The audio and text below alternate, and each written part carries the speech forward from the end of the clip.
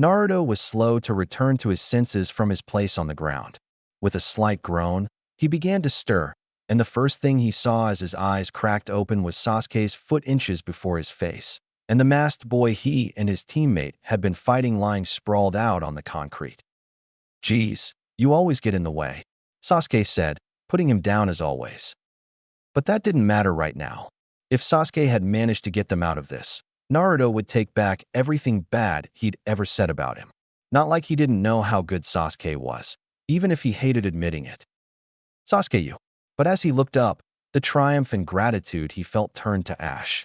Coldness settled in the pit of his stomach as he saw the needles riddling Sasuke's body, while over a dozen littered his arms, his legs, his back. 5 of them stuck out of his neck, leaking blood as he coughed up a wad of crimson that added to the splashes the blonde just now noticed. "What's with that face, idiot?" Sasuke asked as he looked over his shoulder. His tone was the same as always, but only now did Naruto notice how he was struggling to speak, how strained he sounded. "Why?" Naruto started, unsure what to say. They'd hated each other. Anyone who knew them could tell. He should have been the last person Sasuke would lay down his life for. And yet, "I don't know," Sasuke answered weakly. "I hated you," he admitted, wondering about the answer himself. "So why save me?" Naruto repeated. He clenched his teeth, angry at Sasuke for doing something so stupid, at the masked boy for doing this to him, at himself for running into what was obviously some kind of jutsu and getting them in this mess. "Stupid, stupid, stupid. I never asked for your help." Sasuke took a breath and just stood for a moment. My body just moved by itself. And with that, his remaining strength left him and he fell backward. Naruto caught him, mind racing as he tried and failed to process what was happening, eyes wide as he realized how shallowly his rival was breathing. "That man, my brother. I swore I would live until I killed him," Sasuke said weakly, dull eyes focused on the blonde. Some part of Naruto was perplexed by that admission, but it was small compared to the part screaming that his rival was about to die in his arms, to do something, but he couldn't move. "Don't let yourself die too." And with that, the Uchiha's eyes closed, and the faint movements of his breathing ceased. A tear fell from Naruto's eye. There was a burning feeling inside, different from the pain constricting his heart, swelling by the second. "He charged at me without hesitation and died protecting you. For that, he deserves respect," he heard the masked boy say as he rose to his feet. "Is this the first time you've witnessed the death of a friend? This is the way of shinobi." And with that he slipped back into his mirror, his gaze not leaving his remaining opponent. "Shut up," Naruto said, quietly, focused on the unmoving body in his arms. "I hated you too, Sasuke, and yet." His thoughts turned back to the masked boy, and at that moment he saw red. "I won't forgive you." Crimson chakra erupted from the blonde, startling the masked boy within the mirror as it began to tear through the ground. So intense was the normally intangible energy that it carved deep lines in the stone as it spiraled out from the Genin's body. As he leaned forward, resting Sasuke on the ground, his entire body tensed. Fire coursed through his veins, his mind almost completely blank as all emotions were drowned out by pure, burning rage. "I'm gonna kill you," he almost roared, his voice a guttural growl as he bent forward, one hand laying Sasuke on the ground as the other clawed at the concrete. The Uzumaki rose to his feet, the wounds littering his body healing as he moved, Senbon pushed out by growing muscle mass, cuts and scrapes steaming as they faded away until he was left unharmed. Above him, the spiraling crimson coalesced, shifting and taking shape into the form of the upper skull of a fox, its lower half fading into haze like energy, its baleful gaze trained on the masked boy as Naruto's did too. His once blue eyes dyed crimson with slit pupils. Kakashi was startled by a sudden, intense chakra that washed over the battlefield. The air itself seemed to take on a slight, stinging charge filled with an almost palpable sense of rage. Immediately, his mixed coal and crimson gaze turned towards the source, where his students fought for their lives, hidden in the mist. It took him a moment to recognize it. It had been years since he'd felt it after all, and he didn't have a lot of experience with this type of power, but soon enough it came to him. The Kyuubi, has the seal broken? No doubt Zabuza felt it too, But that was an afterthought. No, it's just loosed and its power is seeping out. Something's happened. I need to get over there. I have to end this, right now. With that, he pulled a scroll from his vest and flipped it through the air. In a single smooth motion, he dipped his thumb in the wound on his chest, grabbed the scroll in midair, unfurled it, and ran his thumb along the paper, smearing the words written upon it with blood. Zabuza, the Jonin called out into the mist. I know how you like to stretch these things out, but how about we end this now? He said as he twirled the scroll through the air before forming the tiger hand seal. The scroll perched upon his thumbs. Come on, what do you say? We're both busy people. Tempting.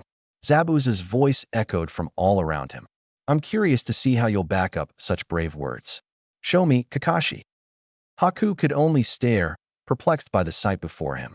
What is this? Such an evil chakra. It should be impossible for chakra to change like this. And there's so much. The air almost felt like it was on fire. The chakra seemed to radiate hatred like nothing he could have ever imagined. Even as it faded until only a haze like crimson aura remained around the blonde, the feeling of dread it instilled refused to leave him. The boy had healed, he noticed. All the wounds he'd inflicted had faded completely. But there was no time to dwell on that as Naruto suddenly bent forward, crossing his arms over his chest, a low growl emanating from his chest and growing louder by the second. What is?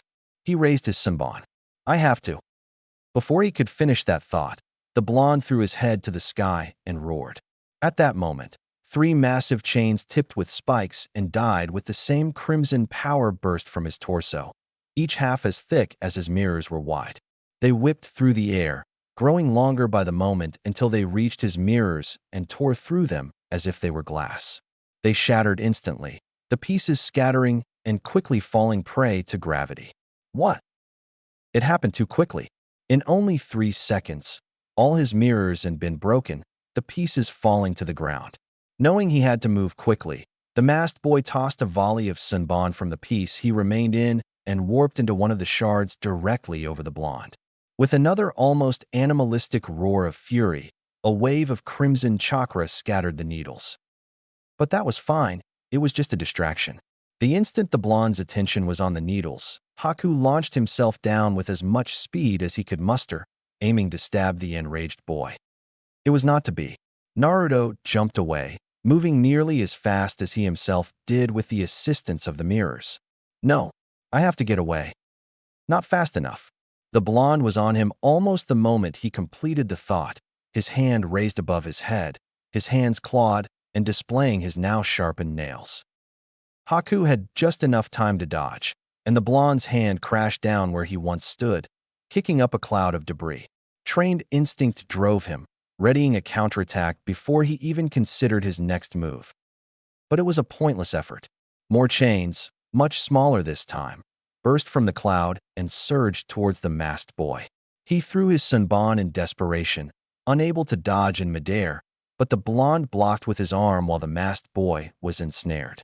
With the same motion he'd raised his limb, he pulled back his fist as the chains reeled the ice user in. The fist slammed into his face with enough force to crack his mask. He was sent flying, the chains releasing him as he spiraled through the air before crashing into the ground and rolling to a stop, staring at the sky as half of his mask left his face and clattered on the ground. Just in time to see the chains coming down, their bladed tips poised to spear him. He had just enough time to realize what was coming, but his body refused to respond quickly enough, too dazed by the force of the blow.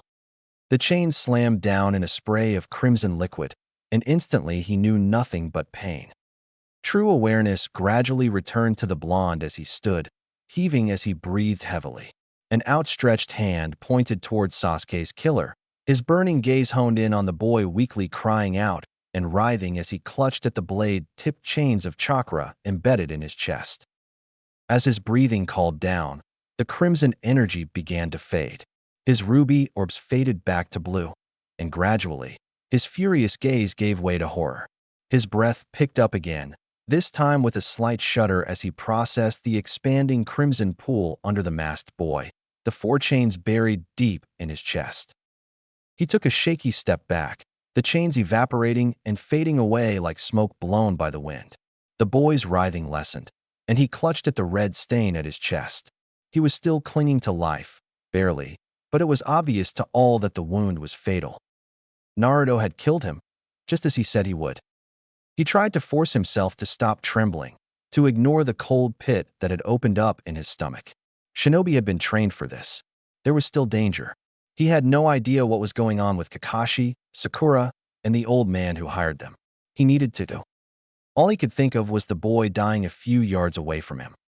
He walked forward as fast as he could. Not very fast, but he recognized that the boy was soon to breathe his last, and he wanted to what? Hear his last words? Just stand there so he wouldn't die alone?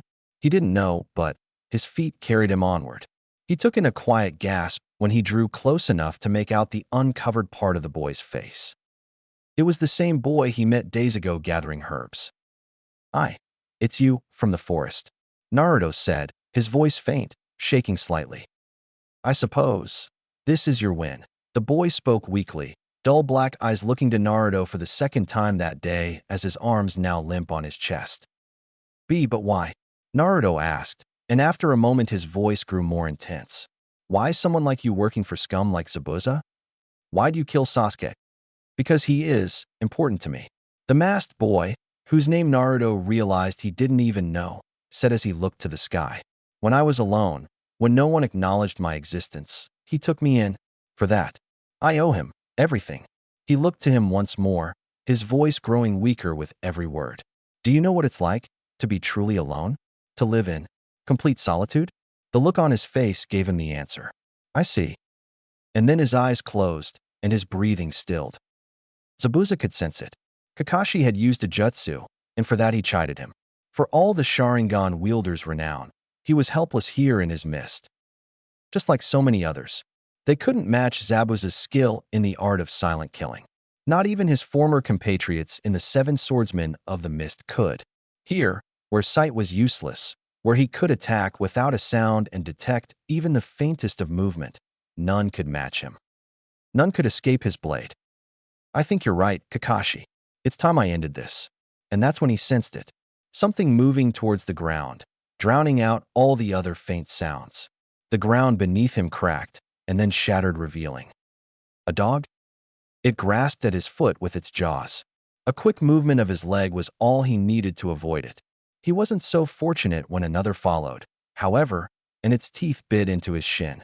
He cried out in pain before more hounds of various species, including an enormous bulldog, tore their way out of the ground around him, their howls filling the air. He struggled, to no avail, as he found himself completely pinned. His legs each had two dogs hanging onto them. His right arm had a single canine holding it in place, and the bulldog had bit into his shoulder, its huge paws holding his arm in place. The tables had turned. That's what happens when you wander with your eyes closed. Kakashi began as the mist began to clear, allowing them to see each other as he rose to his feet. "That was a summoning jutsu. I was calling forth my ninja hounds." Kakashi's mixed eyes met his. "When you attacked me, I let you get past my guard. I wanted you to cut me. It's the smell of my blood on your blade that led them to you. Falling into my trap? You disappoint me, Zabuza." Of course, he had to throw his words back at him. Kakashi put a hand to his face, right beside his coal. "The mist has cleared. Know what I see? Your future is death." Talk. Do you mean to talk me to death?" "In a way," Kakashi replied. "Right now my hounds are just playing, but one word from me and they'll tear you apart. But, as I said, we're both busy people. I need to get to my students. It's time I ended this, but it won't be with a stolen jutsu. For this, I'll use my own technique." And with that, he ran through 3 hand signs. Raikiri. A circle of azure chakra rose around him, lightning flying from it to an orb of pure chakra and electricity in his grasp. Wah! His chakra is so strong it's visible. "I won't let you sacrifice Tazuna for the sake of your own goals," Kakashi declared.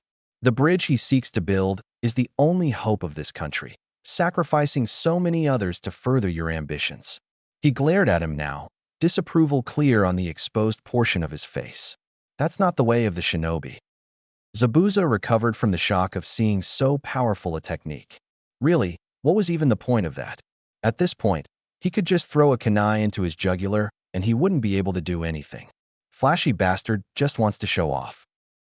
Well, if he wanted to waste that much chakra, fine by him. If he could get out of this, that would be to his advantage. I don't give a damn about their petty little lives, Zabuza responded, his voice determined as if he wasn't staring down certain death. I've got my own dreams, and I will make them a reality. Kakashi continued to stare, the orb of light crackling in his hand. I'll give you one last chance, surrender. Never. So be it. Kakashi charged forward. The swordsman of the mist did all he could, hoped that Haku would come to his side as always. But there was nothing he could do, and help never came. Pain erupted through his chest as the blade of lightning pierced him, running him clear through as easily as any metal sword. He coughed, and blood dyed the wrapping masking his face. Damn, guess Kakashi was right this time. Naruto had stepped away from the masked boy's body, eyes looking this way and that as he tried to gain his bearings. It was useless. This fog was so thick he might as well be stumbling around in complete darkness. And with all the moving around in the fight, he had no idea if he was going towards the others or the rails or even the edge of the bridge. Damn it, I can't tell east from west in this stupid fog. Never mind that he had trouble with that anyway. I have to find everyone, and… It was just then that the mist began to lighten up. Vague shapes began to form as it faded away by the moment. The mist is clearing. And then he saw two shapes, definitely human, standing inches apart in the fog. There. He ran towards them as his vision became sharper, and then he stopped. Kakashi was standing across from Zabuza, who was being held down by dogs of various shapes and sizes. But they didn't have to. Not when Kakashi's hand had torn clean through Zabuza's chest. The man was unmoving, blood splatters littering the ground in front of and behind him. His eyes were wide and sightless, looking blankly at Kakashi's face. The hounds released their prey, sitting obediently as Kakashi turned, kneeling as he moved to slide Zabuza's body off of his arm. He laid him onto the ground and slid his hands over his eyes, last rites for a fallen foe regardless of his opinion of the man. Kakashi-sensei, Naruto called out as he ran over, and he saw the man look towards him. Naruto, it's over on your end too? Naruto stopped and his face twisted as he looked away.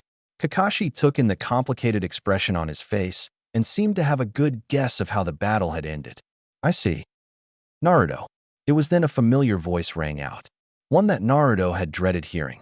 Sakura. He looked over to see the pink-haired girl waving at him, a happy smile on her face that the blonde knew wouldn't last. Are you okay? Where's Sasuke?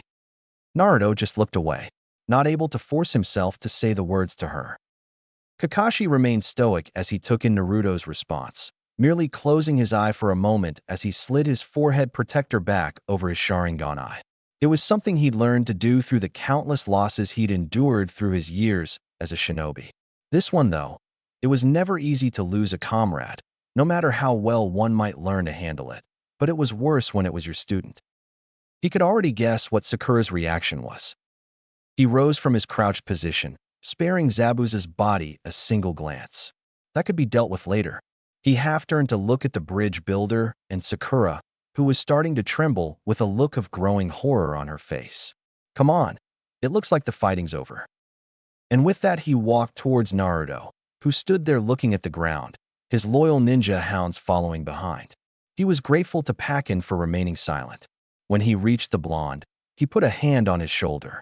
Those blue eyes turned to him, and he gave him a reassuring squeeze before gesturing for him to follow. He seemed reluctant, and he could imagine why, but he started to turn all the same. As they walked through the clearing mist, the first sight they came upon was the body of the masked boy. There were more pressing matters, so the Jonin only spared the corpse a cursory glance. It wasn't what he expected. He had little experience with the power he had sensed from Naruto, but he had expected blunt force trauma or claws to be the cause of death, not impalement. And then they came to Sasuke lying on his back, eyes closed and needles dug deep into his neck and various places on his body. Tazuna looked away. Sakura fell to her knees. She reached for his face, likely wanting to confirm that it wasn't just a trick like during the bell test. He's cold, she noted quietly. This isn't an illusion. You can cry, Sakura.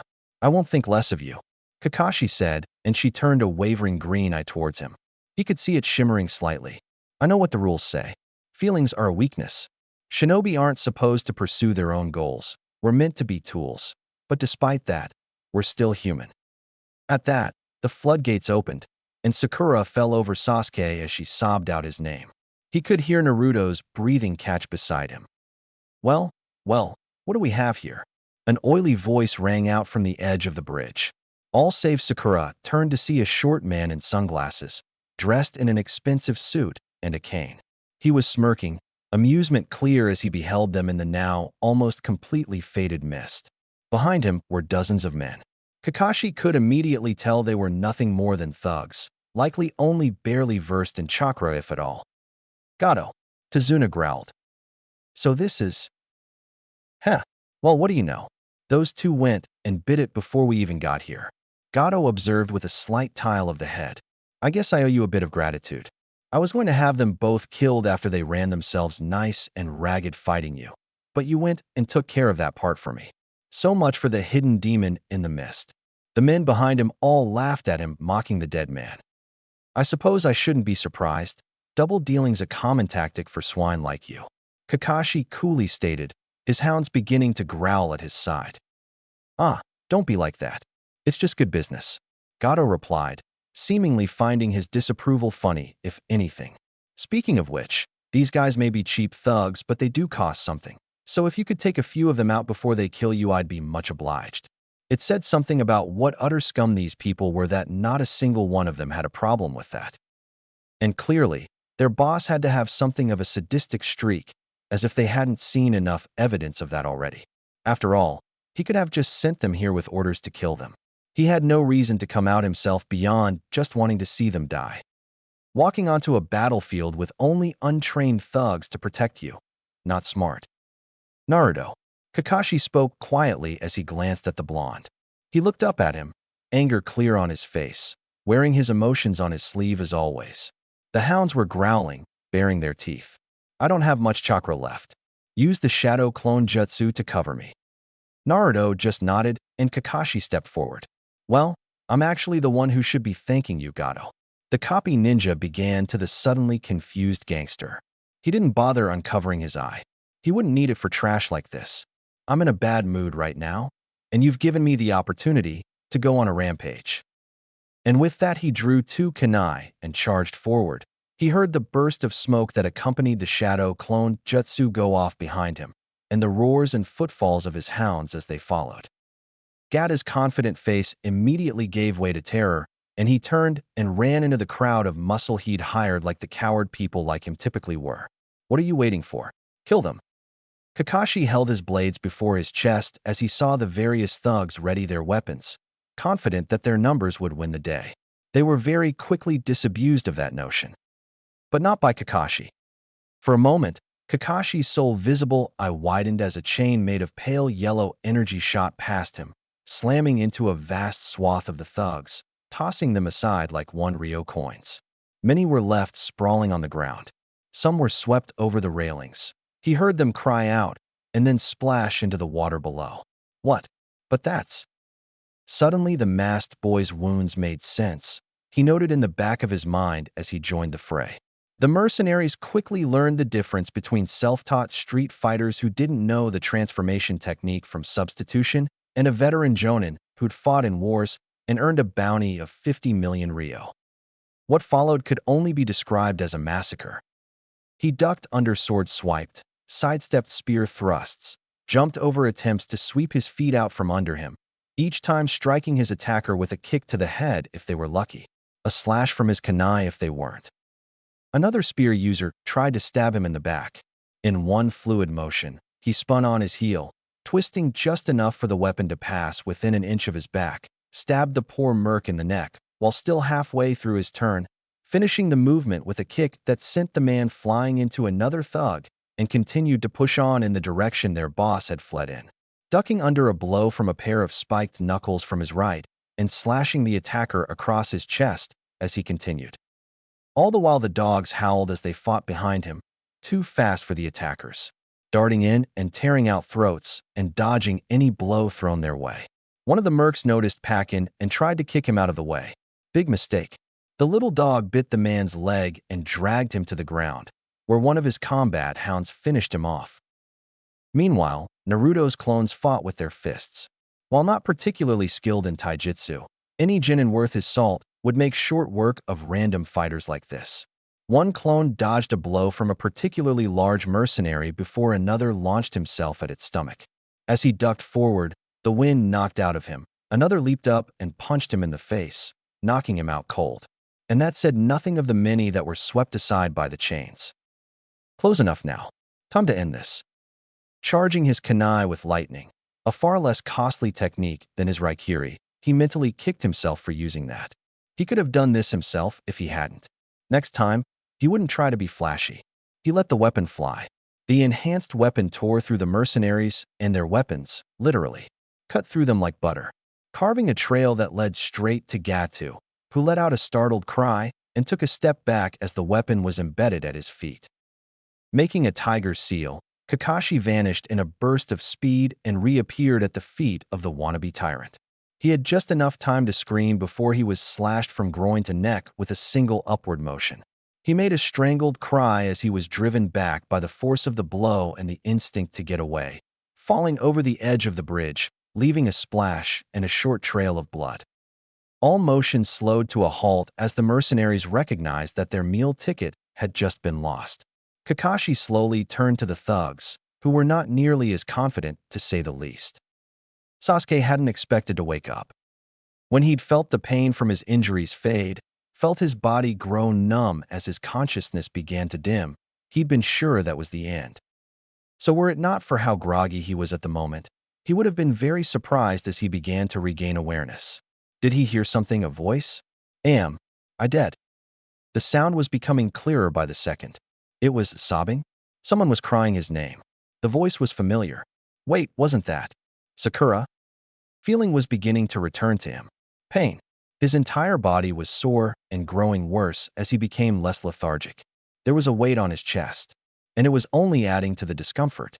His body was slow to respond to his command, but gradually his eye began to open and Sakura was crying over him. Could I be? Sakura, it's hard to breathe with you on top of me, he finally managed to say. With a startled sound, Sakura got up and looked to his face, shocked to see his eyes open and looking at her. After a moment, she began to cry harder and with a now relieved cry of his name wrapped her arms around his neck and began sobbing into his shoulder. That only made things worse. A sharp throbbing pain shot out from where she had pushed at the needles. Sakura, that hurts. Oh, sorry, she replied as she pulled away. His body was stiff and it felt like he was moving through water, but he managed to pull himself up to sit before shifting onto his knees, refusing to stay down when he didn't know the situation. Well, Sakura was fine. That was a relief. As was Tazuna, so clearly they hadn't lost. That was good. But where were Naruto and Kakashi? Did Naruto fare all right against their masked foe? Probably not, considering they'd been at a disadvantage even together. Stop moving, you'll only make it worse, Sakura said, trying to calm him down, but she was ignored. Is Naruto all right? And what happened to that masked kid? Naruto's fine, Sakura said, now looking uncertain. But that masked kid, he's dead. And so is Zabuza. Sasuke's eyes shot open as shock rolled through his system, instantly returning him to full awareness. Dead? How? Did Naruto do it? I think so, Sakura answered. He came to us after Kakashi defeated Zabuza. By the time we got here, it was over already. At that, Sasuke began to wildly look around, taking in his surroundings. There was Naruto and a few of his clones, standing on one side of a horde of what seemed to be street thugs with a few of them mixed in. Where did they come from? There was a path carved through them, at the end of which stood Kakashi. Sasuke quickly assumed he'd gone for their leader, considering that the fighting appeared to have stopped. He took in the damage to the bridge, the now clear air free of the mist, and then laid eyes on the masked boy. Half his face exposed and deep stab wounds in his chest, his shirt stained in a red that pooled around his body. But how? After giving him a moment to process, Sakura smiled at him, clasping her hands together in front of her. You're amazing though, Sasuke. I knew you'd pull through. You must have protected your vital spots even as you were going down. No, Sasuke denied as he quickly put the pieces together. It was him. He did the same thing to me he did to Zabuza from the very start. Naruto.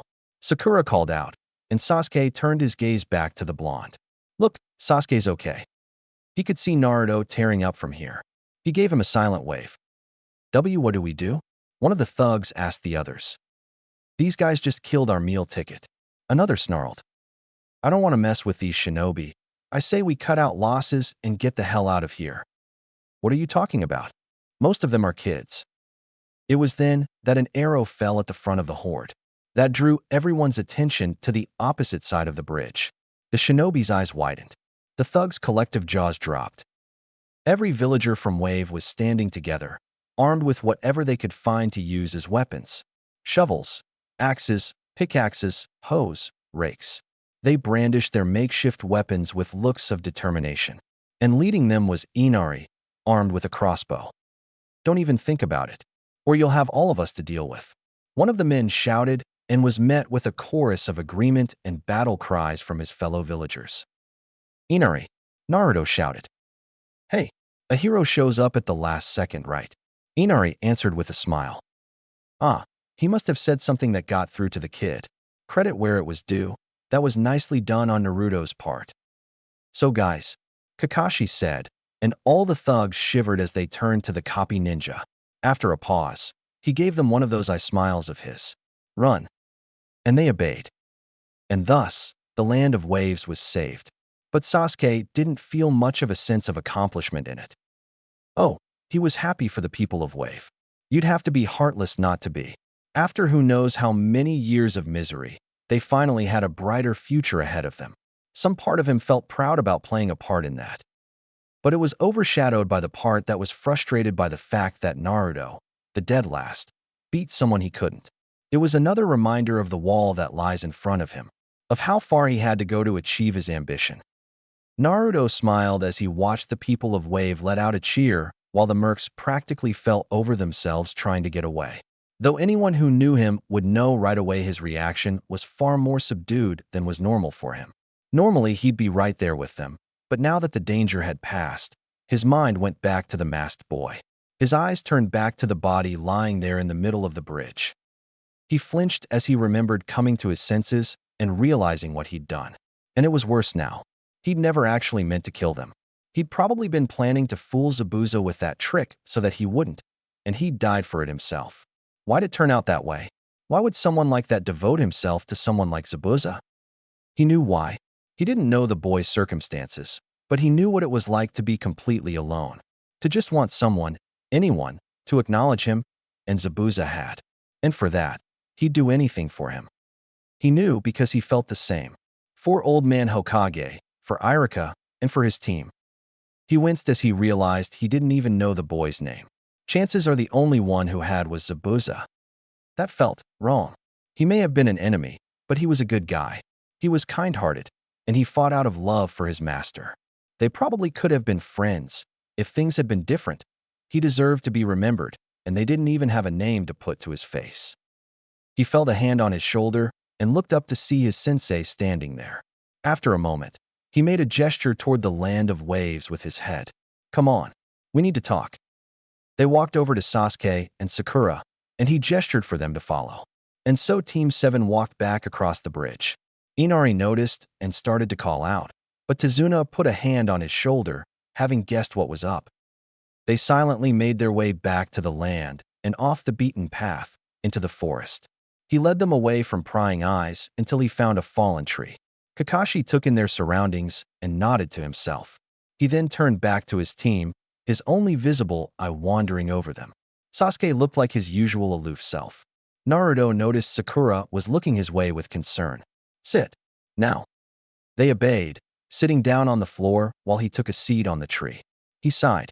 All right, I'm sure you all know what we're going to start with, he said before focusing on the blonde. Naruto, what you're feeling right now is normal.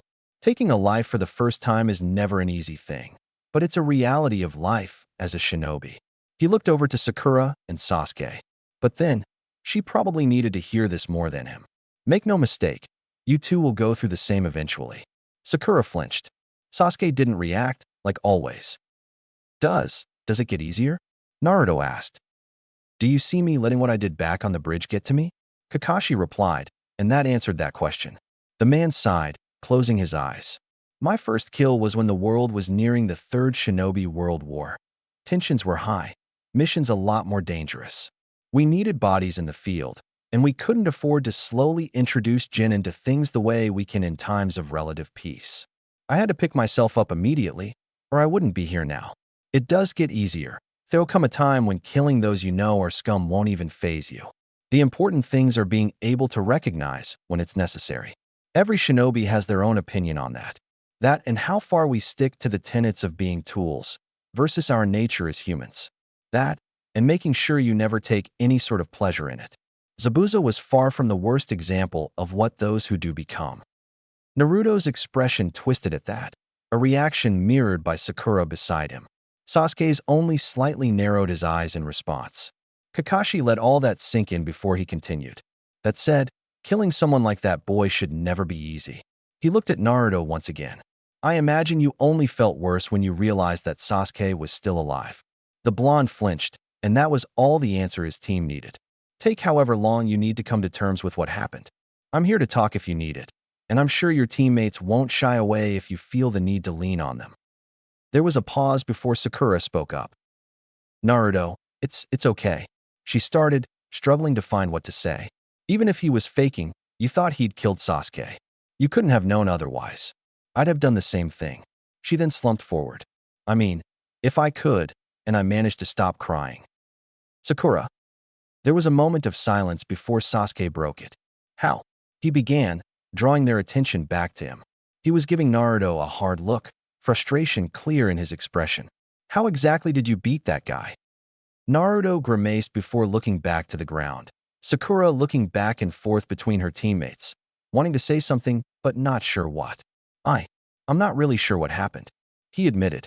Just, when I thought he killed you, I just wanted him to pay. His fists clenched, saying the last word through gritted teeth. Then, these chains burst from me and broke all the mirrors. Sasuke's eyes narrowed. Chains. Huh, what are you talking about? Sakura asked. Of course.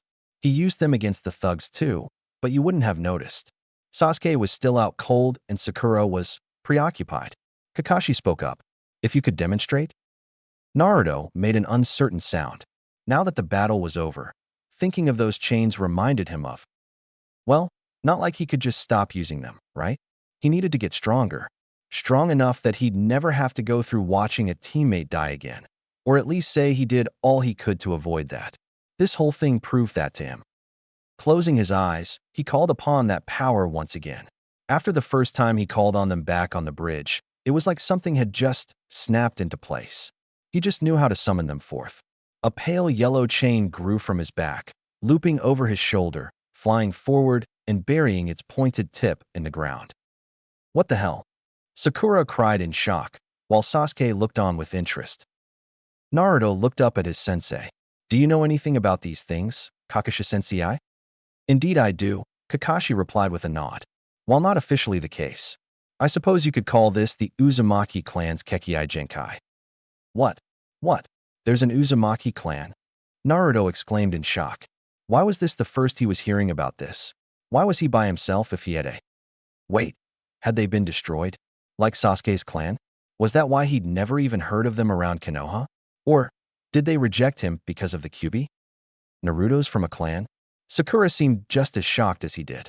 Even Sasuke seemed mildly surprised. Naruto has a Kekkai Genkai? Why wait, what's a Kekkai Genkai?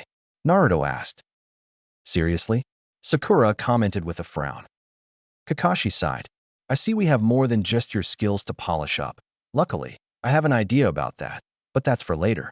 A Kekkai Genkai is, well, the name says it all really.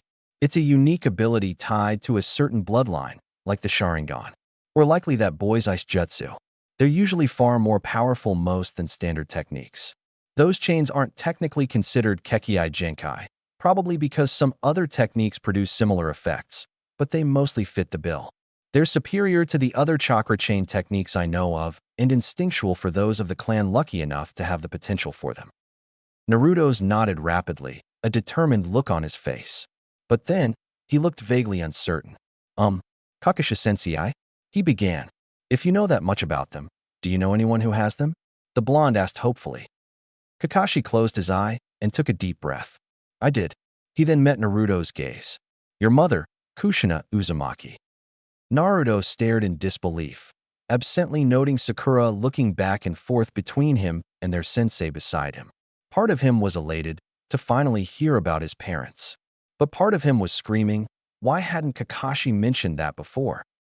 Sensing what the blonde was about to say, Kakashi raised his hand in a stop gesture. I know what you're going to ask, but please understand. I downplayed things during the bell test when I told you my best friend's name was written on that memorial. Of all the people I've held dear to me, only one has survived through the years. And whatever irritation Naruto felt at Kakashi for waiting this long to tell him that he knew his mother withered away, he and Sakura looked at the man in understanding. Sasuke simply looked down solemnly, and Naruto got the feeling he sympathized. Talking about the past is painful for me. Don't expect me to bring it up unless I have a point to make. There was silence for a few moments before Naruto finally couldn't help himself. What was she like? He asked, far more subdued than usual. Well, from what I know, she was a lot like you in her childhood. Naruto's eyes widened at that. Kakashi crossed his arms and looked to the sky. But I only have secondhand knowledge on that front. When I knew her, she was almost always cheerful and kind, courageous, though she did have a bit of a temper. There was a fond look in his eye his students had never seen before as he thought back on happier times. She was known as a great beauty throughout the village. She had long red hair, a characteristic of the Uzumaki clan. He tilted his head to the side as he looked at the blonde.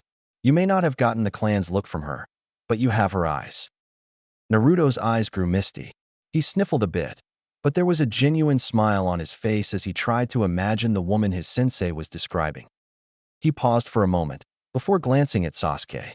She was actually close friends with Sasuke's mother, Mikoto. Naruto blinked in shock, turning watery eyes towards the Uchiha, who had mirrored the action. They had hoped you two would be as good friends as they were, from what Mikoto told me. You may not remember it. You were too young, but things were pretty hectic in the wake of the Kyuubi attack for the Uchiha clan, and things only went downhill as the years passed. It kept her from seeing you, but that wasn't the case in the earlier days. I ran into her a few times, checking up on you when you were a baby. There was silence for a moment as Naruto thought of all he'd learned about his mother. It was eventually broken by Sakura, whose eyes darted back to Naruto a few times as she realized something. Kakashi-sensei, from what you just said, did she? The white-haired man made a brief sound of agreement. She died in the Kyuubi attack. Naruto flinched at those words. She was badly wounded near the start, but a testament to how powerful those chains are once fully mastered. She was able to restrain the Kyuubi during the final moments of the battle. Naruto stared at Kakashi wide-eyed, astonished at the idea that she could hold it down after all that he'd heard of the Kyuubi's power, from what he felt in the little sliver he'd accessed not too long ago. Their final form has the power to seal the chakra of anything they ensnare, you see. Combine that with their durability, and there isn't much that can escape them. My mom was pretty amazing, huh? Naruto choked up a little as the words left him. She was. That night, after all the festivities ceased and everyone went to bed, Sakura found herself staring at the ceiling with her mind in turmoil. Useless. She'd been useless on that bridge. Guarding Tazuna? Who was she kidding?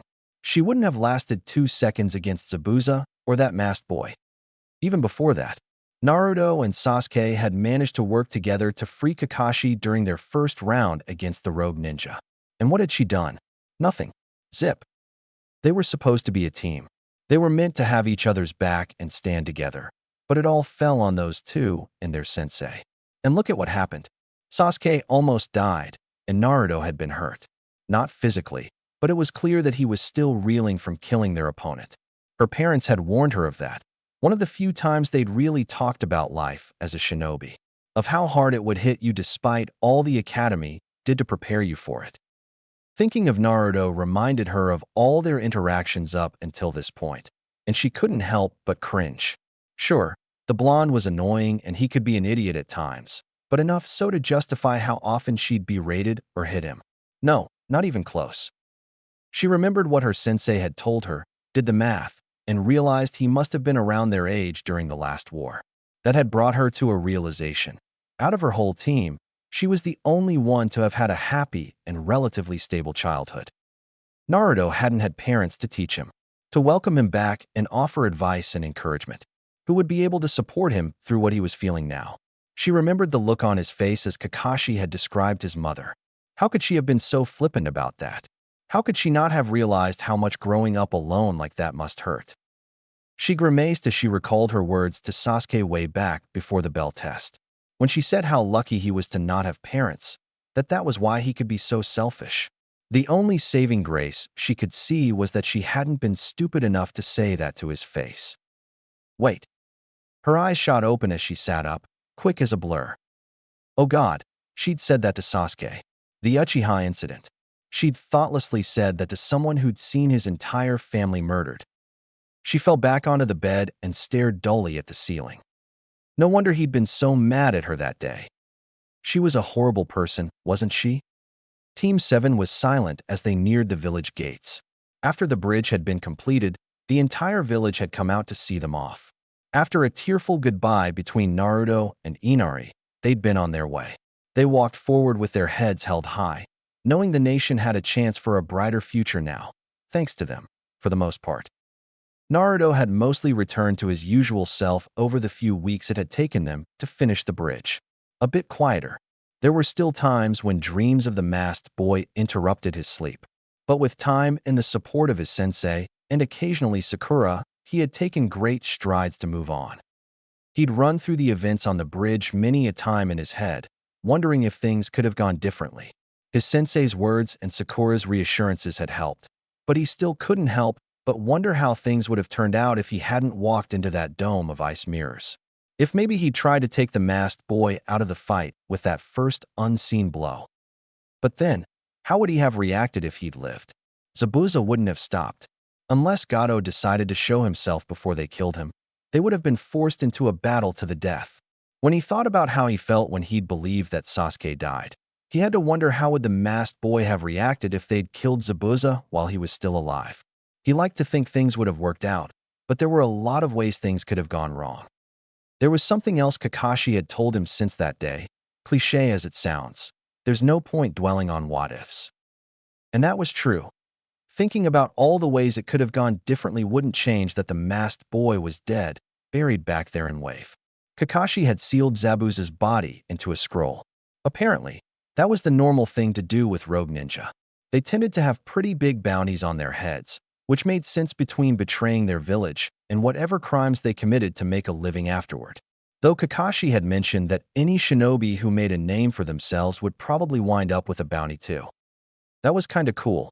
It was like a measure of your awesomeness. Not really worth it though, when it came with people looking to cash in. Sakura meanwhile had been quiet, and she wouldn't talk about why. She kept to herself, throwing glances to him and Sasuke every once in a while, and seemed unsure of herself. It sucked, seeing the usually confident girl like that, but she just wouldn't open up, not to him or Kakashi. She'd say something supportive to her fellow Genin every once in a while, but that was that. She hadn't even fawned over Sasuke since that day on the bridge. He'd had to check to see if the sky was falling when he realized that. And Sasuke, well, Sasuke had been himself, the textbook example of brooding. The three Genin couldn't help but feel somewhat relieved home was in sight. But Naruto noticed Kakashi didn't seem as relaxed. While he mostly seemed his usual cool self, he hadn't once taken out that stupid book of his, and he noticed the man's eye was slightly tense. As they approached the gates, the guard looked up and greeted them. "Hey, welcome back." He frowned, his face twisting slightly as he took in the Genin. "Tough mission. It wasn't a failure, was it?" "Oh no, nothing like that," Kakashi replied before rubbing the back of his head and looking away. "It's a long story. Let's just say Lord Hokage is going to rake me over the coals and leave it at that."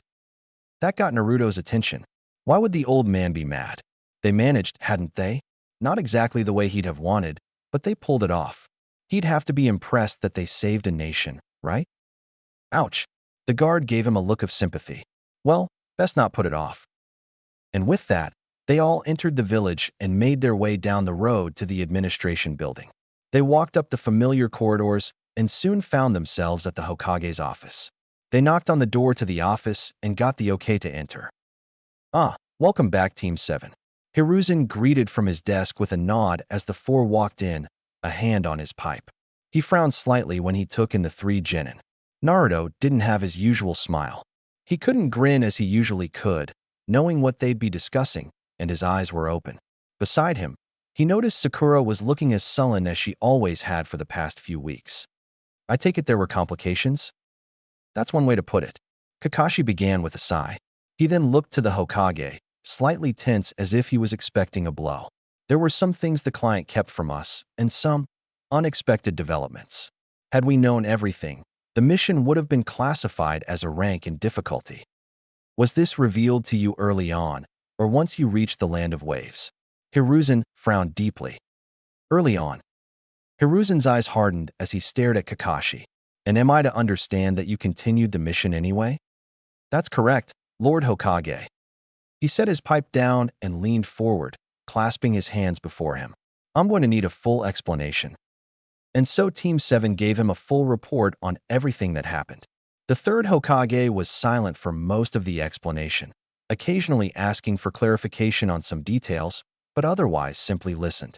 When it was over, he clasped his hands before him and closed his eyes as he contemplated all that he had just heard. Finally, he looked up. I'm going to ask that you all remain silent until I'm finished speaking. The third god of shinobi began. He looked to the genin with approval. First, let me commend the three of you for the success of this mission. Despite facing danger far beyond what you had any right to be prepared for at this point in your career, you pushed on for the sake of the client and his people. In doing so, you saved an impoverished nation from a dark fate and granted them new hope. Not only that, but you rekindled the wills of its downtrodden people. For this, you should be proud, as I am to call you shinobi of this village. Naruto smiled widely at those words, just as the blonde always had. Sasuke has a small smirk, which was about the most one could get from him. Sakura's expression, on the other hand, hadn't changed. Then the Hokage's face hardened once again as his gaze turned towards their sensei. However, Kakashi met his eyes unflinchingly. It should never have come down to you in the first place. The genin were clearly surprised, but Hiruzen kept going. Kakashi, it is your job as their jonin leader to not only protect and guide them, but to recognize when they're in over their heads and pull them back. You should have returned to the village the moment it became clear that this mission was beyond your students' current capabilities, regardless of their feelings on the matter, at least when they're still this early in their careers. If you had already reached wave by the time you became aware of the true scope of the mission, if it was too late to turn back without condemning their nation, that would be one thing. While Tezuna's reasoning is understandable, given the circumstances, I would not have been against working out a long-term payment plan or agreeing to later reimbursement. And then we could have sent a proper escort with him. Naruto and Sakura's jaws dropped while Sasuke frowned. They hadn't even thought of that. Then again, his teammates had probably been as happy to take a mission that wasn't painting fences or tending lawns as he was. And who knows how things would have turned out if anyone else had gone. Kakashi was a pretty big deal among jonin, wasn't he? What if whoever they sent instead wasn't a match for Zabuza? No, besides what happened with the ice user, Naruto couldn't say he had any regrets about taking the mission.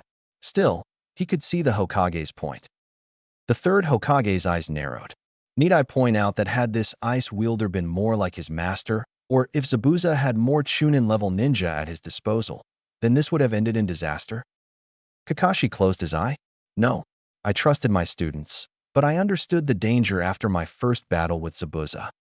Hiruzen closed his eyes and sat for a moment in silent thought. When he opened them once more, he stared at Kakashi. I won't punish you beyond this reprimand, but understand that you are on thin ice.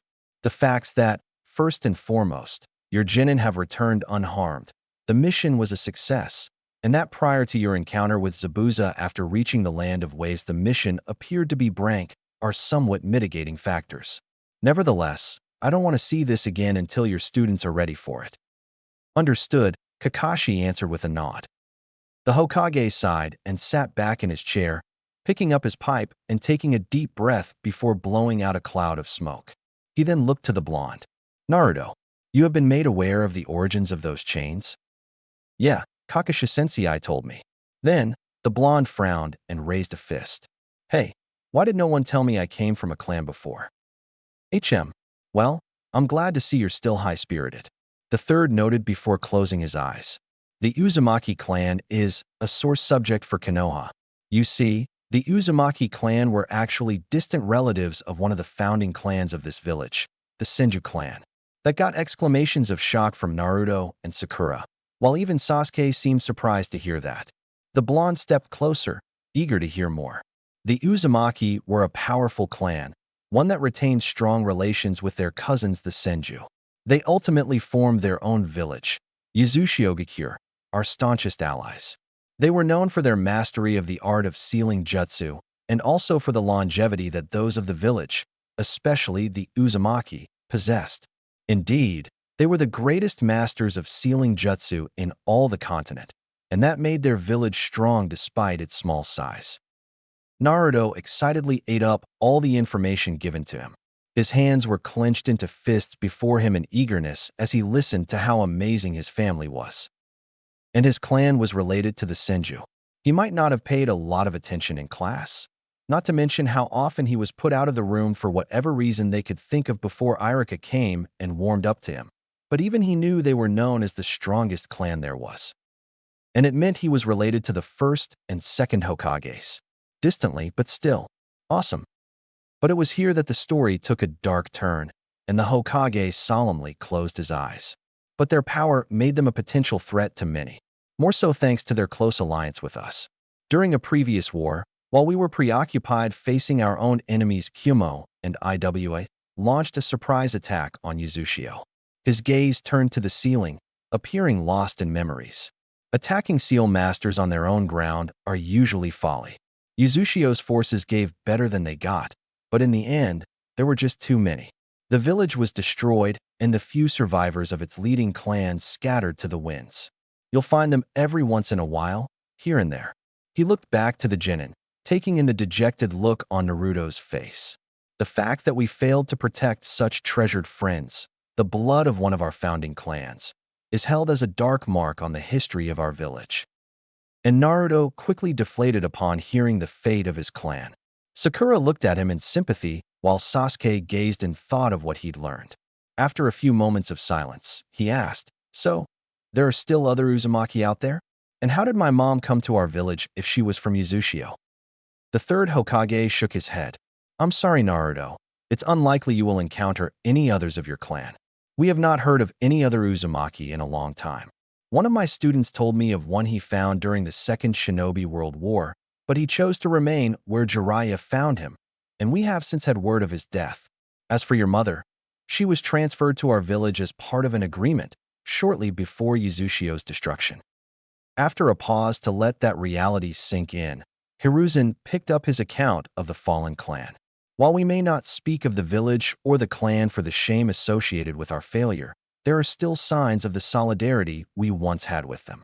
The red spiral, I'm sure you've noticed on the back of our flak jackets, and even some of our other attire like your own jacket, is the symbol of the clan and Uzushio. Naruto's eyes widened. The symbol of his family had been staring at him in the face for all these years. The Uzumaki did not give their village their symbol out of vanity, mind you. It was because it rested on a small island off the western coast of the Land of Fire, the Land of Whirlpools, which fell along with the village. As the name suggests, the nation was surrounded by whirlpools, an effective natural defense, though not effective enough to save them. What better symbol to represent such a location than a spiral? There was silence as Naruto thought about all that he'd heard. Gramps, you and Kakashi Sensei have told me a lot about my mom and her clan, but what about my dad? And there was the question Hiruzen had known was coming. One that he had long debated on giving him an answer for. Not if, mind you, but when. Naruto would need to know, sooner or later, about his legacy and about what the Hokage suspected lied in his future. His father had left him with great burdens that no one as young as Naruto should have to bear. But that was how the shinobi world worked. It was far better now than it was before the villages were formed, a dark time he was glad to have only heard about. But even now, all too often young shinobi were forced to carry a weight a child never should. But whether he knew about them or not, they were his burdens to carry. And knowing where he came from, of his parents' legacy and feelings, may spur Naruto on to reach his full potential. He had never told Naruto before because it wasn't information he could allow getting out. There was always the risk of spies, and his father had many enemies. He couldn't risk him blurting the secret out, as children were wont to do, especially with as grand a secret as this. But he was a shinobi now. Truly, if still early in his career. If he couldn't keep his own secrets. Hiruzen closed his eyes and contemplated for a few moments before looking at them once more. Let's move on for now. Already expecting the blonde to speak up, the third cut him off before he had the chance. Naruto, stay afterward. It's past time I told you what you wanted to know. He then spoke to Sasuke and Sakura. This will be a private discussion, so I want you two to go home once we've concluded our business. But, Sakura started to say, only to stop when Kakashi put his hand on her shoulder and shook his head. Sasuke's eyes narrowed. No doubt the Uchiha had already deduced why he wanted them out of the room. He regarded the blonde curiously for a moment before he shrugged and looked away. Hiruzen had no visible reaction as the Uchiha's wandering eyes landed on the pictures of the 4 Hokage hanging from his wall. A rare expression of pure shock lit up the Uchiha's face. Hiruzen watched him choke on his breath slightly as his gaze shot back to the back of Naruto's head. The boy quickly schooled himself, however. Honestly, he was surprised that so many people who gave the boy a hard time didn't suspect given Naruto's looks. Perhaps it was people's prejudice due to the Kyuubi, but he couldn't help but mentally sigh whenever a ninja who'd known his father failed to make the connection. There weren't that many people in the village with peach skin, blonde hair, and blue eyes. And he just happened to seal the Kyuubi into a babe that shared those traits with him? That wasn't even looking underneath the underneath. And of those who did realize and did nothing, well, the less said the better. At least his successor's last remaining student had his reasons. Now, if I'm not mistaken, you recovered Zabuza's body? Hiruzen questioned, receiving a nod from Kakashi in turn, who walked to the table and placed 2 scrolls before the Hokage. The one on the left is Zabuza's weapon, the Kubikurabocho. Hiruzen nodded. That had potential. The blades of the 7 swordsmen of the mist were extremely valuable. Perhaps they could use it at some point to help broker an alliance with Kiri? They would certainly appreciate it. Once we've processed the body and turned it in, you will of course receive your compensation. Unfortunately, for the danger they faced, they would only receive the reward of a crank mission, as that was what it had been categorized as. As soon as they had been paid and their business was concluded, Hiruzen dismissed the rest of Team 7, and Naruto stood before him. With a gesture, he ordered the hidden Umbu that kept watch over the office at all times to leave them for a moment. Not that Naruto noticed, leaving them truly alone. The boy was nervous. As anxious as he no doubt was to finally find out who his father was, he was sure he could tell that what they were about to discuss was a heavy subject. The Hokage stood and turned away. He clasped his hands behind his back as he gazed out of the window at the village and remembered that terrible night 13 years ago when their village lost so much. When Naruto lost his parents. The things I'm about to tell you are all secrets of the highest order. They are not to be repeated under any circumstances. Not even to Kakashi, though he is aware of some of what I have to say. If word of this spread, you may find yourself a target of foes you cannot hope to stand against. Am I clear? He turned back to Naruto, who seemed to recognize how serious this was. The blonde nodded, which he returned. Very well. He walked around his desk, coming to a stop in front of the blonde, and kneeled down so that he was at eye level with the genin.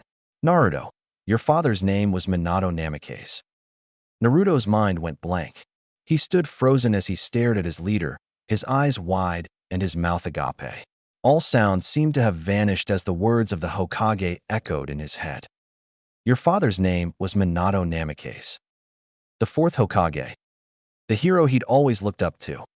The man who'd sealed the Kyuubi inside of him. The old man made a gesture his head and looked to the far wall. Naruto followed his gaze, and it landed on a picture he'd seen before. One that he'd looked at many of the times he'd been brought to this office for something he'd done, and more recently on official business as a ninja.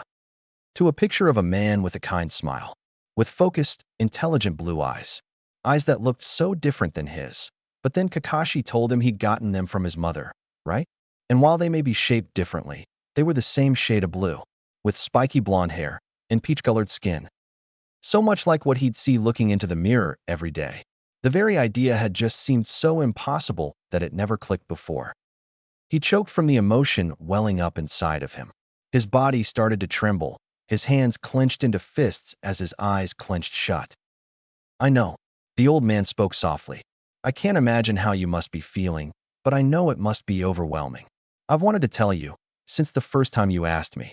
But can you look me in the eye and tell me that you wouldn't have shouted this from the rooftops if I told you back then?" Naruto was having trouble breathing, but those words got through to him. He wouldn't be able to say that. Your father had many enemies. Enemies that may have sought vengeance upon his son had they learned you existed. That is why I couldn't tell you, but you are a shinobi now. Keeping secrets is a part of this life. Why? Naruto's breath hitched as he spoke. Why would he know what I was going to go through? I'm sure he did, Hiruzen said, closing his eyes. Then how could he do this? Naruto roared, in rage, sorrow, and pain. So many emotions flying through him. For many reasons, one was simply this. Hiruzen looked him in the eye. Because as Hokage, he couldn't ask another to carry a burden, to make a sacrifice that he was not willing to. To be Hokage means to protect all in this village, to serve as a pillar of support for everyone, and mark the road for its people to follow. And also, knowing the man, I believe it was because he felt there was no one he could trust more to use that power for the best in you, rather than succumbing to it or resentment, than his own son. Because he believed in you. Tears began to flow from Naruto's eyes. He buried his face in his sleeve and wiped them away. So many conflicting thoughts filled his mind. He didn't know what to think of the fourth, his father. Part of him wanted to blame him for all that he had been through. Another part understood what the old man was saying. And another felt his heart swell at the idea that his father had faith in him. If he could meet the man now, he'd probably punch him in the gut, then hug him and not let go. He heard the Hokage rise to his feet and looked up to see him a few feet away with his back to him.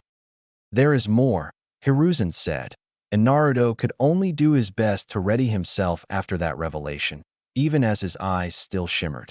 First, there are things you need to know.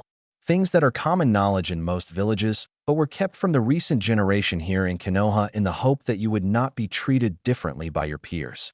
The Kyuubi was not the only one of its kind. The blonde couldn't help but take in a soft gasp at that. It is the strongest of 9 beasts, entities of pure chakra made flesh known as the Biju. The Biju are immortal. Should they be killed, their chakra will merely disperse and eventually reform.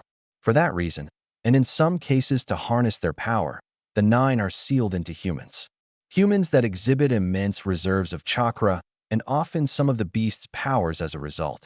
People like you are known as Jinchuriki. Jinchuriki? Naruto echoed the term. Hiruzen turned to him with a nod. Jinchuriki are by some regarded as their village's secret and greatest weapons. It is a lifelong status, for you see, if the Biju is removed from its container, the Jinchuriki will die. It is important you know that, for you see, your mother was the Kyuubi's previous Jinchuriki. What? But then she must have known what he would go through. But wait, that didn't make sense with what he'd been told about her before. But Naruto struggled, so much going on in his head at the moment. Kakashi told me she held the Kyuubi down for my dad to seal it. So how could she have? The third Hokage nodded. The vitality of the Uzumaki is an amazing thing.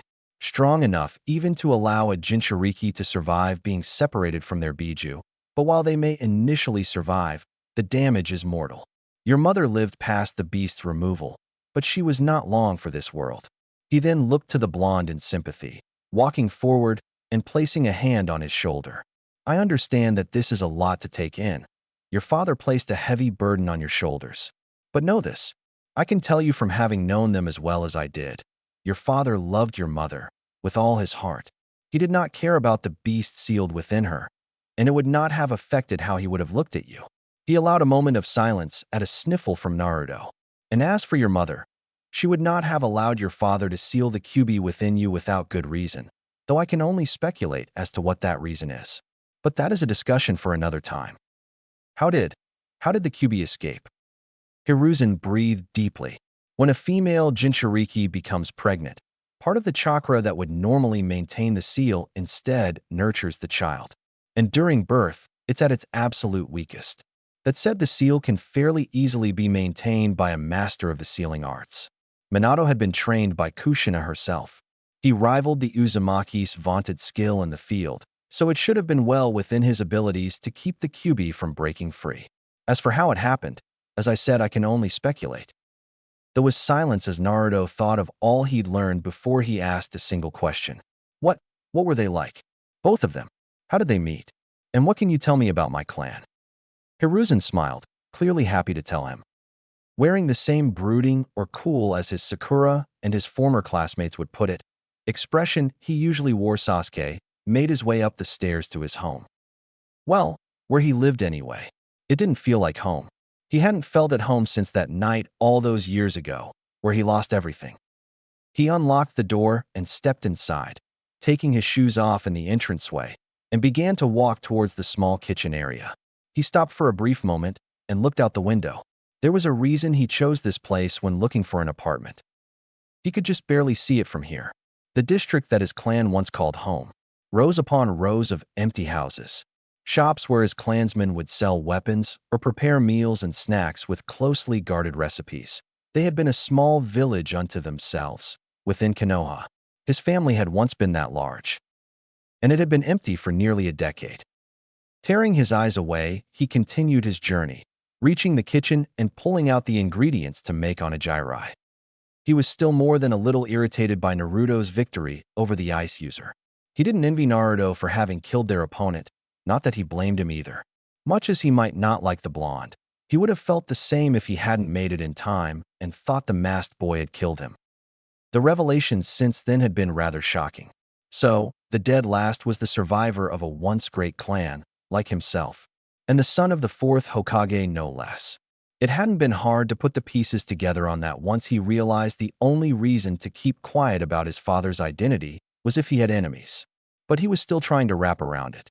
Specifically, the fact that no one had noticed, or at least no one noticed and said or did anything.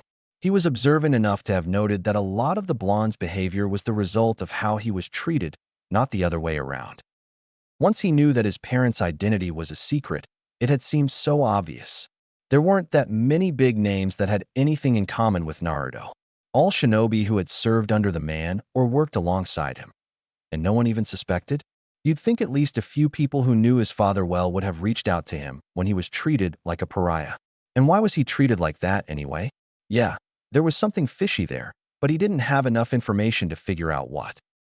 He finished cooking and sat down at his table, silently eating the meal.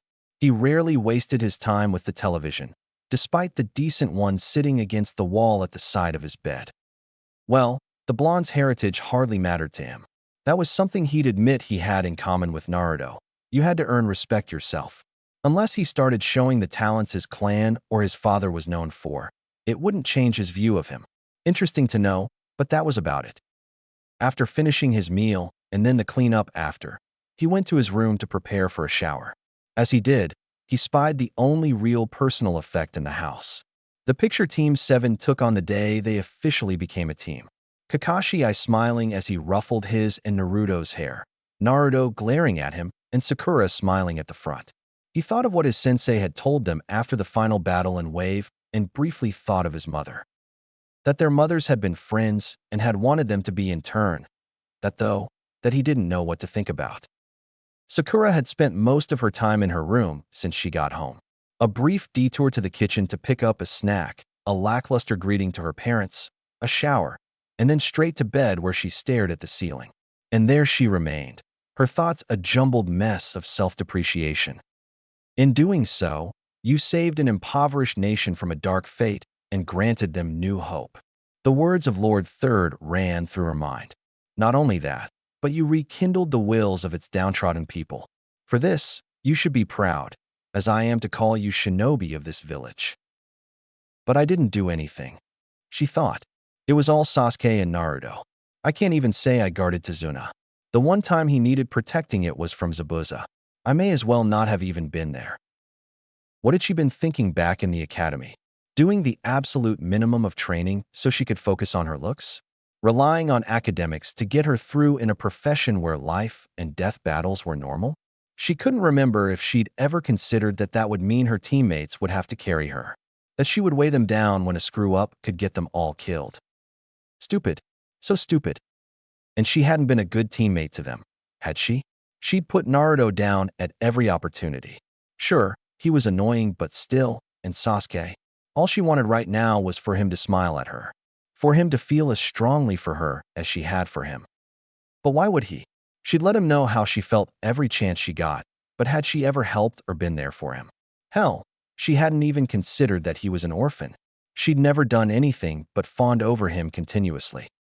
Isn't that more or less what Naruto did with her sometimes? Did he find that as annoying as she did? Suddenly, she wasn't so annoyed at Naruto's crush. Not because she had all returned it, mind you, but because she was suddenly wondering why anyone would feel that way about her with how she acted. There was a knock on the door. "Sakura, are you okay?" Her mother's voice came through.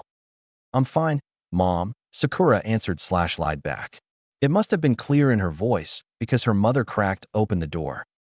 Green eyes a darker shade than her own peeked into the room, a look of concern on her face. Her mother stood just short of 5 feet 7 inches and had short, straight blonde hair that ended in a flare at her shoulders. She wore more or less a white version of Sakura's cheapao dress and white sandals. She looked fit, as most kunoichi did, although she had long since stopped taking missions and more or less taken on civilian life, as her husband had. No surprise there. Sakura was grateful for that because her parents, they weren't very good ninja. Not that that wasn't the leaf calling the grass green. Case in point, neither had ever even made chunin. Her mother stepped into the room, looked at her daughter, and sighed. "Yeah, I'm not buying it." She walked over and sat down on the bed. "Sakura, you've been blue ever since you got home. Don't try to tell me you haven't. Something happened on that mission. What was it?" "It's nothing," Sakura denied, rolling to her side away from her mother. "Leave me alone." "Oh dear, I was afraid this day would come," Mabuki said, putting a hand to her face and shaking her head. "Sakura, you're becoming a teenager." Her daughter just scoffed. The woman looked to the ceiling sadly. "Whatever happened to the little girl who would tell me everything when she got home? It seems like just yesterday I was holding you while you were crying about the other kids poking fun at that cute forehead of yours. Or you told me about how happy you were that you finally made a friend. Or, I get it, Mom." "Ah, see, that's more like it." Mabuki smiled at needling a reaction from her daughter. She placed a hand on her arm. "Now look, I was a child once too. And I may not have gone very far, but I am a kunoichi. I know how hard the shinobi life can hit you when you're just starting out. So tell me what happened." A few moments of silence passed as Sakura thought about whether or not to say anything. Finally, she responded, "It just, some things that got me thinking is all. Like, have I been wasting my time?" And she trailed off. "Oh boy, I know that feeling." Mabuki shook her head and then called out, "Kazashi, I think our daughter's taken one of those long, hard looks at herself." "Oh, looked into the mirror, has she?" Her father's good-natured voice called back. In a few moments, he joined them. "Well, that's no reflection on her. I do it all the time." "Dad," Sakura groaned in exasperation. Soon, Kazashi joined them. Her father was a man who stood just over 6 feet with blue eyes and dull pink hair, which he styled into her namesake cherry blossoms. He had a bit of stubble and sideburns that flowed into an angular mustache. He wore a simple green obi, burgundy-colored pants, and a silver necklace with a pink cherry blossom design. He gave his daughter a kind smile as he sat down on the opposite end of the bed as her mother. "So what did you see that's got you so down? And what brought it on in the first place?" Her mother added.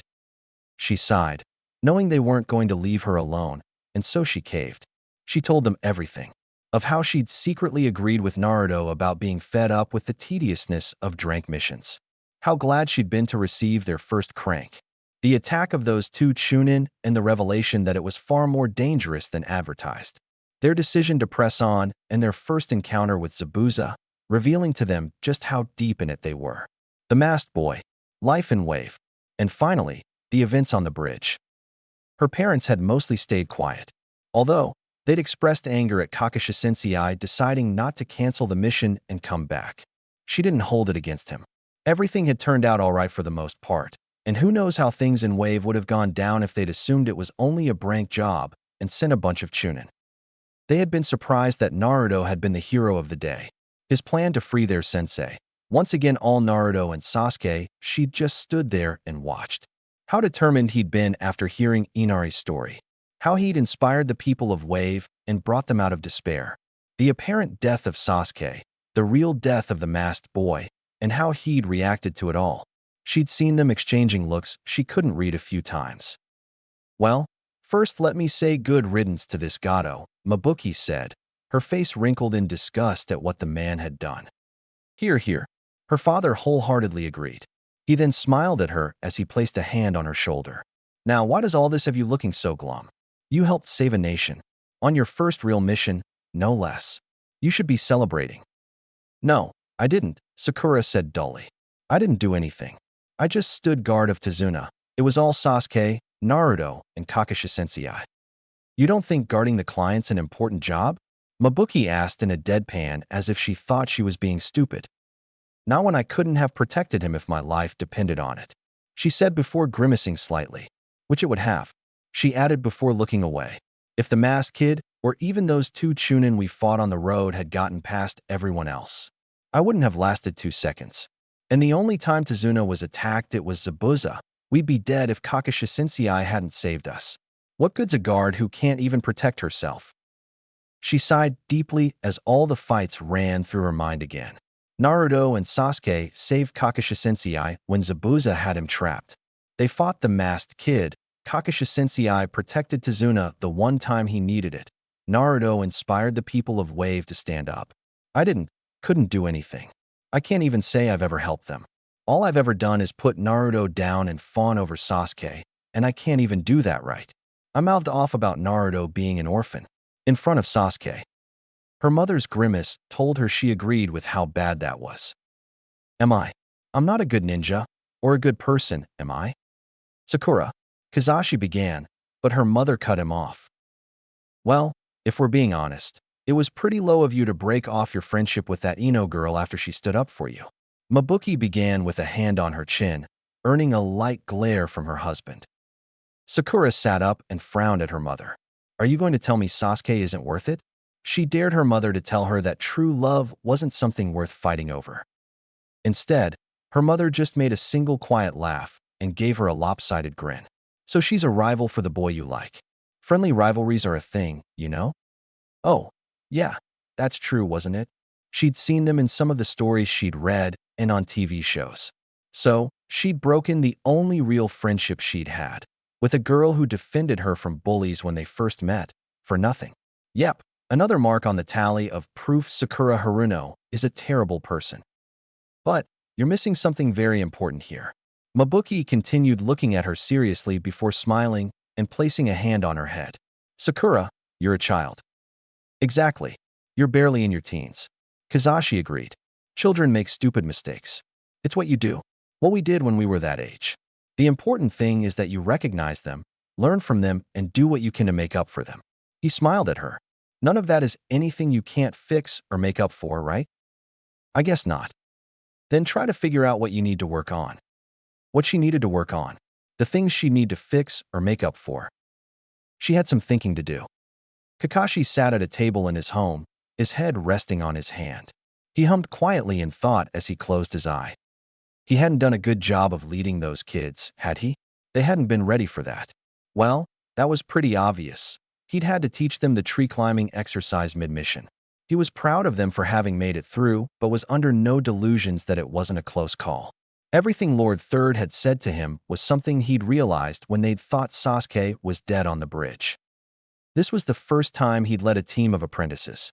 He hadn't been on a team like this since he was under a Jonin sensei himself. Perhaps he'd been too hands-off when it came to training them? Had he been expecting too much when he decided to push on? Well, hindsight was 20/20, as they say. The more important part was what was he going to do about it now? He'd need to step up their training. The Chunin exams were coming up and he wanted to enter them, which meant he'd need to work fast. Hopefully, what happened in Wave would be a wake-up call for them too. He'd need to think of how best to nurture their talents. He'd need to get some litmus paper to check for their elements. Sakura was clearly dealing with feelings of inadequacy. Hopefully, her parents would help with that. She was more likely to open up to them. But if it continued on, he'd step in. With any luck, it would help push her to actually apply herself. With her chakra control and her academic prowess, she had the makings of a great medical ninja and jinjutsu specialist. But that was something of a problem for him. His jinjutsu skills were a step above decent, but he was no master. His proficiency in that art beyond the basics came mainly from his Sharingan. As for medical ninjutsu, that would take too long with the time frame he was working with. Well, maybe not medical ninjutsu itself, but the knowledge that came with it could be useful. Anatomy, pressure points, and of course the art of making poisons and antidotes. Those were things she could work on by herself that would help her. Not to mention improve her ability to handle simple injuries in the meantime. It was a far cry from having a medic on the team, but it could still save lives or turn a potential failure into a success. He'd also need to pick up some scrolls on Jinjutsu for her. The only Jinjutsu specialist he knew was currently leading a team of her own. She needed a lot of work on the physical aspects of combat, and he'd need to work out what kind of style would best suit her. If she decided to pursue medical ninjutsu later, probably something centered around dodging. Sasuke. Well, in his case, he didn't need anyone to push him, just some more guidance. And Naruto. Well, after thinking about it a bit, he believed he had the perfect idea to take advantage of his natural attributes. And his impromptu plan to save him from Zabuza, not to mention learning the shadow clone jutsu in only a few hours, showed that he had untapped talent. He'd need some brushing up in every category, but his strategy should help that immensely. He'd probably want to explore his clan's talent too. He could help with that. But the chains, he couldn't help him there. He knew some of what they could do, but had no idea how to do any of it. And it was all far beyond Naruto's current level anyway. The best he could do there is help improve Naruto's control of chakra, and he'd be doing that for all of them anyway. And when he thought about it, he really should have been there more for the kid. For his sensei's son. He knew what it was like to be an orphan, knew how the villagers would treat him in the wake of the QB attack. But he'd been too busy dealing with his own losses and pouring himself into his work as a coping mechanism. He recalled how Minato Sensei had tried so many different tactics to help pull him from that same mentality after his last teammate's death. He would be so disappointed. Right, he had a lot to make up for. So, help with their elements. Push Sakura to train and study the body and poisons. Work on Naruto's knowledge and improve their taijutsu. Help Sasuke with the Sharingan and help Naruto improve his skill with the chains as best he could. Okay, he had a plan. He made a note of which stores to visit for the supplies he needed. At least tomorrow he'd have a reason to be late. Naruto sat on the roof of his apartment complex, staring at the face of the fourth Hokage's monument, his father's face. He still had conflicting emotions about that, but they'd mostly settled. He couldn't say he completely understood or forgave him, but he chose to believe what Hiruzen did, that his father had trusted him. He looked down at the piece of paper in his hand, the only thing that Hiruzen had given him, given the secret around his parents. A picture of his mother, a slender woman with long red hair that Hiruzen told him was common for their clan, and violet eyes. Fair skin as opposed to his own. But he could see he got his face from her. She wore a high-collared, sleeveless blouse under a green dress. She was smiling widely, a hand on her hip and a fist pumped in the air. It was a warm feeling, knowing that his parents had loved him, especially after he'd learned about the QB. But in a way it hurt more, knowing now just what had been taken from him. Hiruzen had told him how excited they'd been when they'd found out they would be parents. How much they'd cared for each other, and he'd never gotten to meet them. The fourth Hokage, that brought him back to something else that had been weighing on his mind. To be Hokage means to protect all in this village, to serve as a pillar of support for everyone, and mark the road for its people to follow. Well, his father and the old man certainly did that. The third, who had once told him that everyone in this village was his family, who did everything he could to be there for him and everyone else. His father, who gave everything for this village. He had a long way to go. What would his parents see if they saw him now? What kind of example was he setting for others to follow? Right. Well, no better time than the present to get started. Pocketing the picture of his mother and giving one last look to the Hokage monument, he silently went inside. He walked down the stairs and made his way to his apartment, turning the key and opening the door. He looked around and grimaced. Trash everywhere. Flies around the appliances. Fridge probably half filled with spoiled goods. He tried to take care of the place when he was younger, but all too often he'd find himself too downhearted by the villagers' looks or something his teacher did to bother. Put that together with the fact that no one ever visited him aside from Irika and the old man, who usually took him out, and at some point he'd just stopped caring. The old man had told him a lot about his father. He said that he'd been meticulous. He'd be pretty embarrassed if he knew this was how his son lived. To say nothing of what his mother would say. He shivered as one story that the old man had shared in particular came to him. The story of how the other kids had teased his mother relentlessly about how her round face and red hair when she was in the academy. They said it made her look like a tomato.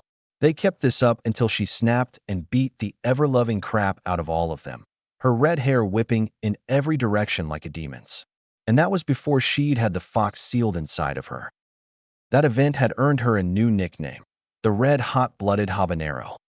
He had a feeling that if she could see this, he'd be on the receiving end of that temper. Yeah, that would be a decent enough first step.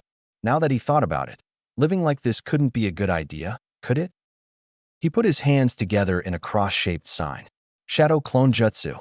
In a burst of smoke, 5 copies of his appeared. All right, guys, you know what to do. And with cheers of agreement, Naruto and his clones got to cleaning up the mess he'd been living in for the last half-decade. Why am I not surprised? Naruto ground out as he leaned back against the wooden pole, staring at the sky above.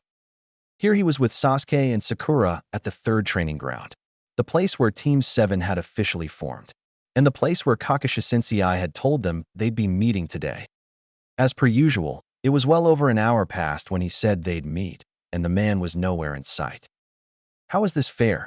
He tells us to meet him and keeps us waiting every day. Sakura yelled in frustration. Sasuke, meanwhile, remained silent as he leaned against one of the 3 logs sticking up from the ground. Naruto was glad to see that a night at home seemed to have done Sakura some good. She seemed to be back to her energetic old self for the most part. He'd been worrying about her. I wish he didn't have us meet in different places every time. Then I could set something up to get back at him for leaving us hanging, Naruto growled, crossing his arms before he grinned at Sakura.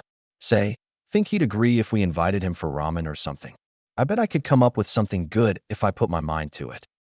I wouldn't try it, Sakura answered back. After seeing what he's like in the field, I get the feeling he was just humoring us with that eraser thing. I doubt he'd really fall for something like that. Naruto clicked his tongue. Yeah, you're probably right. Ugh, next time I'm bringing a book or something, Sakura growled, hands on her hips as she began to tap her foot. Well, isn't that a coincidence? I happen to have brought a few books for you. Kakashi's voice rang out, causing the genin to look to the river behind them. Kakashi appeared in a burst of smoke, giving them his eye smile and a wave. Sorry I'm late. I had to help a kid find his lost pet. Your excuses suck, sensei. Naruto deadpanned while Sakura raised a trembling fist in the silver-haired man's direction. Then what he said clicked, and she was caught flat-foot. Wait, you've got a book for me? She asked, looking at him in confusion. Among other things, Kakashi replied as his sole visible eye roamed over his students. I feel I may have taken a bit too much of a laissez-faire approach to training you. His gaze settled on Naruto.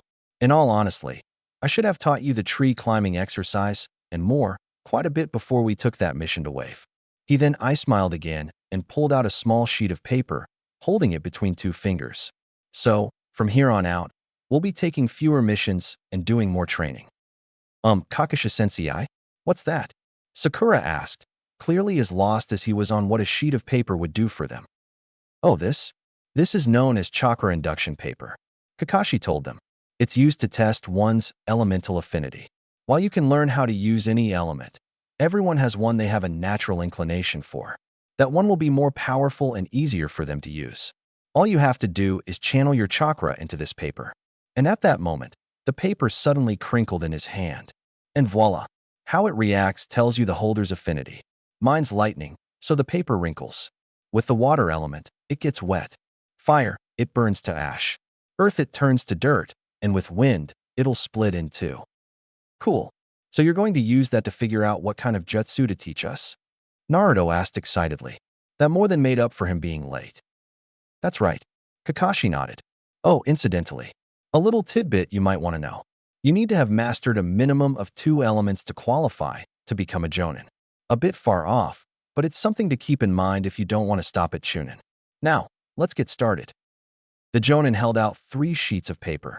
The Jinin stepped forward, joining Kakashi at the river's edge, and took 1 slip of paper each. They paused, staring at their sheets for a few moments, before one by one channeling chakra into them. Sasuke's was first, burning to ash. Sakura's crumbled away while Naruto's split in half. Well, looks like Naruto and Sakura have the wind and earth affinities. Sasuke's fire is no surprise. That's the norm for the Uchiha clan. Kakashi noted. It's fitting from what I've seen of your styles.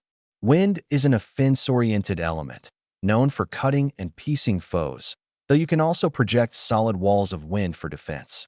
It's also very effective when combined with fire. Wind will feed the flames and intensify them. Earth, on the other hand, is pretty balanced. You can make blunt force or piercing stones, summon walls of earth, and traverse the ground for sneak attacks. It offers a wide range of possibilities. Ah yeah, we're going to kicking ass and taking names. Naruto grinned widely, punching an open palm. But before we start on that, we'll be working on improving your chakra control. Huh, again? Yes, proper control of your chakra is important. In fact, it's likely why you kept failing in the academy. Kakashi replied. Wait, what? Naruto asked in confusion. Kakashi nodded.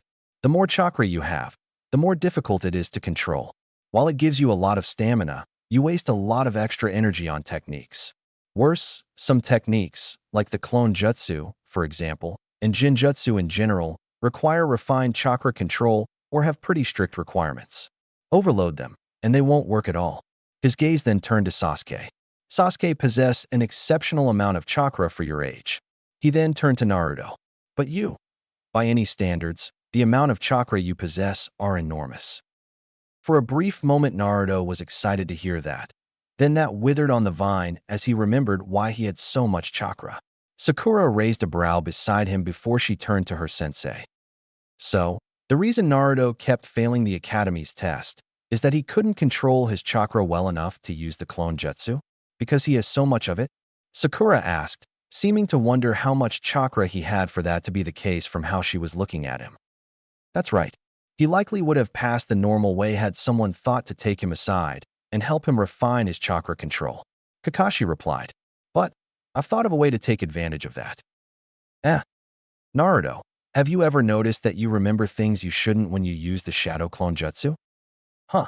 Naruto hummed in thought, crossing his arms as he racked his brain for what his sensei could mean. Okay, maybe a demonstration is in order. And with that, he created a single shadow clone that immediately began to walk off into the nearby forest. Naruto, create a shadow clone of your own and have it follow mine. The blonde did so and they waited. So what are we waiting, huh? Naruto blinked as thoughts came rushing to him. Sasuke frowned while Sakura looked curious. What is it? She asked. My clone beat Kakashi in rock, paper, scissors. Right, Kakashi said. You see, when a shadow clone disperses, no matter how that is, its remaining chakra and all of its memories return to the user. Naruto probably would have noticed had he used the clones in any way other than having them work or fight alongside him. If my theory is right, then this should apply to accumulated experience as well.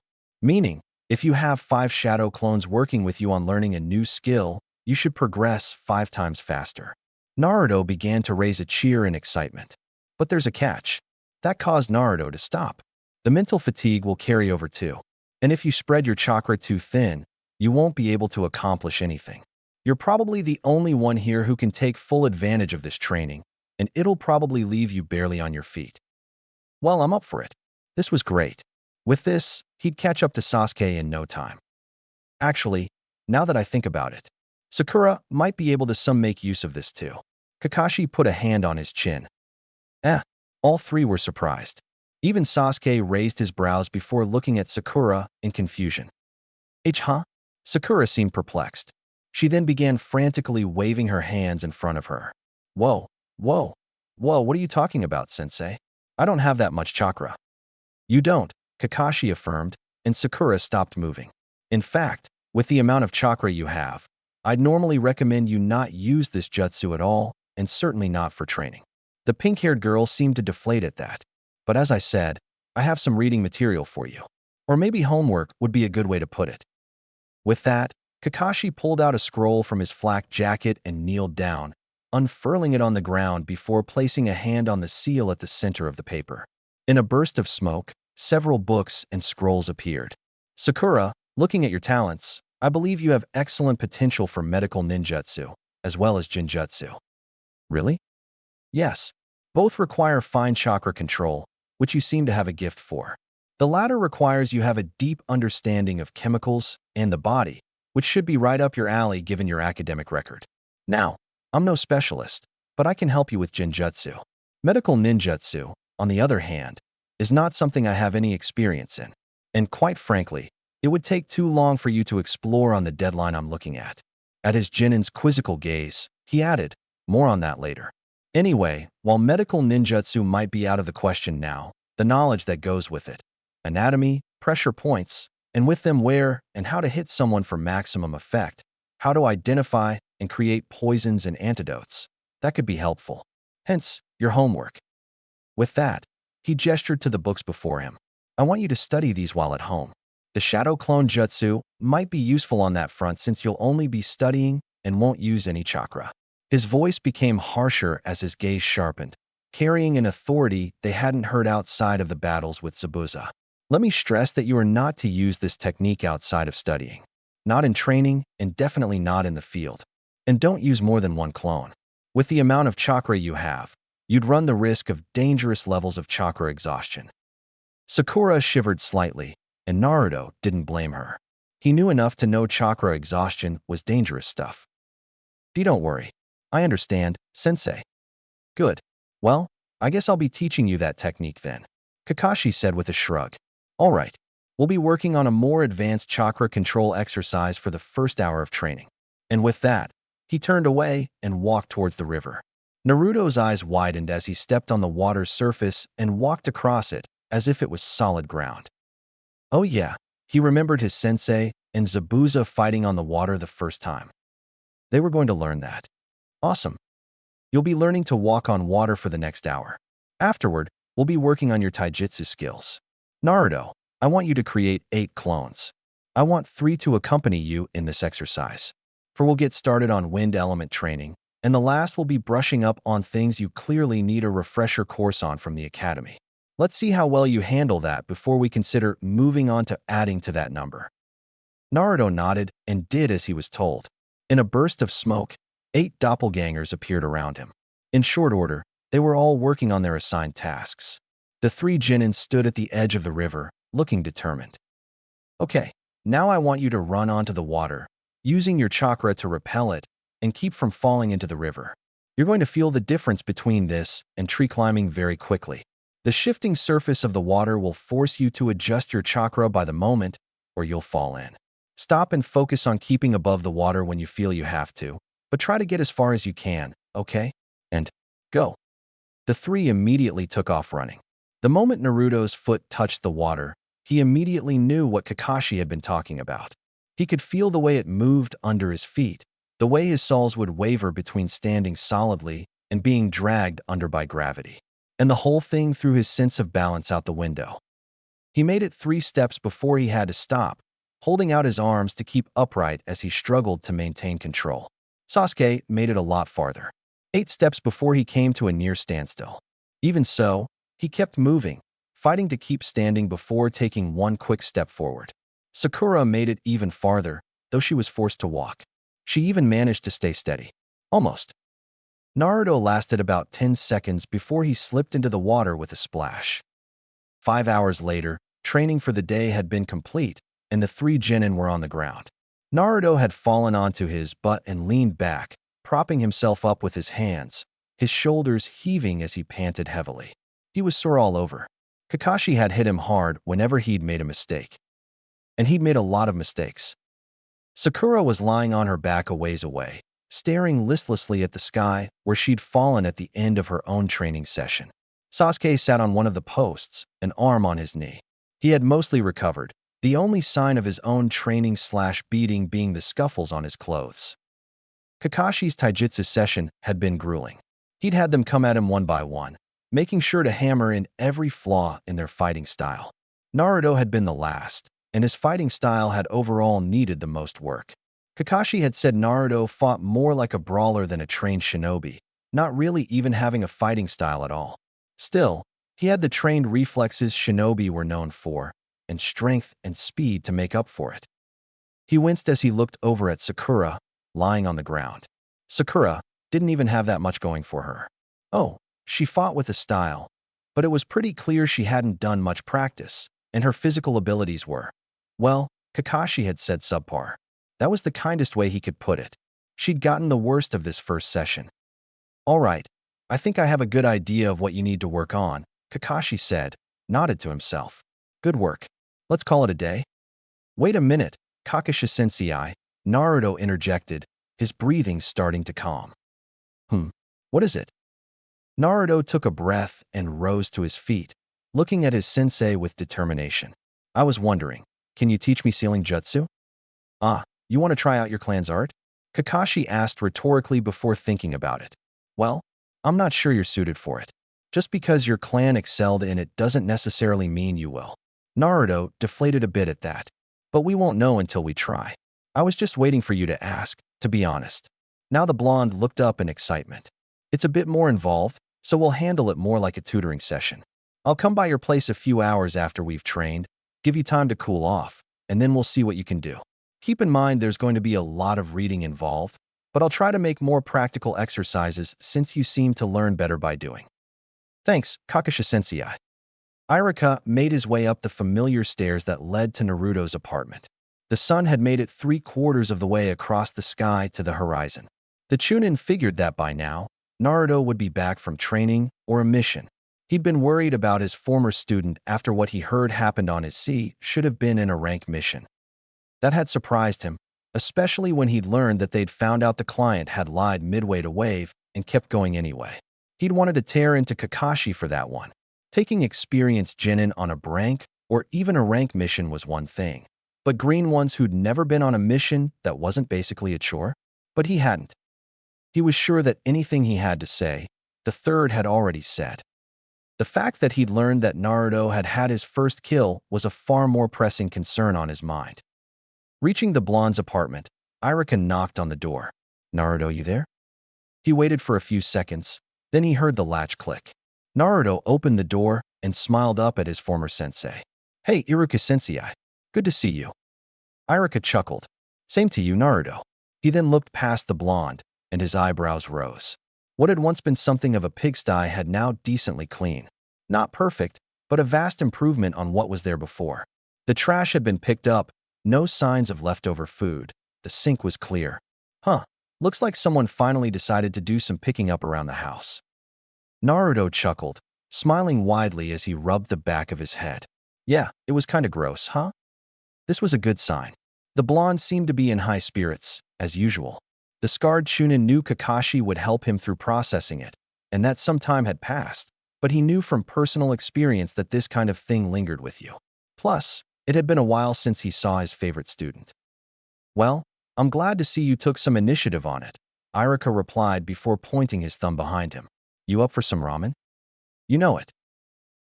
Lord Third told you about the Uzumaki clan? Irika asked, blinking in surprise as he and Naruto sat at the blonde's favorite ramen stand. You knew? Naruto responded in shock. The instructor could only rub the back of his head sheepishly. Sorry, kinda slipped my mind. People don't really like talking about the Uzumaki clan after what happened. He really only knew vague details. What he did know, everyone who was an active shinobi at the time felt they shouldn't have missed the attack that destroyed the ill-fated village. They considered their failure to save them a disgrace and didn't like being reminded of it. It wasn't a taboo subject, but it was close enough that it wouldn't occur to most to bring it up, himself included. He couldn't help but feel a bit ashamed of that. Learning he had a heritage to live up to might have lit a fire in the boy and compelled him to train harder. Yeah, The old man told me that, Naruto said, trailing off and staring into the steaming bowl before him. Iruka's face fell. He imagined it was a mixed feeling, finding out he came from a big family with a legacy to live up to after being on his own for so long. But at the same time, he found out they were gone and that he wasn't likely to meet any of them. Feeling now was as good a time as any to broach the subject. Iruka asked, "So, how are you holding up? After the mission, I mean?" Naruto flinched slightly, clearly guessing what he meant. "All right, I guess. From what Kakashi sensei told me, anyway." He looked to his former sensei. "Is it normal to have nightmares after all this time?" "Yeah." Iruka trailed off before asking, "Want to talk about it?" Naruto proceeded to give him a more detailed account of what happened during the mission. The Chunin grimaced as he thought about it. Yeah, he can definitely understand seeing red at the death of a comrade. He knew the blonde must be beating himself up after finding out the boy faked it and meant to spare them all along. Given who his master was, you couldn't have known he'd do that. I mean, he followed someone who killed 100 academy students when he was just a boy. "I know," Naruto responded. Iruka sighed, "But knowing that doesn't make you feel better." "Yeah, I understand." There was a moment of silence before Naruto spoke again. "I don't know when I felt worse. When I really realized I'd killed that guy when he'd only faked killing Sasuke, or when I thought Sasuke was dying in my arms because I'd been stupid. Just be thankful your teammate's still alive," Iruka advised. "That situation could have turned out any number of ways, some a lot worse than others." "Yeah, I know." There was a moment of silence before Iruka broke it. "So, how have things been going with your team since then?" Naruto smiled. "Pretty good, I guess. Sasuke's the same as always, but I think he talks even less than he did before. Sakura hasn't yelled at me for the last few weeks. Kakashi sensei's been training us harder. He really worked us into the ground today. We were all beat when we went home, but he's still late every day. It's crazy. What could he be doing that takes so much time?" I don't know him that well, but he's got a reputation for being late whenever he can afford to be. My suggestion, take something light you can do that won't tire you out for whatever he's got in mind to every meeting," Iruka said. Naruto frowned before shrugging. Better than waiting around for Kakashi sensei every day?" And with that, he went back to his bowl, drinking down the last of it. He sighed as he set it down, only for another to be placed in front of him. "Huh. Figured you could use another. You usually go for a few rounds," Tucci said, smiling at his favorite customer. "I happened to overhear you had a rough time of it, so this one's on the house." "Thanks, old man Tucci." "Haha, don't mention it," the old man replied with a hearty laugh. "And don't shy away if you're feeling down, okay? I am at it. We may not be shinobi, but we're here if you need to talk, okay?" Iruka smiled, thankful for the reminder that some cared for the blonde. Sakura looked at herself in the mirror, her eyes determined. She'd thought long and hard on her father's advice, on what she needed to work on and make up for. There was still a lot she needed to figure out, but she had a good starting point. The first thing that had come to her mind was her team. So far, she hadn't really contributed anything besides taking up some of the work on Drank missions. She'd done a bit to help Naruto when he was dealing with the aftermath of the battle on the bridge, but that was massively outweighed by how she'd put him down before. She'd never really done anything for Sasuke, and if they were to go on any dangerous mission now, even an actual crank, she knew she'd probably just slow them down. That had to change. Being there for them would be tough. Sakura didn't even know where to begin, but it was easy enough to not yell at Naruto for every little thing. Of course, he hadn't actually done anything to annoy her lately, but still, she just had to keep in mind to be kinder and more considerate to Naruto and more supportive of both of them. Really supportive, not just toadying when it came to Sasuke. And she needed to stop being dead weight. And that meant she needed to train. Kakashi had taken to teaching them how to fight more effectively. And, wow, had he hammered into her head how much work she needed. But it wouldn't be enough to just train her skills. She needed to be faster, stronger, and that meant some personal training. The books Kakashi had given her were lying on her bed. She'd get started on that later tonight. Unfortunately, she didn't have the shadow clone jutsu down yet, but she was sure she would soon enough. For now, she needed to exercise. But where to start? Sakura considered her options for a moment before deciding to try out a ninja tool shop. They'd have to have something that would help speed things up, and maybe some advice if it was run by an actual ninja. She nodded to herself and made her way to the door. Once outside, she considered where she should start. She knew the weapon shop she used was probably a no-go, as she knew it was run by civilians. They might be able to help her, but she still thought a ninja-run shop would be her best bet. She remembered a shop she used to pass by on her way to the academy and decided to try that one out first. No luck. The shop owner knew his tools but didn't have much advice for training beyond the standard. So she continued her search. 2 shops later, and Sakura hadn't found much other than disappointment. They had, in fact, been run by civilians, and so they hadn't had much advice for her on where to start. They did at least offer quality gear, but she'd had a decent supply of weapons, so that hadn't offered her anything. She could only hope this one would have what she was looking for. As the door creaked open, she heard a voice within the store. "Yo, Tenji, is my order in yet?" The pink-haired girl stepped inside the store to see a slightly older girl standing at the counter, talking to the shop owner. She was a bit taller than Sakura, with dark brown hair shaped into 2 buns. She wore a pink, sleeveless chi-pao blouse with yellow buttons and dark green pants. "Why, yes indeed. Just came in fact. Sorry for the delay," the shopkeeper said, rubbing the back of his head sheepishly. He was a man who looked to be in his late 40s, wearing a simple white shirt, black pants, and a forge apron. He was tall, standing slightly higher than her sensei with a muscular build, almost like a bodybuilder. He had short black hair cut flat at the top and coal-colored eyes. "That's okay, just let me see the goods. I've got to keep my arsenal stocked up," she said, leaning forward onto the counter, and Sakura could practically hear the smile in her voice. The man laughed. "You got it. Only the best for my #1 customer." He turned around and walked behind the draped doorway that led to the back. As Sakura walked into the store, the girl turned to see her, allowing the pink-haired girl to see she had eyes that matched her hair. She gave her a cheerful wave. "Hey there, you look lost." "Huh. Yeah, I guess I am." Sakura shrugged. "I usually only come to places like this to buy tools." "Oh, looking for something new?" the girl asked conversationally. "Maybe I can help out. Name's Tenten, by the way, you?" "Sakura Haruno." The pink-haired girl returned before looking around, focusing on training equipment. "I'm looking for something to kickstart my training, but I barely know where to start." The other shopkeepers were civilians, so they couldn't really tell me anything besides the obvious. Tenten raised a brow and gave Sakura an appraising eye after looking at her forehead protector. "Just getting started, huh?" Yeah, I kinda have a lot to make up for." Now Tenten looked a little irked, resting an arm on the counter. You're one of those fangirls who don't take being a kunoichi seriously, aren't you?" Sakura cringed. Yeah, that pretty much summed up how she'd been until now. She could understand why Tenten was annoyed. She probably had experience with people like her. While she thought her academics marked her as a great ninja in the making before, she could see now how someone like her would give kunoichi a bad name.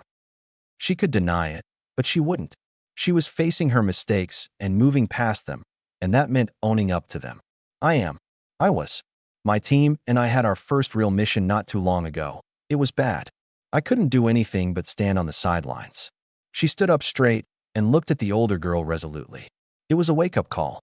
I want to change.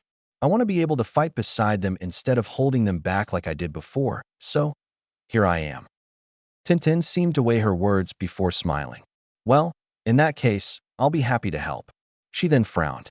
"Though from what I know of your type, my first bit of advice is stop dieting." She stressed those last 2 words. Your body needs fuel, you know? You need calories and the right nutrients to build up muscle. If you don't eat right, it could slow or even kill your progress. Sakura grimaced. She hadn't even thought of that. Yeah, that makes sense. Tintin sighed and ran a hand through her hair. Where to begin? It was at that point that the shopkeeper returned from the back. He was holding a pretty large roll, big enough that he had to carry it on his shoulders. Here you go. Everything you asked for. With that, he unfurled it on the counter, and wow, it covered the whole thing. There were dozens, probably well over 100 different weapons inside. Shuriken, kunai, kuzurigama, daggers, short swords, you name it. If it was smaller than a katana, it was probably there. Whoa, overkill much. She thought as Tintin ran back to the counter. As if all that weren't enough, he added 3 scrolls on top of that, though apparently there was enough trust between them that Tintin didn't feel the need to test it.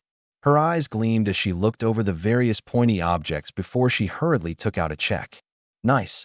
Thanks, old man. No, thank you, he said, taking the check. She wasn't surprised he was grateful.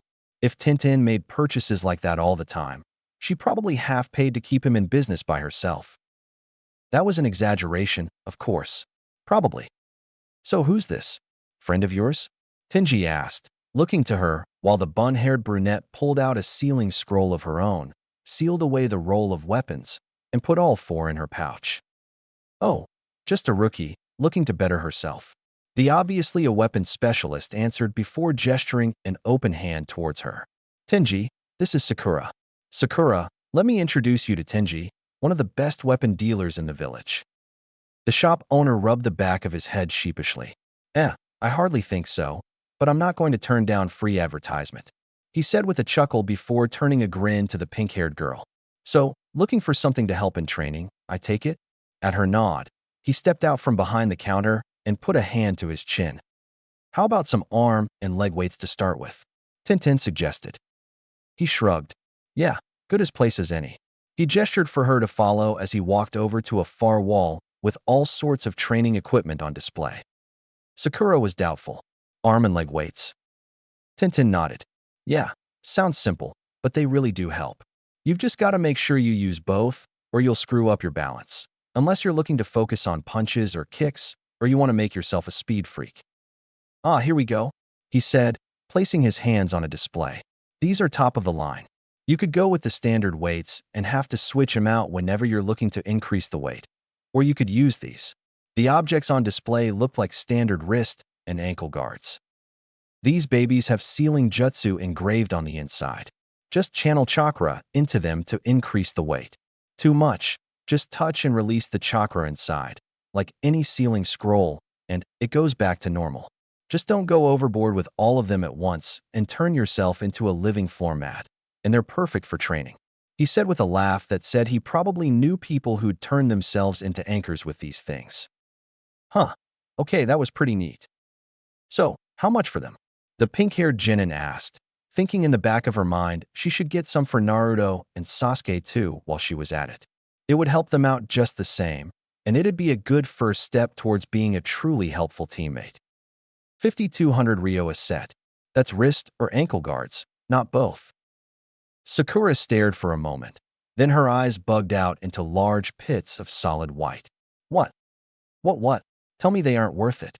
Though, to be fair, you could get the same result for free if you're good with sealing jutsu. Or if you know someone who is. He raised a brow. You got those skills? Or got a friend who does? Well, nice of him to give her an out. Unfortunately, she wasn't sure she did. Kakashi said he'd tutor Naruto in the art, but she didn't know for sure how good he was. Besides, if he could have done something like this, wouldn't he have suggested it already? She then remembered how he didn't teach them the tree climbing exercise until they were on an rank mission. Suddenly, she wasn't so sure. She turned to look forlornly at the training tools. 31200 Ryo, plus tax. This would wipe out her entire savings. Everything she'd saved up before graduation and all the pay from their missions. She could only barely afford it because of that time they captured Tora. The one reason that there wasn't a strike on that particular mission, despite how annoying that cat was and how many times it got away. It was owned by the wife of the fire daimyo. That meant refusal was not an option, and the pay was good. Well, going to go for it, Tintin asked by her side. Personally, I don't really have a preference, and my teammate prefers the old-fashioned kind, but it's your choice. Sakura looked at the display before mentally kissing her savings goodbye. I'll take 3 sets of each. Sakura stared at the scroll that now contained her newly bought training gear as she walked down the road, her face slightly pale. Wow, really generous of you to buy some for your teammates too, Tintin said, raising a brow. It was for the team, Sakura replied in monotone. After how I acted, I owe them. This is the least I can do, she said without a hint of emotion. Well, nice to know you're serious about making it up to them, Tintin said with a sympathetic smile. Sakura got the feeling she'd probably blown all her money on weapons at one point or another. Got any more advice? Yeah, get a light start tonight, but talk to your sensei before doing anything too extreme. You don't want to overdo it when you're just starting out. Pace yourself, and once you get used to it, start pushing harder. Tintin continued as Sakura nodded absent-mindedly, thoughts still on her empty savings. The brunette seemed to take pity on her. Let's talk more over lunch. My treat. She gave a slight laugh. I get the feeling you won't be eating out on your own for a while. Sakura grimaced. Yeah, thanks. Anywhere you want to go in particular? Sakura closed her eyes and set aside all thought of her practically non-existent bank account with some difficulty. This would probably be the last time she could eat out in a while. Might as well get what she liked best. How about the Nakamura's Dango shop? Sounds good to me. It didn't take too long for the two girls to make it to the shop. Sakura ordered her favorite, and Mitsu, while Tintin just went with the shop's signature dish. So what's your team like? Tintin asked after swallowing the first bite of her dango. Sakura looked up from her and Mitsu before looking to the sky. Well, there's Sasuke. Sasuke Uchiha. She curled in on herself and blushed. The guy you like? Tintin guessed. She nodded. He's just so cool. He was at the top of our class. He's always aloof, never lets anything get to him. He's just so dreamy.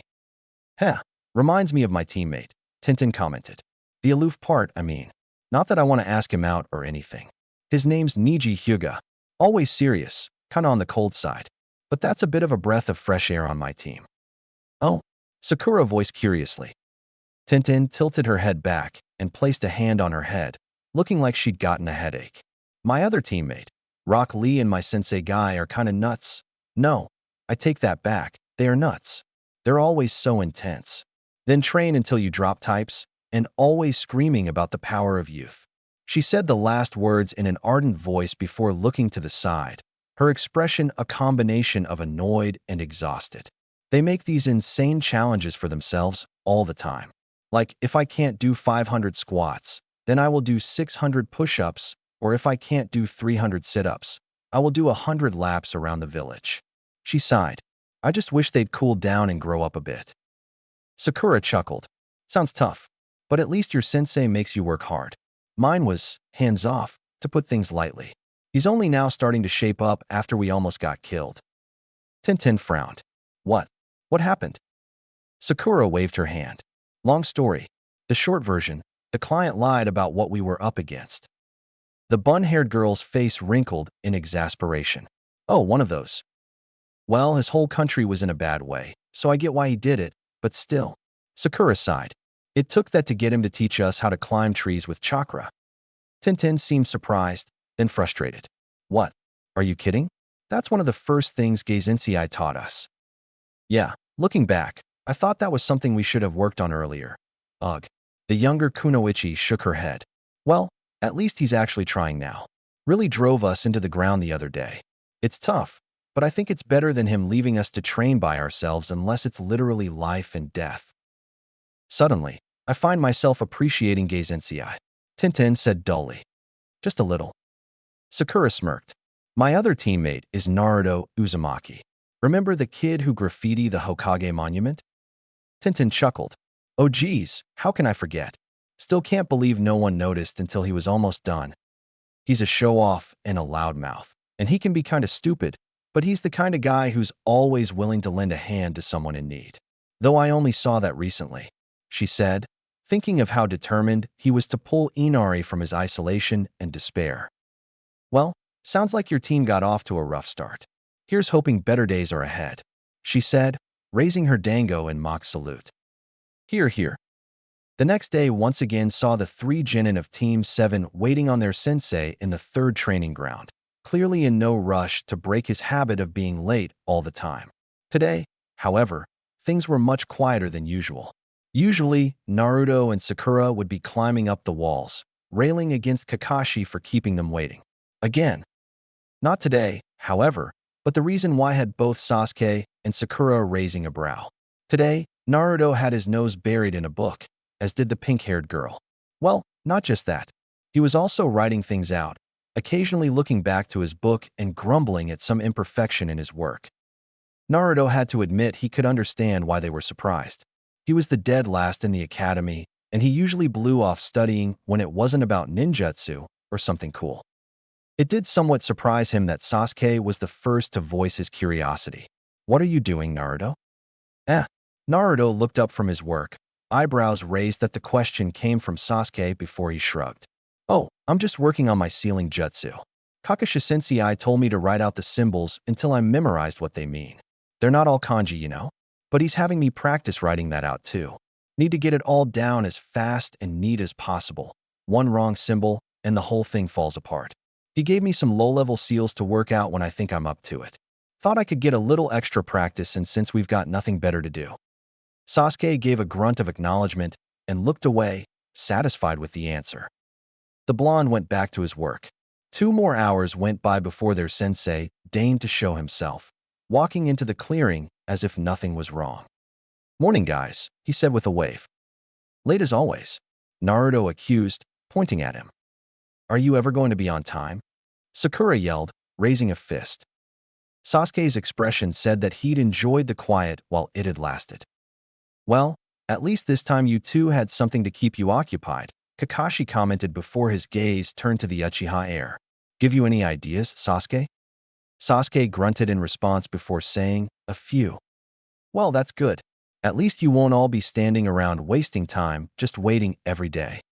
You're the reason we're always waiting. Naruto and Sakura cried in unison. Now, let's not point fingers, Kakashi said with his eye smile. Now then, for today we'll. Actually, sensei. Sakura interrupted, raising her hand as if they were still in the academy. I've got something to add to our training. Naruto looked at Sakura in mild shock. Even Sasuke raised a brow. It was pretty clear to anyone who spent time with her that Sakura didn't do much training. After all, back in Wave after she got to the top of the tree, rather than continuing to practice or doing something else, she'd just stopped training altogether. Looking back, maybe he should have said something about that. Oh, Kakashi seemed interested. Sakura picked up a bag she'd brought with her and reached inside, pulling out wrist and arm guards. You got us protective gear? Sasuke asked skeptically. They're a lot more than that, Sakura replied. They're actually training weights. This gear's lined with seals that get heavier the more chakra you put in them, so you can control how much they weigh you down. You can release it all like a sealing scroll to return them to normal.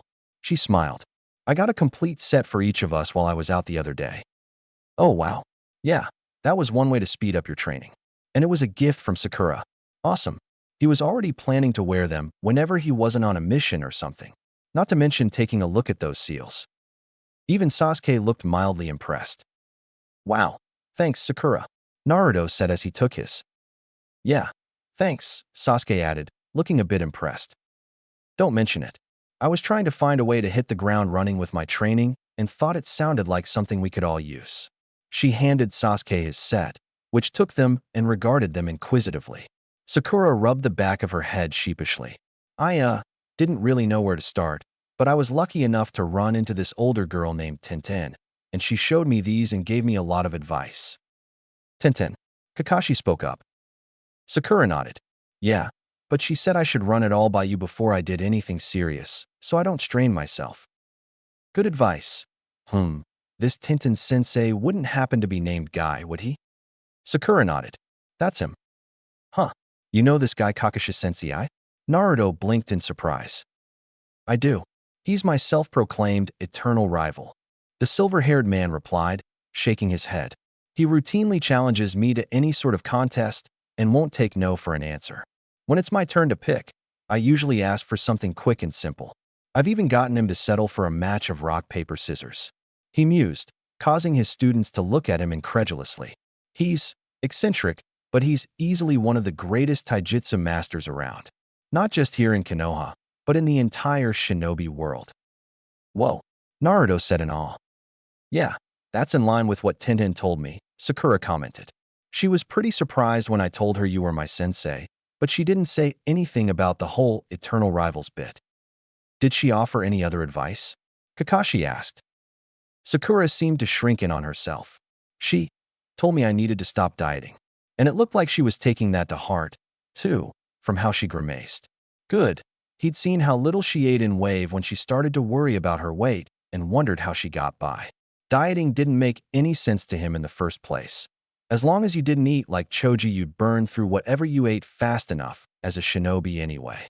and a few other pointers after I told her how lax you'd been so far. Kakashi suddenly tensed, sucking in a quick breath. You told Guy's student about my teaching? Yeah. Kakashi buried his face in his hand. Oh, terrific. If she mentions this to Guy, I'll never hear the end of it. He'll probably run straight to my house with tears in his eyes, screaming about youth dulling or something.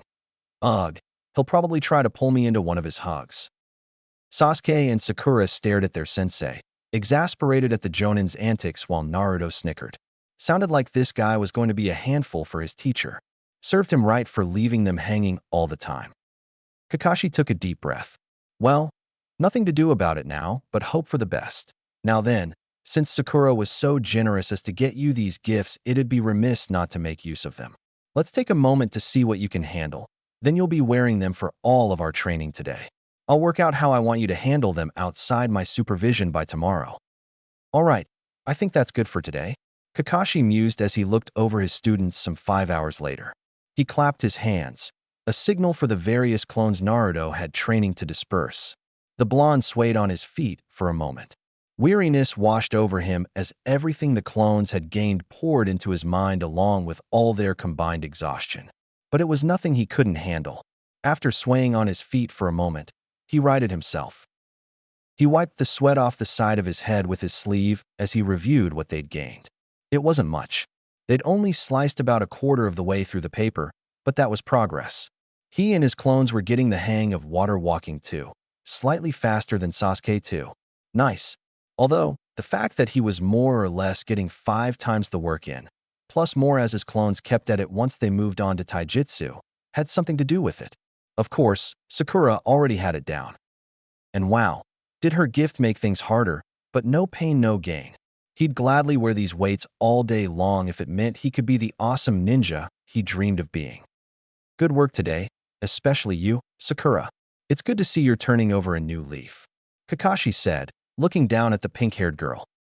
Once again, Sakura had worn herself ragged and was currently lying on her back, staring at the sky. Naruto winced as he looked at her. He hoped she adjusted soon. I'm going to have to if I want to stop being dead weight, Sakura grumbled. Sakura, Naruto started. Naruto, don't. Sakura waved him off as she sat up, wincing slightly. I know what you're going to say, and thank you. But I know I've got a lot of catching up to do.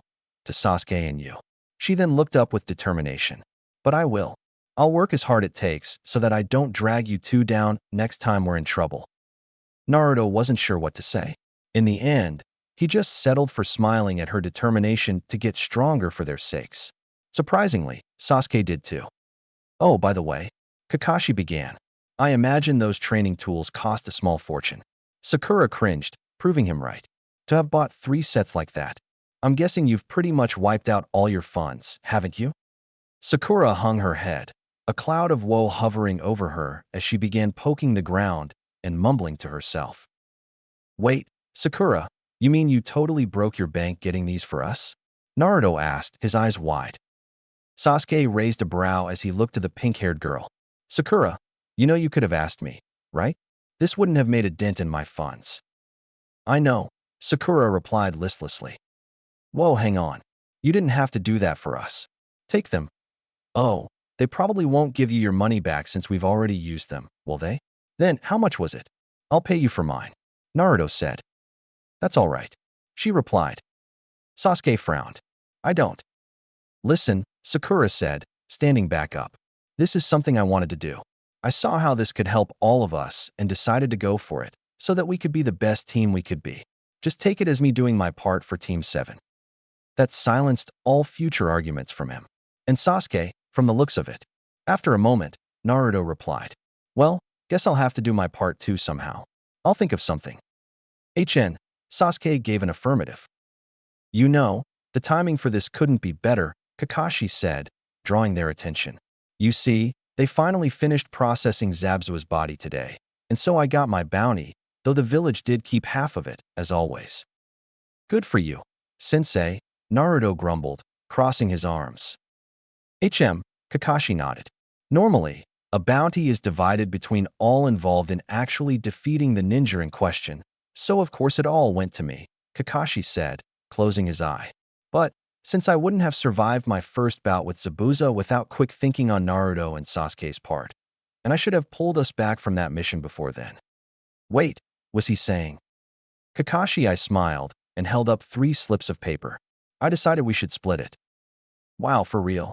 Naruto cried, smiling widely, his fists balled before him in excitement. Why but I? Sakura stammered. Sakura, Kakashi interrupted. I know what you're going to say, but this is my money. Just like the money you spent on the weights was yours.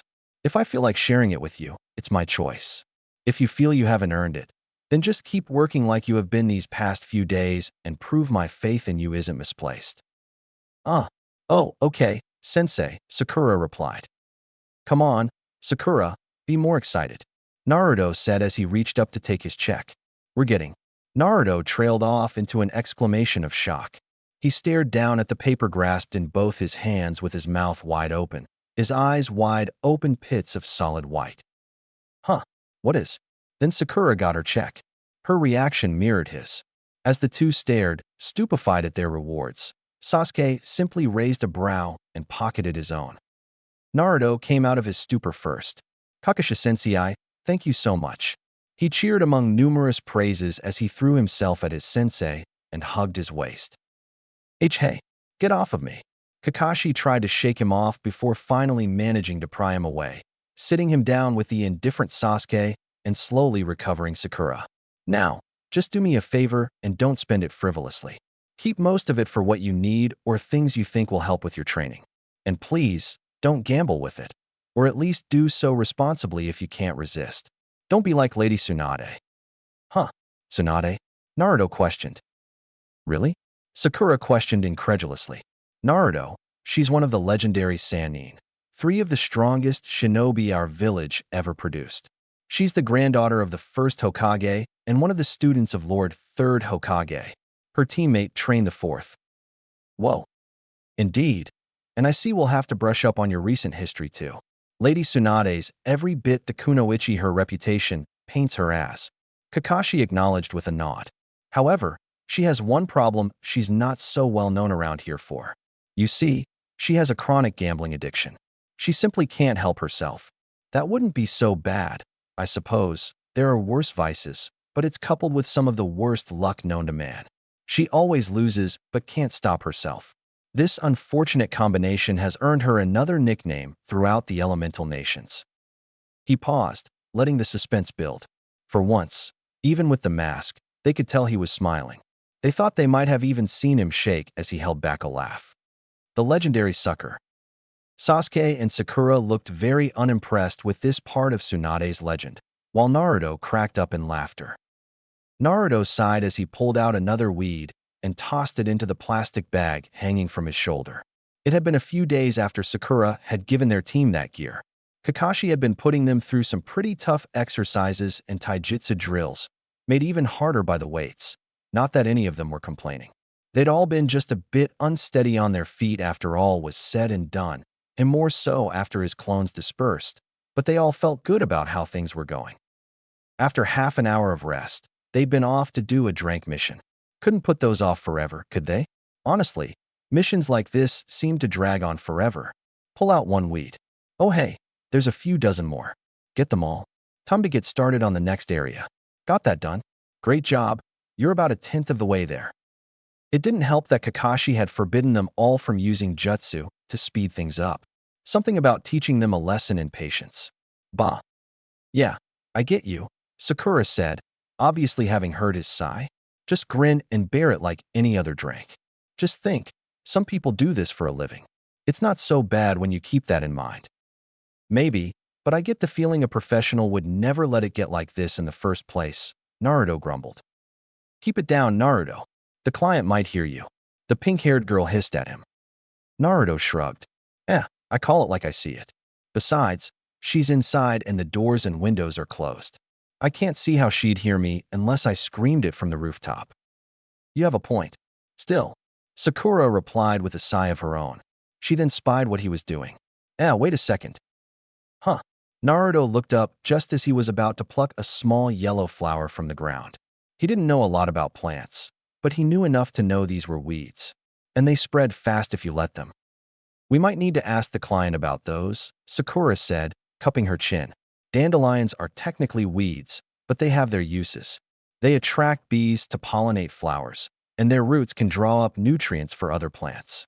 She might want those left alone. Naruto blinked, his eyebrows rising. Wow, Sakura, you really know your stuff. Sakura rubbed the back of her head sheepishly and looked away with a slight grimace. Not really. I used to be friends with Ino, remember? Her family runs a flower shop.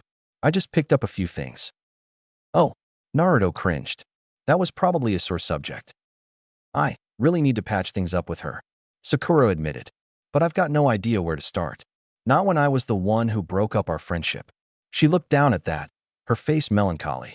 Naruto guessed she was probably thinking of past times with Ino, and probably the day they went their separate ways. Over Sasuke. But this was the first he was hearing that she was the one to end things.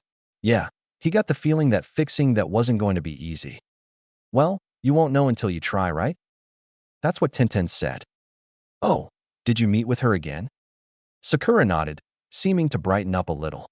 Yeah, she's been giving me some good advice. And it's nice to actually hang out with a girl my age again, or anyone outside class really. Wait, had Ino been her only friend? And she chose to fight with her over Sasuke. Huh. Well, he could agree on how great it was to finally have people to spend time with. He knew personally that being alone absolutely sucked. At least she had people she could talk to at the academy. Most of the other kids just put him down aside from Shikamaru and Choji, and they hadn't exactly talked much. Well anyway, what's the worst that could happen? She says, screw you and walks off? At least then you can say you tried. You won't get anywhere if you just think about it all the time. Naruto said before giving her a thumbs up. And worst comes the worst, you still have us. And Tenten, right? Yeah, I guess so. Thanks. Things were going pretty well for his team now. Kakashi couldn't help but think as he neared his home. Naruto was handling the shadow clone training method well, as in he wasn't collapsing immediately after every session. Though, today's conversation told him he'd need to improve the blonde's knowledge of recent history as well as his vocabulary. Actually, better make that history in general. It also might be a good idea to get his students their own copies of the bingo book. It was a little early, sure, but having knowledge of who's who in the shinobi world couldn't hurt. It was good to see Sakura step up on her own. He'd been sure he'd have to take her aside at some point and hammer home how badly she needed to improve, but thankfully that had worked itself out. Shame it took was a near-death experience for his whole team, but the emphasis was on near there. And she'd apparently stopped dieting. That was good, though time would tell if she'd slipped back into old habits. Hopefully, now that Sakura was actually training and her body was getting the fuel it needs, her physical energy would improve. She definitely had more than enough mental energy, and with that, her stores of chakra would start to see improvement. Nothing too drastic. Sakura would never have Sasuke's reserves, never mind Naruto's, but hopefully, he'd soon be able to say they were better than abysmal. As for Naruto, he got the feeling he'd take to Sakura's gift like a duck to water. Good. With his healing power, he probably didn't have to worry about the usual drawbacks, not to mention the aches and pains that came with overdoing it. He'd have to take Naruto aside and tell him to push things a little harder, and maybe in a few weeks up the number of shadow clones. And for Sasuke, maybe some tutoring on making use of his Sharingan's Genjutsu was in order. They were doing good, but they'd need to be better for the upcoming Chunin exams, and they only had about a month and a half. Finally arriving at his door, he reached for the knob. And suddenly, a sound reached his ears. Loud, pounding footsteps that likely echoed through the whole city block. He turned to the source of the sound to see a massive dust cloud rushing towards him. And at its front was a tall man, well-muscled but not overly so. He had a strong jawline, black hair shaped into a bowl cut, and, perhaps his most distinguishing feature, sported a massive pair of thick eyebrows. He wore a standard Konoha flak jacket over a green jumpsuit with orange leg warmers, rather than the blue shirt and pants most Konoha shinobi wore. A red forehead protector was tied around his waist like a belt. Kakashi, he bellowed, and as he grew near, the silver-haired man could see that there were streams of tears falling from his eyes like waterfalls. Oh no! The clunk of wood clashing with wood rang out in the clearing as two kunoichi clashed. Sakura made several rapid strikes with her bow staff. Right, left, above, below, only for Tintin to easily block each strike with her own. The pink-haired girl leaned to the side to avoid a retaliatory jab at her chest before ducking down as Tintin swept the weapon to the side. She lashed out at Tintin's legs, only for the brunette to leap over her attack, flipping and spinning in the air to land on her feet. Sakura immediately charged, spinning to add momentum to her next attack as Tintin landed. A sweeping blow aimed at her waist. Tintin kicked back out of range. Sakura brought her staff over her head and put all her strength into her next attack. Tintin raised her staff and blocked Sakura's overhead attack with a final loud crack.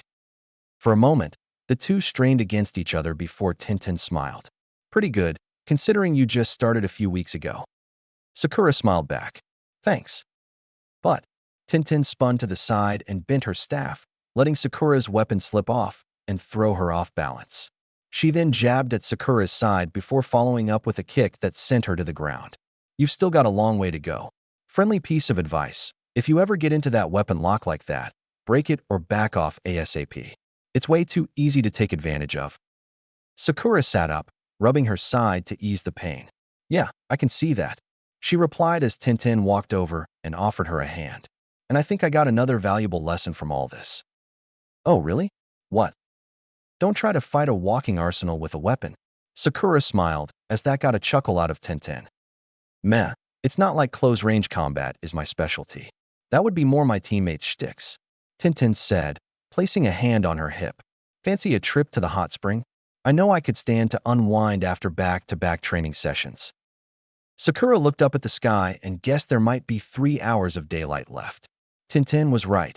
After training all day with Kakashi and then a sparring match with Tintin, all while her gear was weighing her down, a soak would be nice.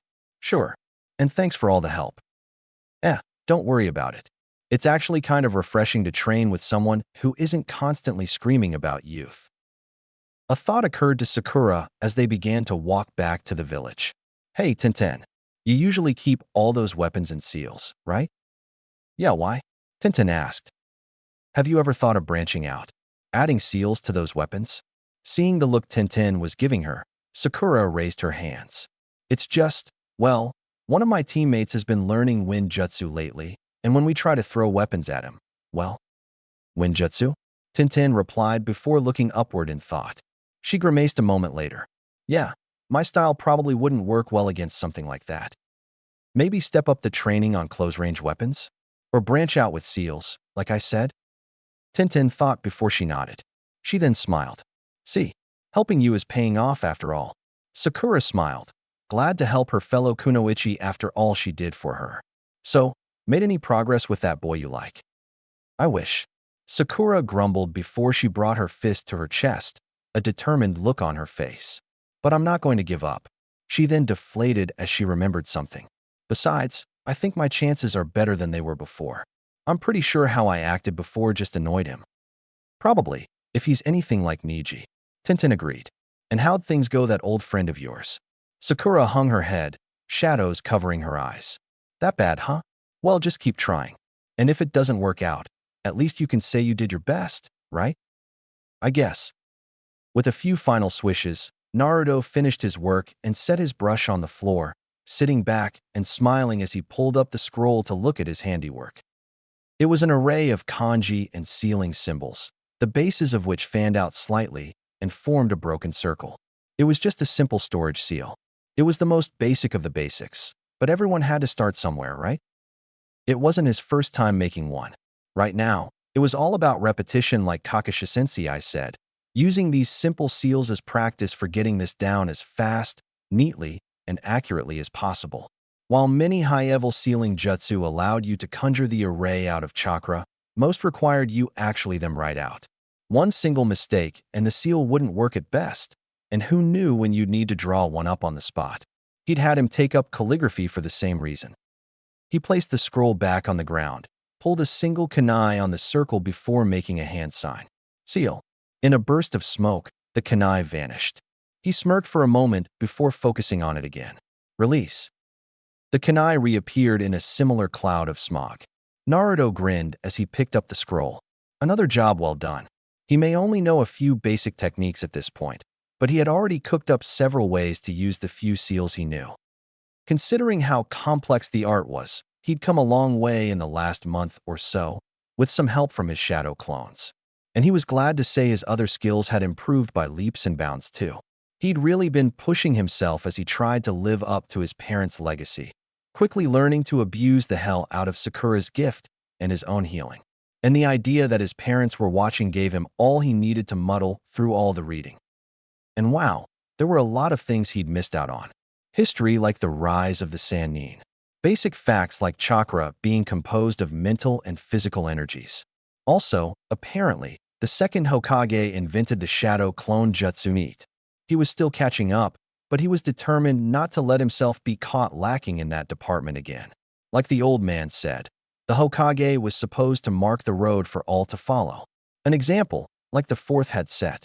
How was he doing that if he let himself stay an idiot because studying was too hard? Speaking of example, looking back at his sexy jutsu. Yeah, that was probably never going to be seen again. He probably needed to talk to Konohamaru about that. Well, at least he had inspired the kid to work harder outside of that technique. That was something, right? Kakashi had since upped the number of clones he'd used a day to 50. That had required a bit of an adjustment. While the combined fatigue of 8 clones left him a bit tired, he could shrug it off. 50 knocked him out cold. So now, rather than disperse them immediately, they'd disperse in groups of 5 at the end of starting in the last hour of training. It worked pretty well. He got all the experience, and there was enough time between the hits that he could get through and not fall flat on his face and wind up in dreamland. He looked over to the kitchen, where 5 clones were getting in some extra training. It had taken a few weeks, but he'd mastered both the water walking and the leaf-cutting exercises Kakashi had taught him. The man had since given him a new method to train both in control and in the wind element. Each cloned their hands before them, channeling wind chakra through their palms. The aim was to levitate a leaf and keep it as stable as possible. Their training had only gotten more intense as the days went by, and Kakashi made them a set schedule to stick to. They would spend half an hour on warm-ups before adding the weighted gear. 1 hour doing exercises, 1 on chakra control, another on taijutsu and teamwork, a final 1 on ninjutsu and jinjutsu tutoring before finally taking a drank mission after a rest period, with some pointers for independent training like his own. Sasuke was still quiet and brooding as always, but he didn't put him down as much, and Naruto had turned down the jealousy. While they competed during just about every training session, there was a slight sense of camaraderie there now, rather than the spiteful rivalry they once had. Sakura was kinder too. She hadn't even hit him in the last month. She'd really put her all into catching up to them. And she'd toned down that thing she had with Sasuke. They'd all really had come a long way since the day they first met Kakashi-sensei. Naruto rose to his feet and made his way to his kitchen. A quick cup of ramen for a job well done, and then he'd get ready for bed. Once those clones dispelled, he'd be out like a light. Things were much quieter than they had been a month ago as Team 7 awaited their chronically late sensei. This time Naruto was sitting on the ground as he worked on a seal. This one was a bit more complex than the standard containment seal, but he'd gotten it down. 3 completed ones lay beside him, and a few feet away, a circle had been carved into the ground where he'd tested one of them. Finishing the 4th seal tag, he pocketed them and pulled out a book on sealing jutsu, looking to find another to try out. Sakura sat nearby, leaning back on one of the posts as she read a book on poisons. Sasuke had been the last to join in, reading a book on the many ways to use chakra. Kinda surprising when he was the former head of their class. Naruto found himself a lot less frustrated with his sensei's antics this way. Oh, he was still annoyed as all hell that the man had to be at least 2 hours late to the meetings he set, but it was more bearable when they weren't standing around doing nothing for those 2 hours. Case in point. The 3 looked up as their sensei walked into the clearing, not showing the least bit of shame at having kept them hanging. Again, "Hey guys, how are you doing?" "Not even going to try to come up with an excuse, sensei?" Naruto asked dryly while throwing a slightly bitter look his way. He felt a lot less high-strung about the silver-haired man showing his face without so much as a hint of guilt. It had helped them adjust a bit. He and Sakura could settle for scathing looks nowadays instead of screaming at him. That didn't mean they were any happier with him. They just weren't as worked up when he finally got there. Well, you never seem to believe what I tell you anyway. No surprise, I'd expect better excuses from a 5-year-old. Sakura spoke up, still glaring at her sensei. You wound me, Sakura, Kakashi said with a straight face. Sakura scoffed. Go cry to that black cat you keep telling us about. Yep, just another typical day for Team 7. So guys, Sakura said, getting her teammates' attention as the three walked back into the village proper, about to go their separate ways after another successful drank mission. They came to a halt as they looked back at her. I was thinking, I know that you two live by yourselves, so well. I asked my parents if they'd be okay if you came over for dinner. Huh, really? Naruto asked with a blink before grinning. Needless to say, getting invited to Sakura's place was the last thing he expected today. That's not necessary, Sasuke said with a shrug. I know that, Sakura replied with a shake of her head, raising her hands as if to reassure him. I just thought it'd be nice is all. I mean, you two haven't had a home-cooked meal in a long time, right? And after that, I thought we could put our heads together and brainstorm on ways to improve. Kakashi Sensei's not going to do everything for us, you know? She looked away. Ain't that the truth? He hadn't been the one to suggest they start studying while they waited for him. And Sakura was the one who bought their weights. The silver-haired jonin was definitely working harder at it than he had before, but still. But then, maybe he just didn't want them to rely on him for everything. He was there to teach and guide them, not hold their hands. He'd been trying hard, so he'd give him the benefit of the doubt. Sasuke closed his eyes. Okay. Really? Wow, that was a surprise. Naruto had been sure Sasuke would turn her down. Maybe they were starting to grow on him, even if he did still act all cool and distant. He couldn't help but smile at that. Sakura's face lit up at that. Really? Great. I'm sure you'll love it. And we really need to think about how we can communicate in the field. I mean, right now we have to rely on radios. That's not going to work all the time. We need to find other ways to communicate and… Whoa, slow down. Save it for the after-dinner meet. Naruto said, though he couldn't deny she had a point there. Sasuke was giving her a look of vague interest. You've put a lot of thought into this, huh? Sakura seemed a bit bashful at that.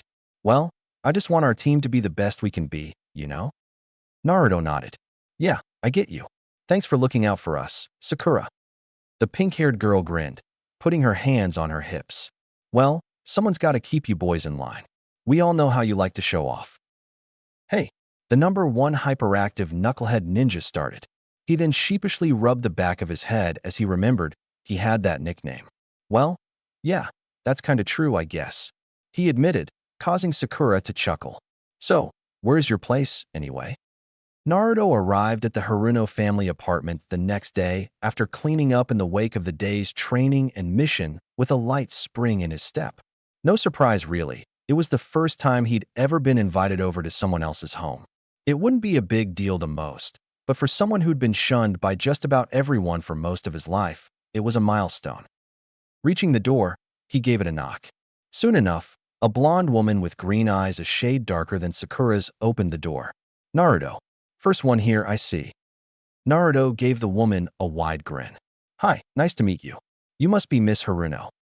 Please, call me Mabuki. Sakura's mother replied before standing aside. I'm just putting the finishing touches on dinner, so you shouldn't have long to wait as long as Sasuke shows up soon. Sakura's in her room. It's just at the end of the hall. Thanks, Naruto said, stepping inside and taking off his shoes. He followed the instructions as he got a look around. It was a lot better than his apartment. A lot bigger too, but that was no surprise. His place was on the cheap side of things and was meant for one person. You could tell this was a family home. Knocked on the door. Come in, he heard Sakura say before he stepped inside. The pink-haired girl was lying on her bed, reading one of her books. Hey, Naruto, glad you could make it, she said as she swung around and sat up on the bed. Well, not like anyone would say no to free food, right? Nice place you guys have, by the way. Thanks. Only home I've ever had, Sakura replied as Naruto walked over to a nearby desk and pulled out the chair.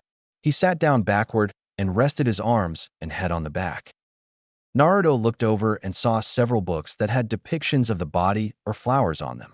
I see you've been working on some extra credit, huh? Sakura rubbed the back of her head. Well, it's interesting stuff. Honestly, I think I've found a new hobby. Naruto chuckled. Same here. Never thought I'd find burying my nose in a book fun until I took up sealing jutsu. Sakura grinned and looked to the side. Oh wow, Naruto's found joy in studying. I'll have to look outside. It could be raining fire. Very funny. Naruto said dryly with squinted eyes before his lips turned upward. You should have seen the look on Iruka-sensei's face when he caught me in the library. That got a laugh out of Sakura. So, what kind of things did you have in mind? Well, I thought maybe we could look at each other's skills and see if we could come up with some suggestions. You know everyone has their own way of thinking. Maybe we missed something. She began to tick off her other ideas on her fingers. We could look at ways to combine our skills and work out ways to share information. Maybe give each other some advice and training. It was then that there was a knock on the door, drawing both of their attentions. Doors open. The door opened to reveal Sasuke with one hand in his pocket, the same look on his face as ever. Still, that he was actually here said a lot. Sasuke. Sakura smiled widely. Well, look who finally decided to show up, Naruto said in greeting. The Uchiha heir just nodded and grunted in reply, stepping into the room and leaning against the wall. Sakura and I were just talking about what she had in mind after dinner. She's got some pretty good ideas. Seeing Sasuke's questioning look, she repeated what she'd told him. Sasuke nodded. Yeah, I can see how we can benefit from that. Good thinking, Sakura. The pink-haired girl beamed at his praise. Dinner's ready. They heard Mabuki call out. Naruto wondered if this was what family dinners were always like. Kakashi guffawed at the many jokes he made, several of which had Naruto laughing as well as his daughter grumbled in exasperation while his wife occasionally chided him. Sasuke was quiet as usual, rarely speaking unless spoken to. It was nice. Warm in a way he could only remember from birthday parties or his times at Ichiraku's. The food was great too. Mabuki had cooked a full-course meal, steaming bowls of vegetables, a heaping bowl of rice, nori, miso soup, and grilled fish lay spread out at the center of the table. He could count on one hand the times he'd actually seen a full-course meal in front of him like this. Great food, Mabuki. Thanks again for having us over, Naruto said after swallowing a mouthful. Thank you for the compliment. You know, it's strange, Mabuki admitted as she looked at Naruto. It never occurred to me that you were actually a member of the Uzumaki clan. Same here. Members of the Uzumaki clan are so rare these days. I guess I just assumed. Kakashi chuckled sheepishly. And well, you know what they say about that. Naruto looked at them hopefully, eager to hear more about his lost family. Did you know anyone from my clan? Mabuki shook her head. Sorry, the only ones I knew of were only by reputation. Kakashi nodded in agreement beside her, much to the blonde's disappointment. He had really hoped to hear more about his mother from someone who grew up alongside her. So, do you three have any dreams or aspirations? Sakura's mother asked, drawing their attention. A lot of genin just look to get by. Trust me, that won't get you far. The way she said that said she was probably speaking from experience. Naruto smiled proudly and put his fist to his chest. Well, my dream is to become Hokage. I want to be the guy everyone in the village looks up to. Kakashi snorted and smiled, shaking his head. Hokage, huh? Well, there's something to be said about dreaming big. Well, you've got a long road ahead of you, but nothing worth doing is easy, as they say. Mabuki turned to her daughter.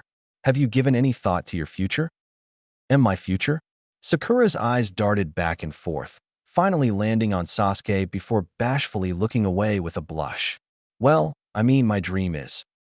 I see that hasn't changed, Naruto noted flatly. But aside from that, Sakura then continued. I don't know. I want to be a great kunoichi someday, and I think I'd like learning to be a medic nin, but, she shrugged, I can't think of any real goals specifically. Mabuki smiled in approval. That's fine. You're just starting your career. It's no surprise you don't know what you want to do yet. I'm sure it'll come to you once you've gone out and experienced enough. She then turned to the Uchiha survivor. And Sasuke? The Uchiha looked at her for a moment before his eyes narrowed in determination. I've only ever had two things I wanted, to restore my clan and avenge it. Kakashi looked at him seriously while Mabuki nodded and closed her eyes. I thought as much. It's understandable after what happened. Yeah, Naruto could somewhat understand why Sasuke wanted to restore his clan. He hadn't even known his own family, But he pined for them, mourned what had been lost, and wished to make them proud, both his parents and his clan. He couldn't imagine what it would be like to have all that, to have such an enormous family and lose them. Though he couldn't say that he agreed with how Sasuke had closed himself off from everyone. He hated being alone, and Sasuke had had so many people who wanted to be there for him. But maybe that was part of the problem, that, for all that they wanted to help him, they couldn't understand how he felt, and he knew it. I'm not going to say I understand or try to tell you how you should live your life, but listen, Mabuki said, regarding the Uchiha seriously. There are a lot of ninja out there who hold grudges, and a lot of them end up dying young because they fly off the handle when they cross paths with the one they're after. I'm not telling you shouldn't want revenge or that there are more important things. That's for you to decide. Just don't go after him until you know you're ready, okay? Sasuke was quiet for a moment before he gave a quick ichin. There was silence for a moment before Kakashi spoke up. So was that yes, ichin, no ichin, or whatever ichin? We need the context of the ichin to fully understand and grasp the ichin. Dad. Mabuki watched as the two Genin said goodbye to her daughter and made their way to the door later that night. She had to say she was glad she'd agreed to allow them over when Sakura had asked her. Honestly, it had been much too long since her daughter had last had friends over. Not since she'd broken off her friendship with Ino and let her crush on the Uchiha dominate her social life. In fact, and Naruto, she and Kakashi had never hated him like a lot of the village, but they'd been a bit wary. After hearing about what happened in Wave, they had decided to give the boy the benefit of the doubt. He seemed like a good kid. From what she'd seen and heard, he was the type who would stand by his teammates no matter what, and what more could she want for her daughter's teammate? She couldn't help but worry about Sasuke, though. As she said, his behavior was perfectly understandable, given what he'd been through. But it was far from healthy. She could only help his teammates could pull him out from the dark cloud that had been hanging over him. Remind him that he didn't have to go it alone, and they seemed to be doing a good job of that so far. Thank you for having us over, Sasuke said with a nod. Well, the boy may not show much respect these days, but at least he still knew how to show gratitude. Yeah, I had a great time, and I think it helped us a lot, Naruto said with cheer, his hands behind his head. Well, you two are welcome to come and visit whenever you want. Just try to give us a heads up, all right? Sure thing, Mabuki. She smiled and nodded before looking between the two. And listen, I know that the two of you live on your own, and that isn't easy. I'm not going to pretend I understand what your situations are like, but if you ever feel the need to talk about something, my husband and I are here. It's the least we can do for Sakura's teammates. Naruto blinked before smiling again. You got it. Thanks a lot, really. Have a good night. She nodded. Same to both of you. Sasuke just grunted in response. She watched as the two walked off. Yes, this had been a good idea that her daughter had. She hoped that they took her up on that offer. It wasn't like they could fill the gap left by their parents, but she wanted to offer them what support she could. Children shouldn't grow up alone. That night, Sasuke stepped out of his bathroom, the night's events running through his head as he finished readying for bed. It had been a pleasant experience, he couldn't lie. They'd been pretty productive. Some of it they'd have to bring up with Kakashi, but they'd walked away with new ideas on how they could develop and combine their skills. Naruto had made an offer with his sealing jutsu that he could see a lot of potential in, and he had to admit he was glad to see Sakura turning over a new leaf. She'd also backed off on fawning over him, something he was infinitely grateful for. Honestly, it annoyed him to no end how the girls of his class would hang off him even when they barely knew him. Not to mention how most of them sacrificed their fighting skills to maintain their looks just to try and get his attention. Just stupid. What kind of life did they think they were signing up for? Well, at least she wasn't that way anymore. Much as he didn't want to rely on others, he had to admit she was becoming someone he wouldn't mind standing alongside. And the same went for Naruto, though there had been hints of that as far back as their first encounter with Zabuza. When he had been assigned to a team, he had wished that he could just become the sole apprentice of a skilled jonin, get around all the grunt work and become as powerful as possible as fast as he could. He had a long way to go to catch up to him. But this actually wasn't so bad. As he got to his bed, he looked at his nightstand, at the picture of his team on the day they officially passed. He thought of Sakura's earnest efforts to change, the few times they'd gone to Ichiraku Ramen at Naruto's behest. He smiled. Another day, another drink mission. Man, I can't wait to put these behind me, Naruto grumbled, crossing his arms as he and his team walked down the street after yet another mission that may as well be a chore. Weeks had passed since their first after-training get-together. It had become a somewhat regular thing for them, though they didn't always meet at Sakura's home. Something that Naruto was glad he'd decided to tidy his place up all that time ago.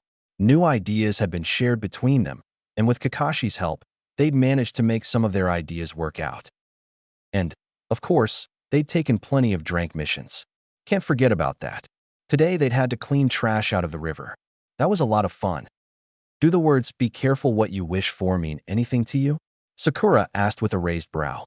Do you want to get into another mess like the wave mission? I have to agree with Naruto on this one, Sasuke admitted. We could be out getting real experience, but we're wasting time with these stupid chores instead. Drank missions exist for a reason. You know, Kakashi spoke up, getting their attention from his place at the rear of their group. They turned to find that he once again had his nose in that orange book of his. For one thing, they're meant to teach some humility to genin who think they're ready to take on the world just because they graduated.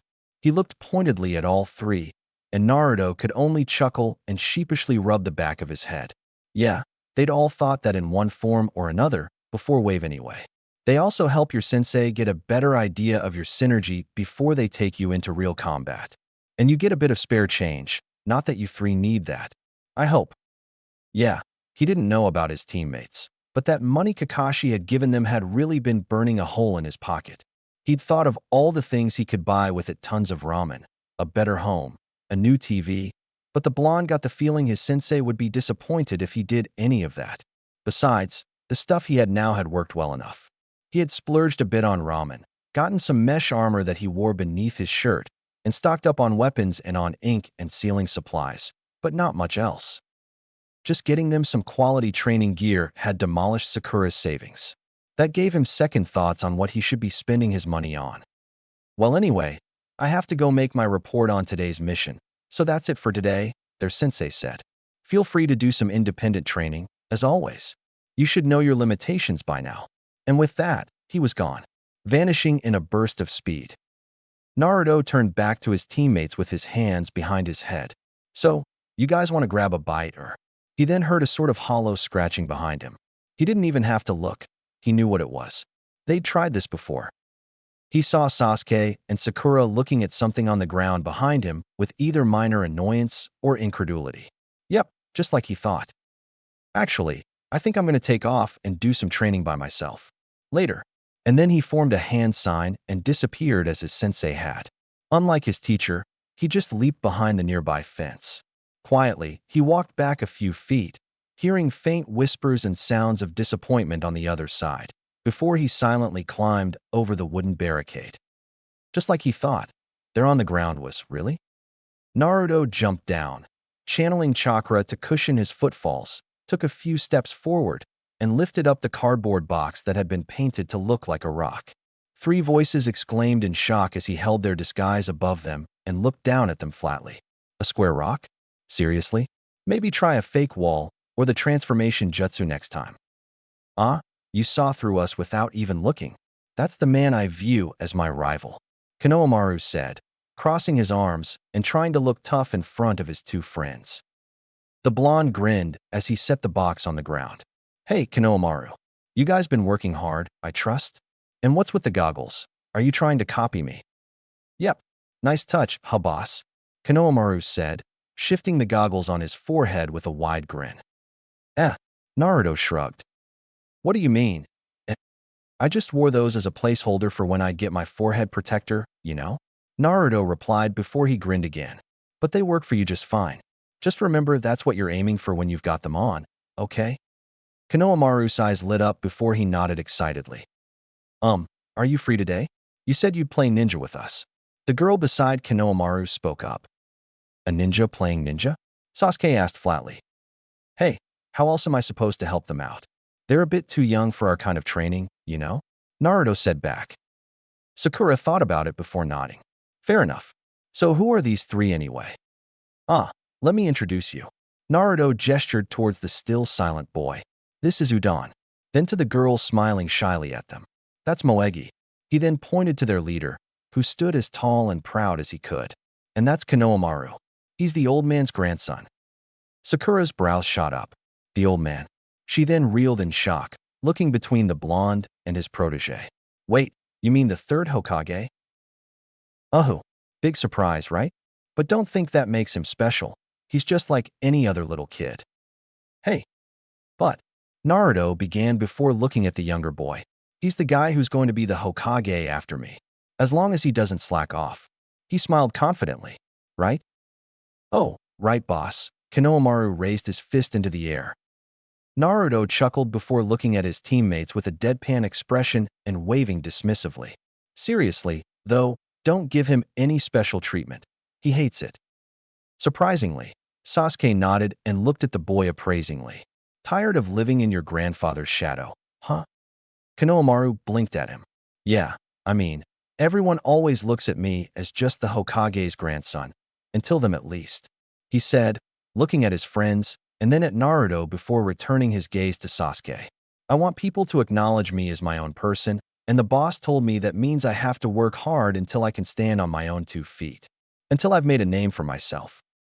Sasuke nodded and closed his eyes. Well, it sounds like Naruto gave you good advice. Listen to him, and you'll get there someday. Huh. Sasuke had been less cold lately, but Naruto couldn't say he expected outright words of encouragement from him. Never mind the compliment. Konohamaru seemed surprised too before he grinned widely. Naruto smiled. Well, thanks for the support, Sasuke. He then gestured towards the Uchiha heir and the pink-haired girl. And these are my teammates, Sakura Haruno and Sasuke Uchiha. You just missed our sensei, Kakashi. Oh, so you're the boss's teammates?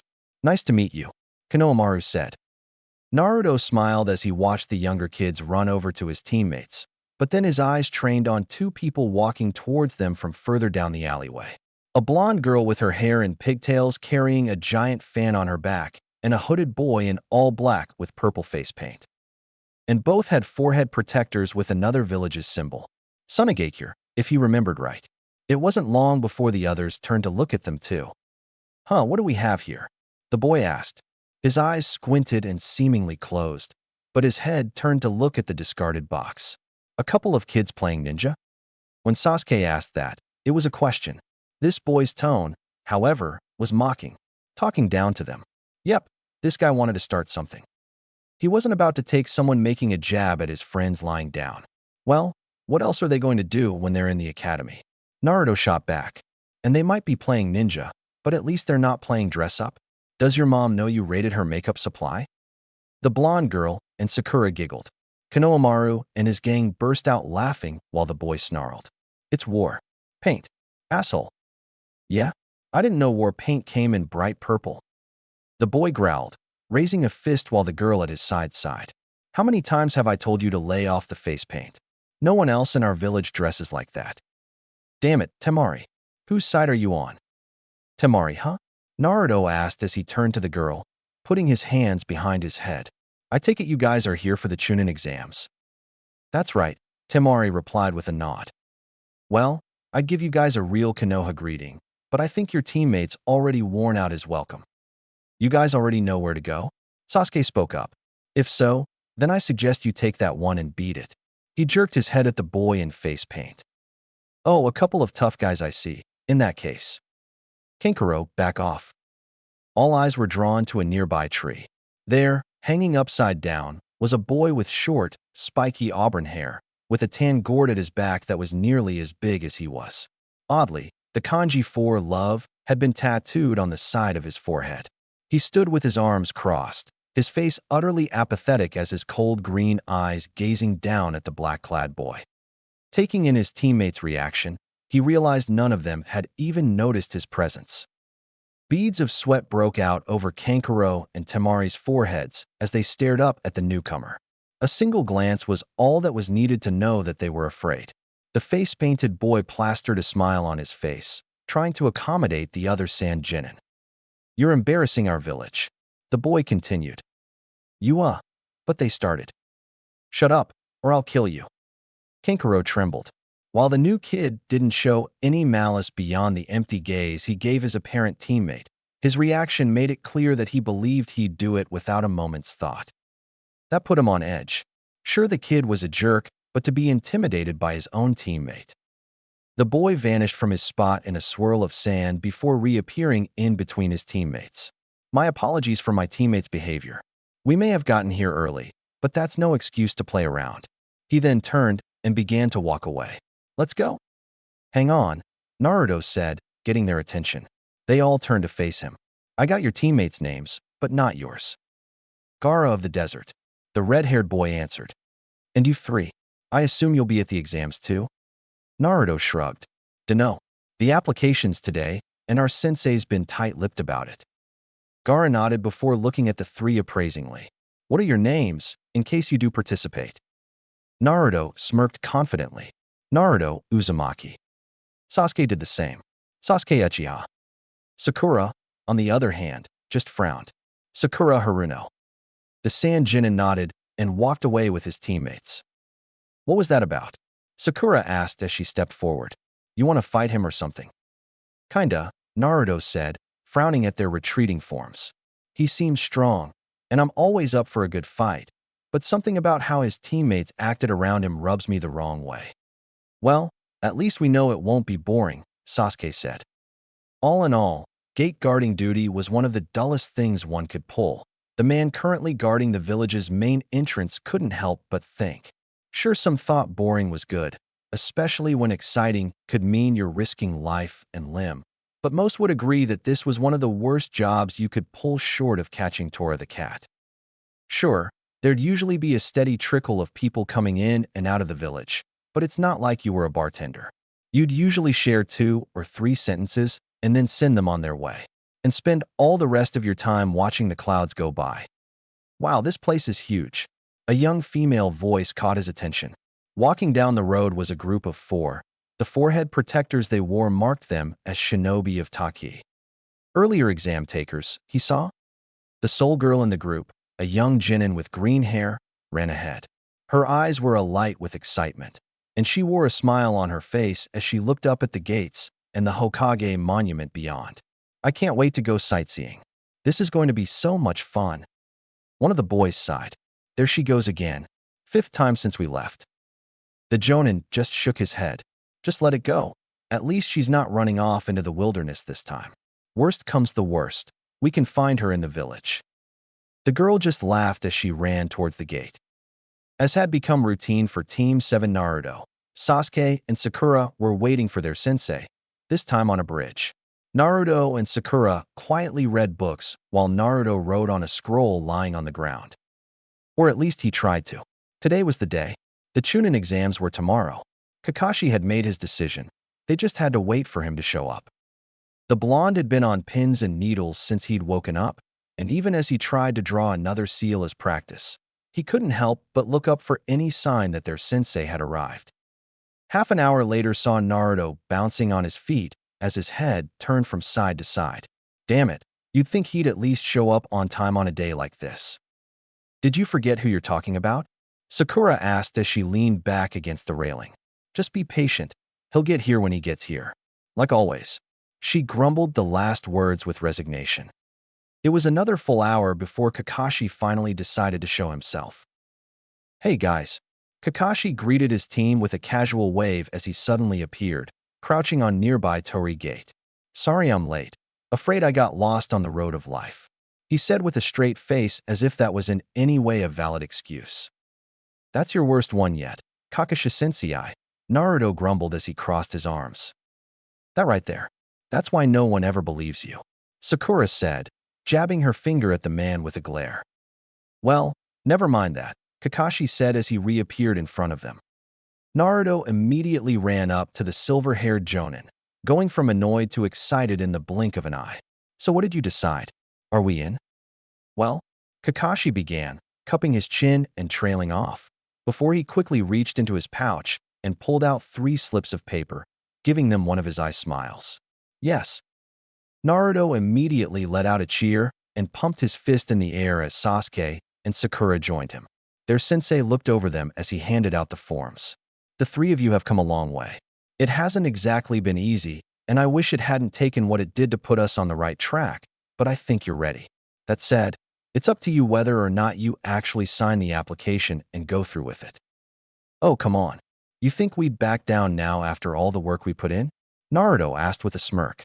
Sasuke gave a grunt of agreement beside him, while Sakura just stared down at the form with a frown on her face. No, knowing you three, I don't expect you would, Kakashi replied. But I felt it needed to be said. Anyway, given that the exams begin tomorrow, that'll be all for today. Take the rest of the day off, relax, do what you need to get ready. Bring those forms to room 301 at 4 p.m. Now dismissed. And with that, he vanished, leaving the trio alone. Well, I guess we're done here. Real nice of Kakashi-sensei to keep us waiting just for a 5-minute meeting, Naruto said as he looked at his teammates. Shouldn't have expected anything less at this point, Sasuke said with a shrug. He then turned to Sakura. It's pretty clear where we stand, but what about you? Think you're up for this? Sakura seemed uncertain for a moment, staring down at the paper in her hands before she looked up and nodded with a determined expression. Sasuke smirked. Good. For the record, I think so too. The pink-haired girl beamed at those words from her crush. More and more, Naruto had found himself wondering if he even had a chance with her. She seemed to only have eyes for Sasuke. Well, at least he could say they were friends. That was a step up from before, and he liked the way things were between them now. All right, tomorrow we're going to kick ass and take names, Naruto said, pumping his fist. Let's celebrate. Who's up for Ichiraku's? My treat. Ramen again? Sakura asked with a sigh before she smiled. I guess they are the best at what they do in the village. Try the whole continent. Sakura chuckled at his never-ending praise for his favorite ramen shop. Well, I'm not saying no to free food. Sasuke shrugged. Might as well. A far cry from a few months ago, when he probably would have just scoffed and walked away. He'd have been lucky to get a no thanks before he took off. Naruto grinned brightly and couldn't help but think of the first day they'd become a team. How Sasuke would ignore them if he could, and how he would usually put him down. How Sakura would yell at him for any little thing, or if he mouthed off at Sasuke. Yes, things had changed a lot between them since then. And he wouldn't have it any other way. Naruto grinned as he ran down the familiar path to the academy. The blonde could barely contain his excitement. Ahead lied the best gin in Konoha and the other villages had to offer. That meant the chance to meet some incredible people and fight lots of powerful opponents. Challenges that would push his team to their limits, where they could show the result of all the hard work they'd put in. And at the end of it all, his team would take the next step on their path as ninja. He was sure of it. Arriving at the academy, he found Sasuke already standing at the entrance. As he neared the building, he saw Sakura coming up from another direction. Looks like she was right on time, but then she'd been the one to suggest they get here with half an hour to spare. He slowed down to give Sakura a chance to catch up. Hey guys, he greeted loud enough that both could hear him. Good afternoon, Naruto. Sasuke, Sakura said as she neared. Sasuke acknowledged both with a grunt as they joined him. Together they entered the building and walked up the stairs.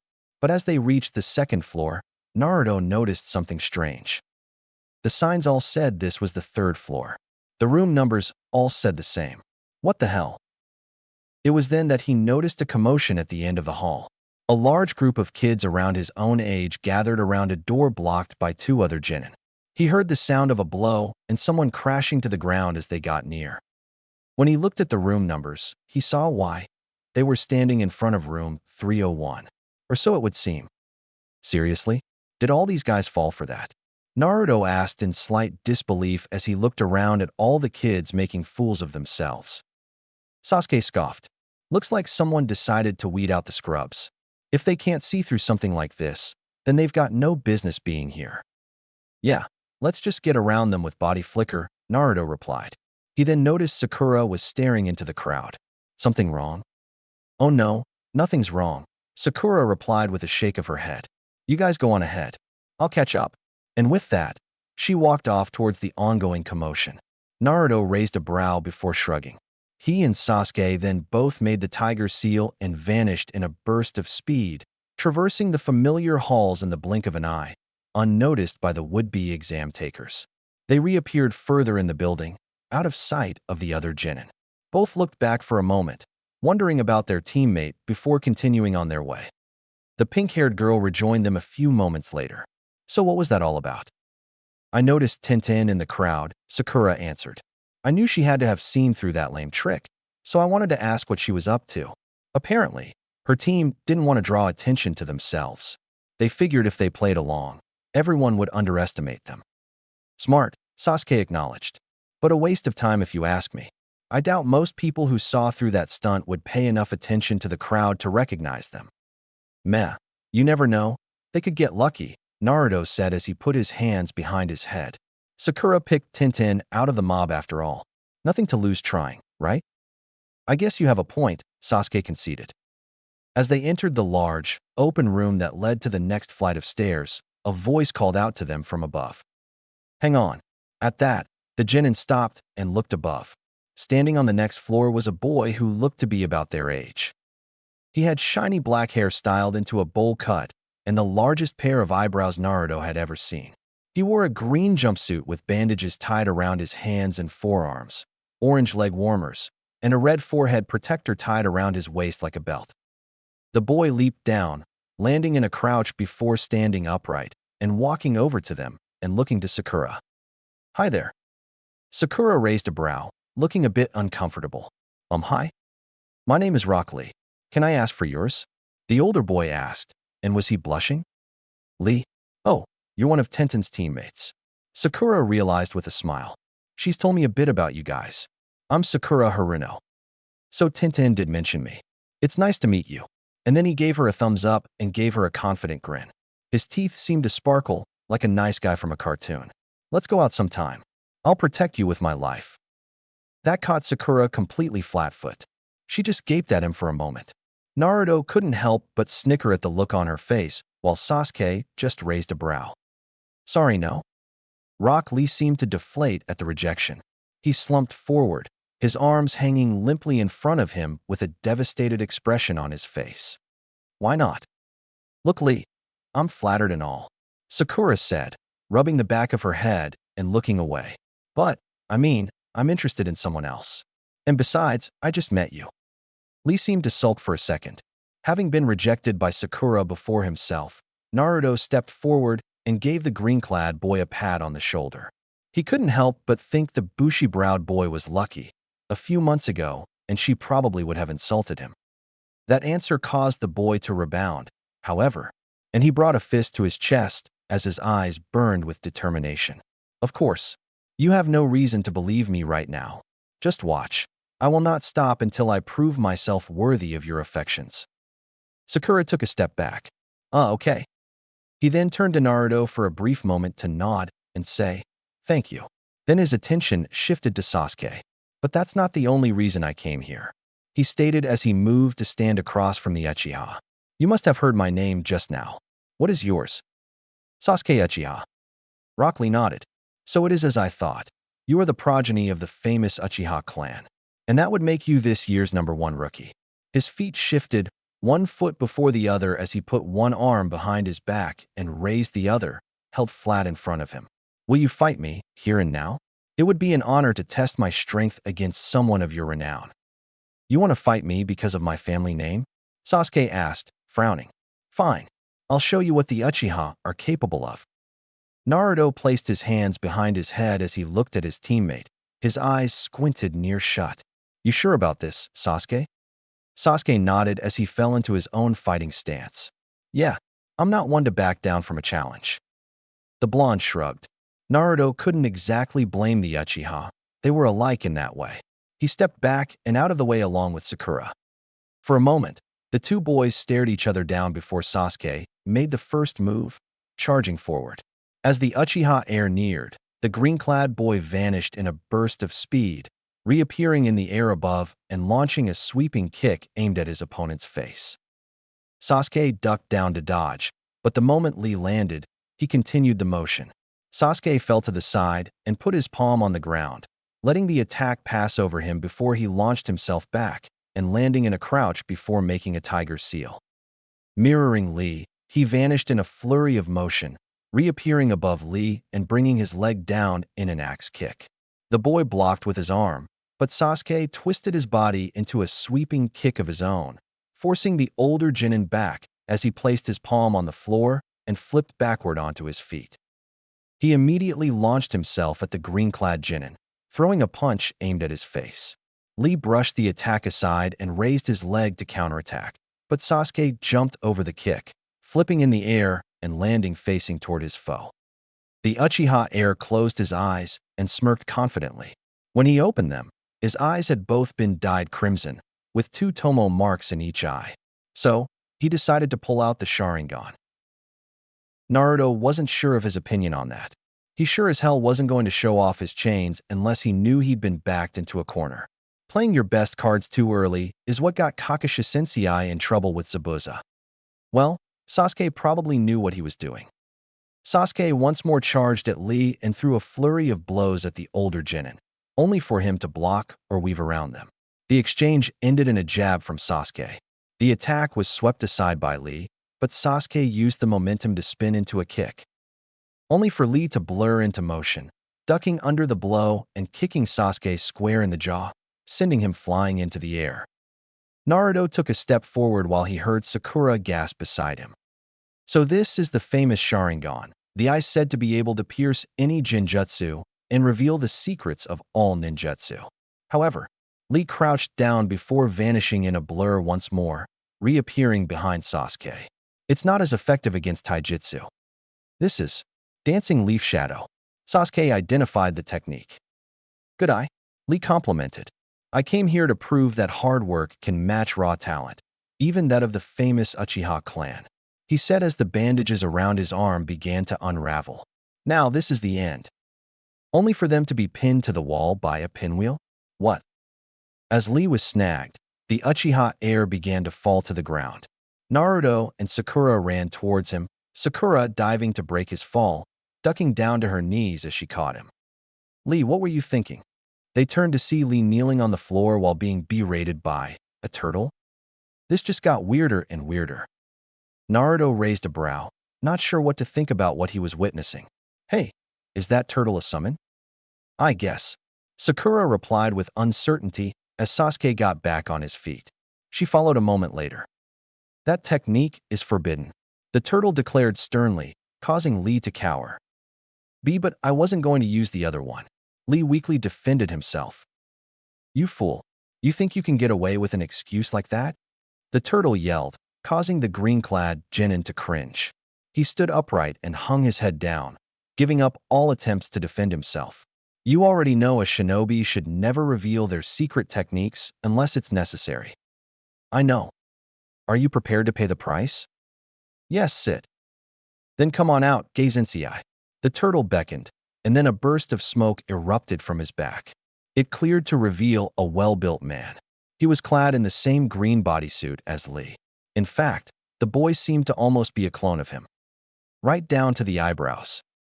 He stood on the turtle's shell flamboyantly, hip cocked, one arm in the air, one hand circled around his eye. Hey everybody, life treating you good? Naruto's jaw dropped as he and Sasuke stared utterly perplexed at the man's appearance. This is Kakashi Sensei's rival. Sakura's reaction was different, however. She brought her hand to her forehead in chagrin as the man mirrored Lee's earlier nice guy stance, complete with sparkling teeth. Oh boy, the pink-haired girl groaned. Lee, the man said, turning from them to his own student. Are you prepared? I am, the boy said, squaring his shoulders and bracing himself. You. Guy pulled back his fist and closed the distance between himself and his student in the blink of an eye. Idiot. His fist slammed into his student's face with such force that the teen was sent flying halfway across the room, blood flying from his nose. He tumbled across the floor and came to a stop in a heap on the ground. Once more, Naruto and Sasuke could only gape, while Sakura just stared dully at the proceedings. Guy walked over to his student as he slowly picked himself off the ground. He kneeled down just a foot away from his student. Lee, you. Gaizensei, Lee said as he looked up at his teacher. It's okay, Lee. You don't have to say anymore. For a moment, they both stared, tears streaming from their eyes. Then, against all odds, things got even weirder. Lee threw himself at his sensei. The two embraced, sobbing as they held each other. And to add to the sheer bizarreness of it all, the image of a fading sunset over the ocean appeared behind them, waves crashing upon the craggy shores. Sasuke's disbelief had turned into pure annoyance. Naruto couldn't pull his eyes away, no matter how much he wanted to. It was like watching an unfolding disaster that left you rooted to the spot, desperate to run, look away, or do something while your body refused to move. Sakura just sighed, shaking her head and shrugging as if to say, "What can you do?" "Yep, that's Guy, all right." "Oh, right. She was friends with another one of his students. She'd probably heard stories." Finally, they broke their embrace and stood. Guy put his hand on his student's shoulder. "It's all right, Lee. It's normal to make mistakes when you're young." "You're too kind, Gaizensei," Lee said gratefully. "However, you started a fight and nearly broke one of the rules I set. For that, you'll need a more substantial punishment." He then raised his fist into the air. 500 laps around the training ground after the exams. "Yes, Gaizensei." Naruto's heart went out to Tenten, as well as whoever their other teammate was, if this is what they had to deal with every day. It was then that the older of the green-clad duo turned to one massively browed eye on them. "Hey kids, how's Kakashi-sensei doing? Still treating you right?" "Yeah, he's good," Naruto replied, and then what Guy said nudged something in his mind. He remembered how Kakashi was worried Tenten would tell Guy. The blonde snickered. "Gave him a talking to, huh?" Guy bowed his head, bringing a trembling fist to his chest. "I was so disappointed what I heard from Tenten, how little he taught you. I was afraid that he had passed into the twilight of his youth too soon." He looked up and gave them a thumbs up as he smiled, revealing sparkling teeth. "But all it took were my words and your determination to reignite his flames of youth. I'm glad to see he hasn't faltered since." Suddenly, an image came to Naruto's mind. He pictured the embrace between teacher and student from moments earlier, except in place of Lee, it was Kakashi trying desperately to talk Guy out of it. He was ignored.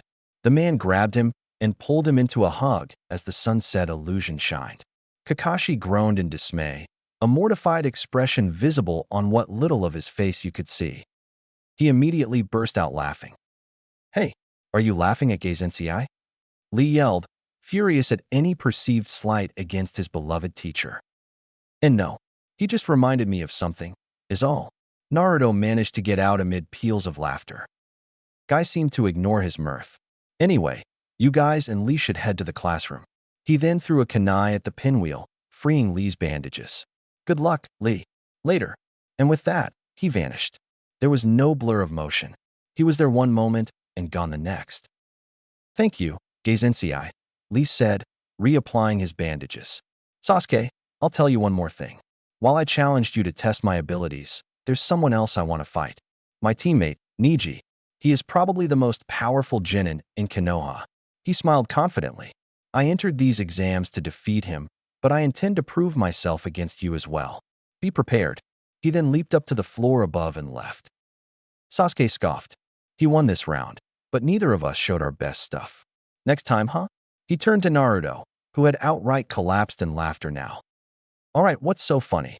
Sakura asked with a frown, putting her hands on her hips. "Remember how they hugged just now?" "Ugh, don't remind me." "Remember what Kakashi-sensei said? About Guy finding out how he taught us?" His teammates looked at each other for a moment. Sakura soon joined him in laughter, while Sasuke chuckled with a small grin. Once they calmed themselves down, the trio made their way up the stair and towards classroom 301, to the next step on their journey as shinobi. As they reached the room, they found Kakashi standing in front of the door. The silver-haired jonin had his hands in his pockets as he greeted them. "Hey guys, glad you all made it." "Kakashi-sensei, what are you doing here? Came to wish us luck?" Naruto asked. "More or less," the copy ninja replied with a nod. "Truthfully, you can only take this exam as a team of 3, but I would have been surprised if any of you had backed down." He then looked over his students.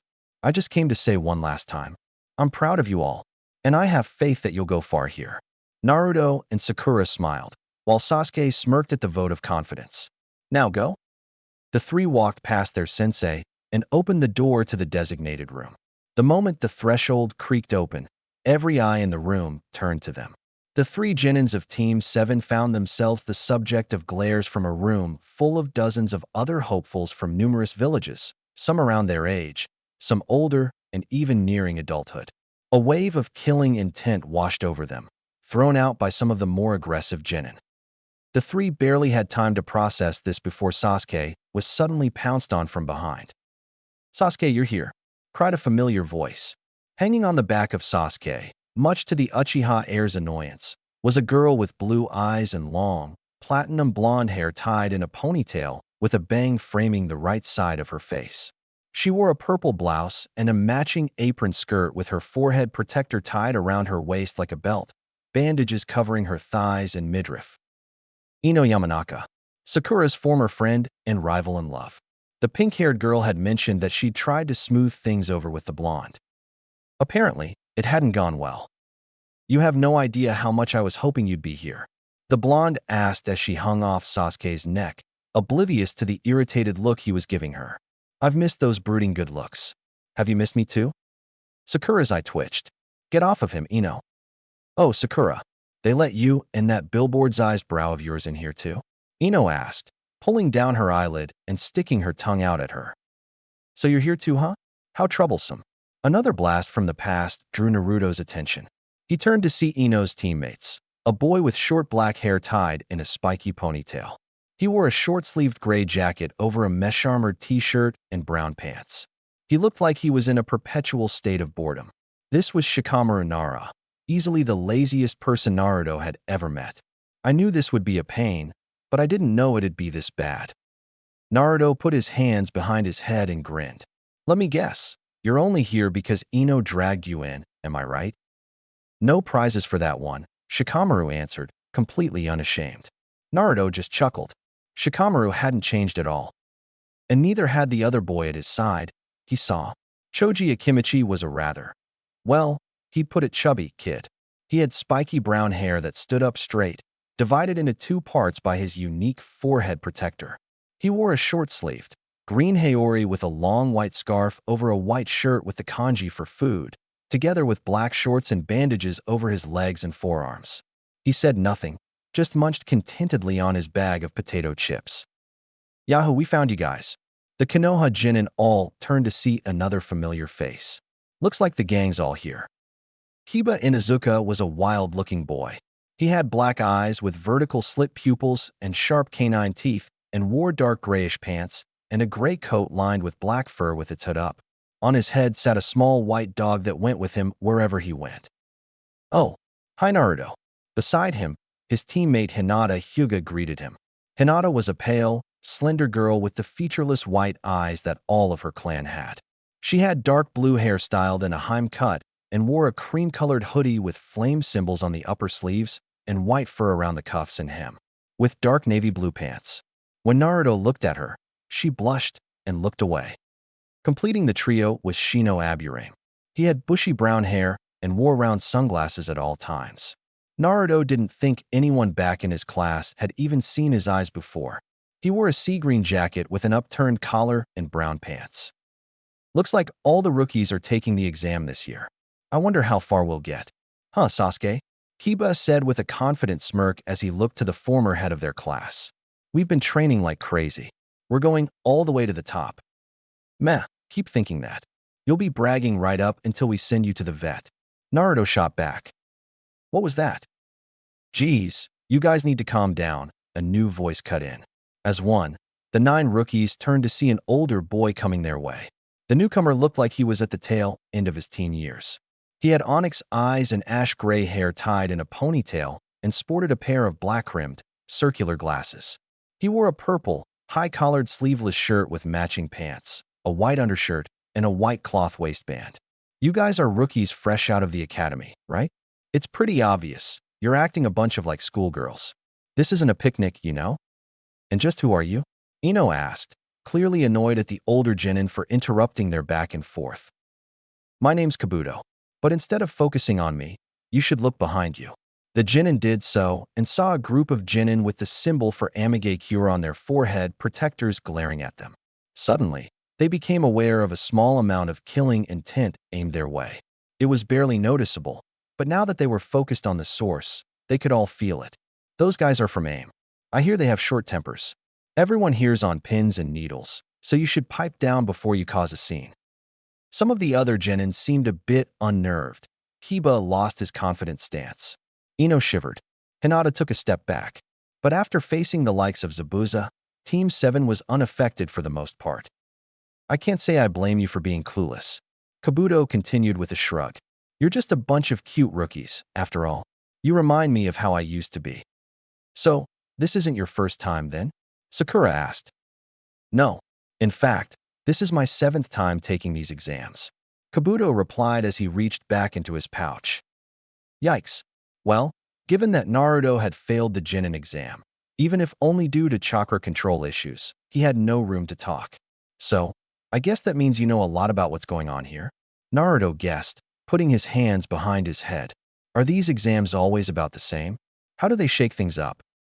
Good question, Kabuto commented as he pulled out a deck of cards. Well, it'd be no fun to spoil the surprise for the newbies, but suffice to say the latter stages of the exam are always the same, but they're testing your combat skill, among other things. The first test is the one that's always something different, though they tend to run in a similar vein. He held up the cards, spreading them out to display them to the younger Genin. These are my ninja info cards. They've got all the information I've amassed from my years taking these exams. Ninja info cards? Ino asked. Kabuto placed one card on the ground and put his index finger on it. They look blank, but once I've channeled some chakra into it. Wind raged around the card for a brief moment before suddenly, a map of the elemental nations became visible. It was arranged in a bar graph indicating the number of participants sent by their hidden village. And they reveal their secrets. Look here, Konoha has the most teams, no surprise given it's our home turf. Followed by Sunagakure, AIM, Kusa, Taki, and Odo sent one team. Do you have cards on individual ninja? Sasuke asked. Oh, curious about someone? Kabuto questioned. Rock Lee of Konoha, and Gaara of Suna. You already know their names? That's no fun, Kabuto said as he drew 2 cards from the deck. He placed one on the ground and revealed it to the group. It had a picture of the Genin, a graph of their statistics, and even their mission history. Rock Lee, he's a year older than you guys.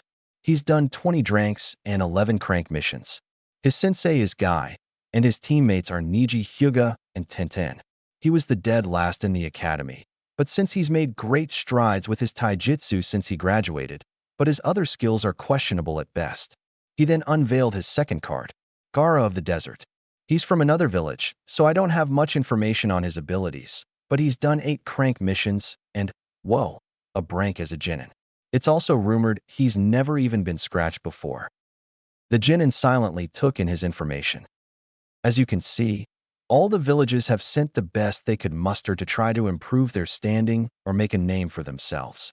Well, I can't say much about Odo since they're a small village that was just started up, but the other villages are filled with talented kids like Gaara and Lee. That's a bit discouraging, Hinata spoke timidly. It's to be expected. Only the best of the best are nominated for the exams. Kabuto replied. This is no cakewalk. Hinata wasn't the only one of the rookies feeling intimidated, but Naruto just grinned, excitement brimming in his blue eyes. When Sakura noticed, she just shrugged her shoulders and shook her head. Here we go, the pink-haired girl said, drawing Ino's attention. Naruto turned back to the crowd of assembled Genin and pointed, calling them all out. All right, listen up. I'm Naruto Uzumaki, and if anyone wants a piece of me, I'll gladly introduce your face to the floor. What the hell is he thinking? Ino yelled as she turned to her former friend. Meh, that's Naruto for you, Sakura replied before smiling and turning to Sasuke. Besides, while I can't say I'm that sure of myself, I'm sure Sasuke feels the same way. The Uchiha smirk was all the answer they needed. Grinning, the blonde turned back to his teammates and put his hands on the back of his head, not at all caring that he'd probably just made himself a target. It was just fine with him. With all the work they'd done, Naruto was sure they could take whatever came their way. Then, in an instant, he was alert. As were Sasuke and Sakura, he saw trained instinct alerting them to an impending attack. Looking out the corner of his eye, he saw 3 blurs moving almost unnoticed through the crowd of Genin, and they were converging on Kabuto. He wasn't about to let someone attack a fellow Konoha shinobi. A moment later, a boy with black, spiky hair, the symbol of Odo on his forehead protector, jumped into the air and threw two kunai at Kabuto, who leaped back to dodge. In an instant, another Odo genin appeared in front of Kabuto, fist cocked back to attack. He never had the chance. In an instant, Sasuke appeared in the air beside him in a burst of speed. The Odo genin had no time to react before the Uchiha delivered a sweeping kick to his chest, sending him flying back into the wall. His spiky-haired teammate grits his teeth as he landed, immediately moving to charge forward with his air raised to attack. Too bad. Now it was Naruto's turn. He blurred into motion, reappearing in a crouch before the Odo genin and within his guard. He had just enough time to look shocked before Naruto delivered an uppercut to his chin before spinning into a kick that slammed right into his solar plexus. The boy went flying into the air and towards the crowd, which parted. He flipped back and landed on his feet, wiping a trickle of blood from his mouth on his sleeve as he grits his teeth at the blonde, who scowled back. The Odo team's final member, a kunoichi with long black hair, appeared on their flank. Her hands crossed over her chest, Senbon held between her fingers. Now it was Sakura's time to shine. The pink-haired kunoichi appeared in the air above the other genin, who immediately threw her Senbon in an attempt to turn Sakura into a pincushion. She was disappointed when they sailed right through her. She'd been fooled by a simple clone jutsu, and the distraction was all the time Sakura needed to appear in front of her. A throat punch had her grasping at her neck, leaving her open to a jab to the stomach. Sakura spun and slammed her foot into the genin's face, sending her reeling. Trying to attack a ninja of Konoha here, before these exams even start? You three must be dumber than you look. Naruto growled. I'm gonna make you regret that, punk. The spiky-haired boy snarled. Just try it, and I'll send you back to Odo on a stretcher. Quiet down, you worthless bastards. A rough voice called out. At that instant, a massive cloud of smoke erupted at the front of the room. When it cleared, several adult shinobi were standing behind a man who was clearly their leader. He was a tall, imposing man with two long scars on his face, one that trailed from below his right eye down the side, and the other from beside his left eye down through his lip. He wore a bandana-style forehead protector and a black trench coat over a dark-colored Konoha Intelligence Division uniform. Thanks for waiting. I'm Ibiki Marino, the proctor for the first stage of the exam. The intimidating figure had quite a few of the genin in the mass of hopefuls cowed. The man then pointed at rookies and those around them. There will be more fighting while I'm here, got it? Unless you want to be disqualified before we even get started. Hey, don't look at us. These three were the ones who wanted to start something. Naruto said with a shrug. I don't care who started it. I'm ending it. Apologies. We got carried away, the bandaged Odo genin said. Ibiki just scoffed. Let me say this now. There's to be no fighting without express permission from an examiner, and even then killing will not be tolerated. Do I make myself clear? No one questioned him. Good. We will now start the first stage of the Chunin exams. Instead of your current seating arrangements, you'll draw tabs and sit in the seat you're assigned. We will then hand out the exams. One of the proctors held up a stack of papers. Naruto's eye twitched. A paper test? Are you kidding me? Naruto sighed, chin resting on his hand as he waited on the proctors to just get on with it.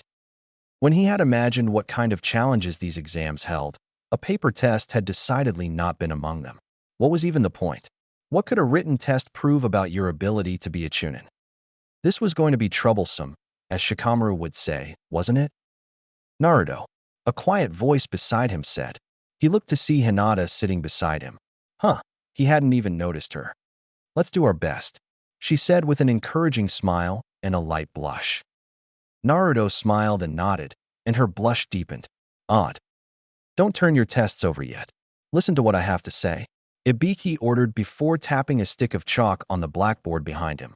I'll now explain the rules of the test. I'll write them on the chalkboard as I go on, but questions will not be answered, so listen closely. I'm only going to say this once. The first rule, you all start with 10 points and the same number of questions. It works on a subtraction system, so you lose 1 point for each wrong answer. The second rule is that this is a team test. Whether you pass or fail will be determined by your team's combined score. The third rule is that anyone caught cheating will have 2 points deducted for every offense. Lose all your points, you're out. And so is your team. We've got our eyes on you. One of the Chunin said, reclining in his chair with a smirk, freaking out some of the genin. Anyone fool enough to be caught cheating doesn't deserve to be here, Ibiki smirked. If you want to be considered shinobi, then prove your worth. As for the final rule, should you lose all your points for any reason, your teammates will be disqualified along with you. He took a moment to bask as that sank in. Now begin. Naruto grit his teeth and turned over his test, grabbing his pencil and ready to show that all that studying Kakashi had made him do wasn't for nothing. Then he looked at the test. Skipping over the first question, then the second, then the third, he came to a realization. He couldn't answer a single one. He went back to the first question, practically burned a hole in the paper as he tried to work it out, tapped his pencil on the table as a cold sweat began to break out on his forehead. How could it possibly be this hard? He went over the questions again and again, hoping something would click. It never did, and he could hear more and more pencils meeting paper as the minutes ticked by. How could he still do this bad after all the time he spent catching up? Okay, calm down. Like Kakashi sensei said, getting frustrated won't help anything. He took a calming breath and looked back at the test again. Still, he failed to figure out even a single question. Hang on. There was no way the test could be this hard. It was in a whole different league than the tests at the academy. Sure, this was the next step up, but still. And it's not like their Jonin sensei kept up their schooling. Sure, Kakashi had him catching up on what he missed, not that he didn't plan to stop there, but that was a special case. Things he needed to know, not complex mathematics and trajectories, and... Oh, that's how it was. Naruto had been right. Stuff like this had nothing to do with being a Chunin. They weren't supposed to prove what they knew. They were supposed to cheat and not get caught. That was a problem, though. He had some ways of getting information, but none of them would work with all the proctors watching him. Well, fortunately, a test like this took your team's information-sharing abilities to task too.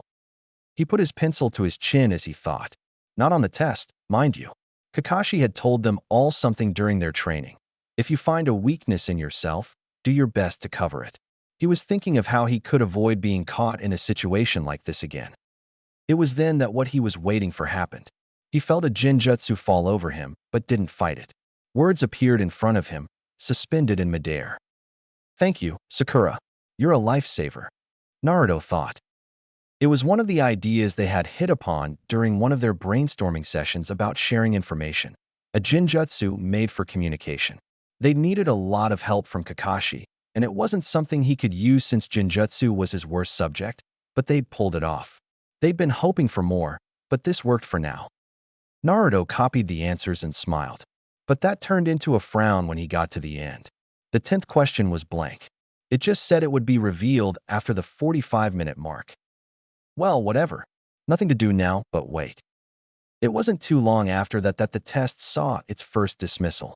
They were just the first. Time passed. A few more teams got the as before finally, Ibiki called out. All right, listen up. It's time to unveil the 10th and final question. But before that, there are some additional rules to go over. It was at that moment that face paint-wearing guy, Kankuro, walked back into the room. Ah, aren't you lucky? You came back just in time. I hope you found your trip to the bathroom enlightening. Considering how much weight he put on that last word, Kankuro probably just got busted for something. Either way, he went back to his seat. These 2 rules only apply to the 10th question. Listen carefully, and try not to let them frighten you. Ibiki began. First of all, it is up to you if you want to take the 10th question. Whoa, wait a second. It's up to us? What kind of rule is that? Temari asked. What happens if we don't take it? If you choose not to take the 10th question, then you will instantly lose all your points. In other words, you and your team will automatically fail. What the hell is that? One of the genin called out. Then, of course, we'll take it, another said. And as for the other rule, the scarred man paused to let the tension build for a moment, then delivered the blow. If you choose to take this question and answer incorrectly, you will be banned from the Chunin exams. You'll remain genin for the rest of your lives. That's bull, man. Kiba exploded. That's ridiculous. There are plenty of people who've taken these exams before. Ibiki chuckled before answering. You guys crapped out. I'm in charge of this year. My exam, my rules. There was a cruel grin on his face as he watched the Genin squirm. But I'm not completely without mercy. I gave you a way out.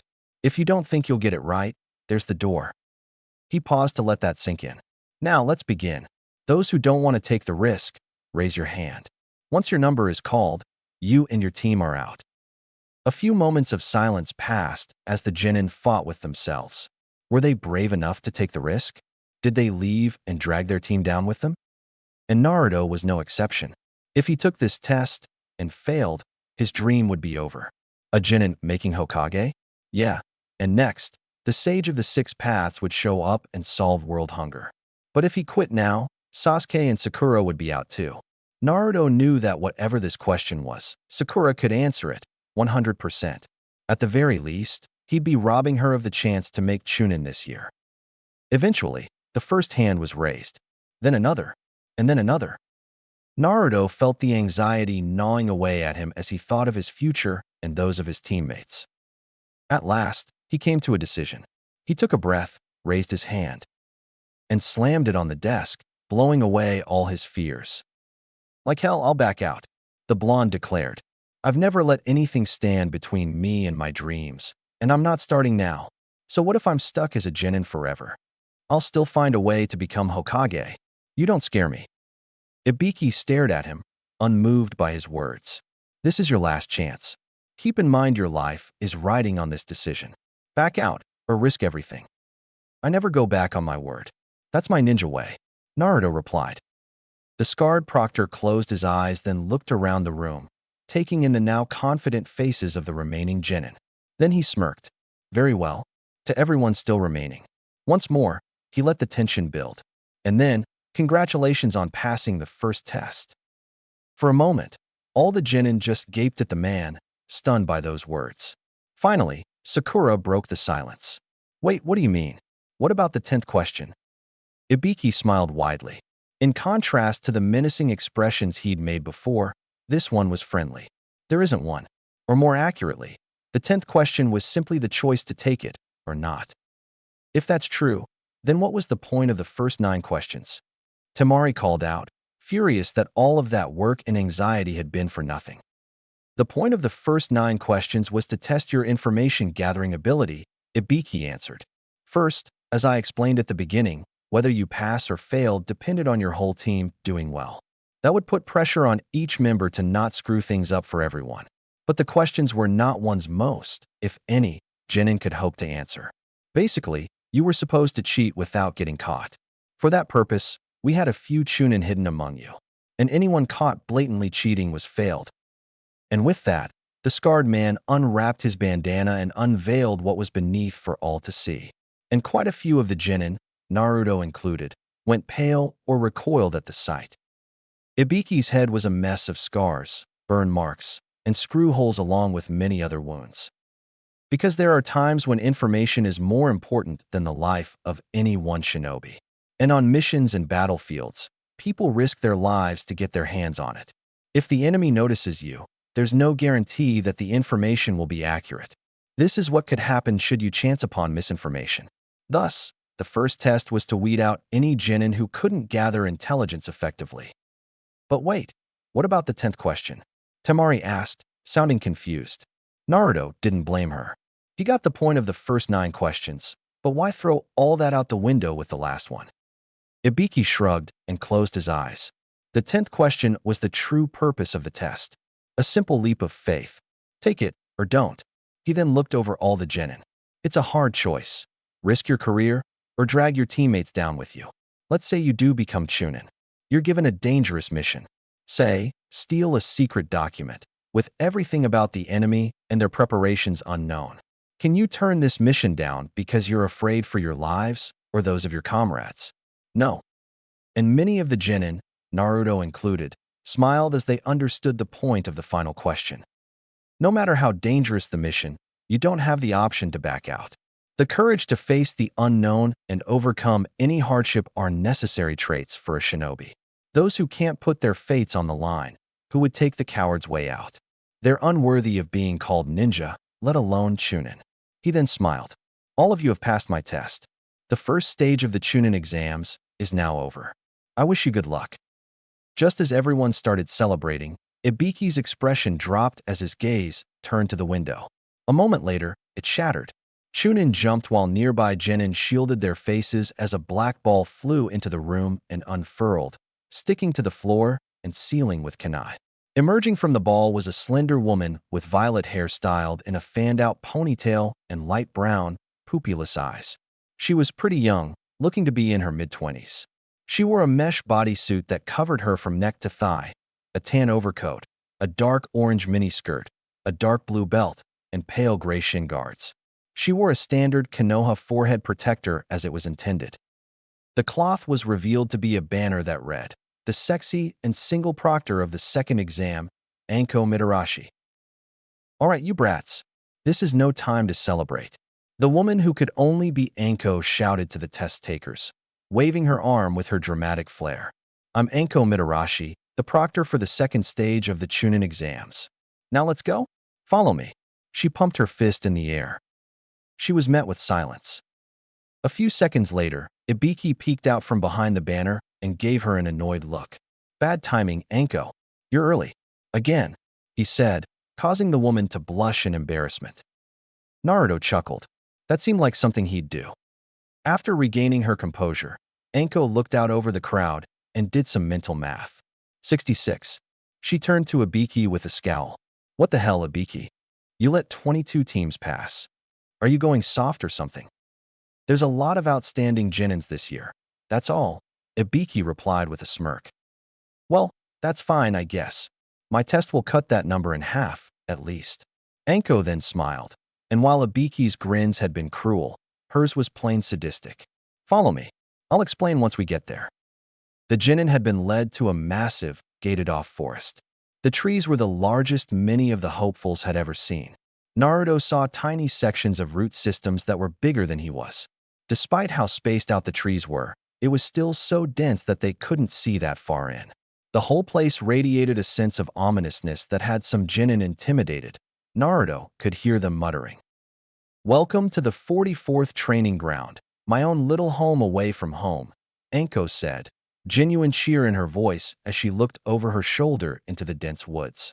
"But I doubt you brats will think of it as fondly as I do. Pretty soon, you'll all find out how this place got its nickname, the Forest of Death." Naruto couldn't lie. The forest looked creepy. But, after what they went through on the wave mission, he found he wasn't really intimidated.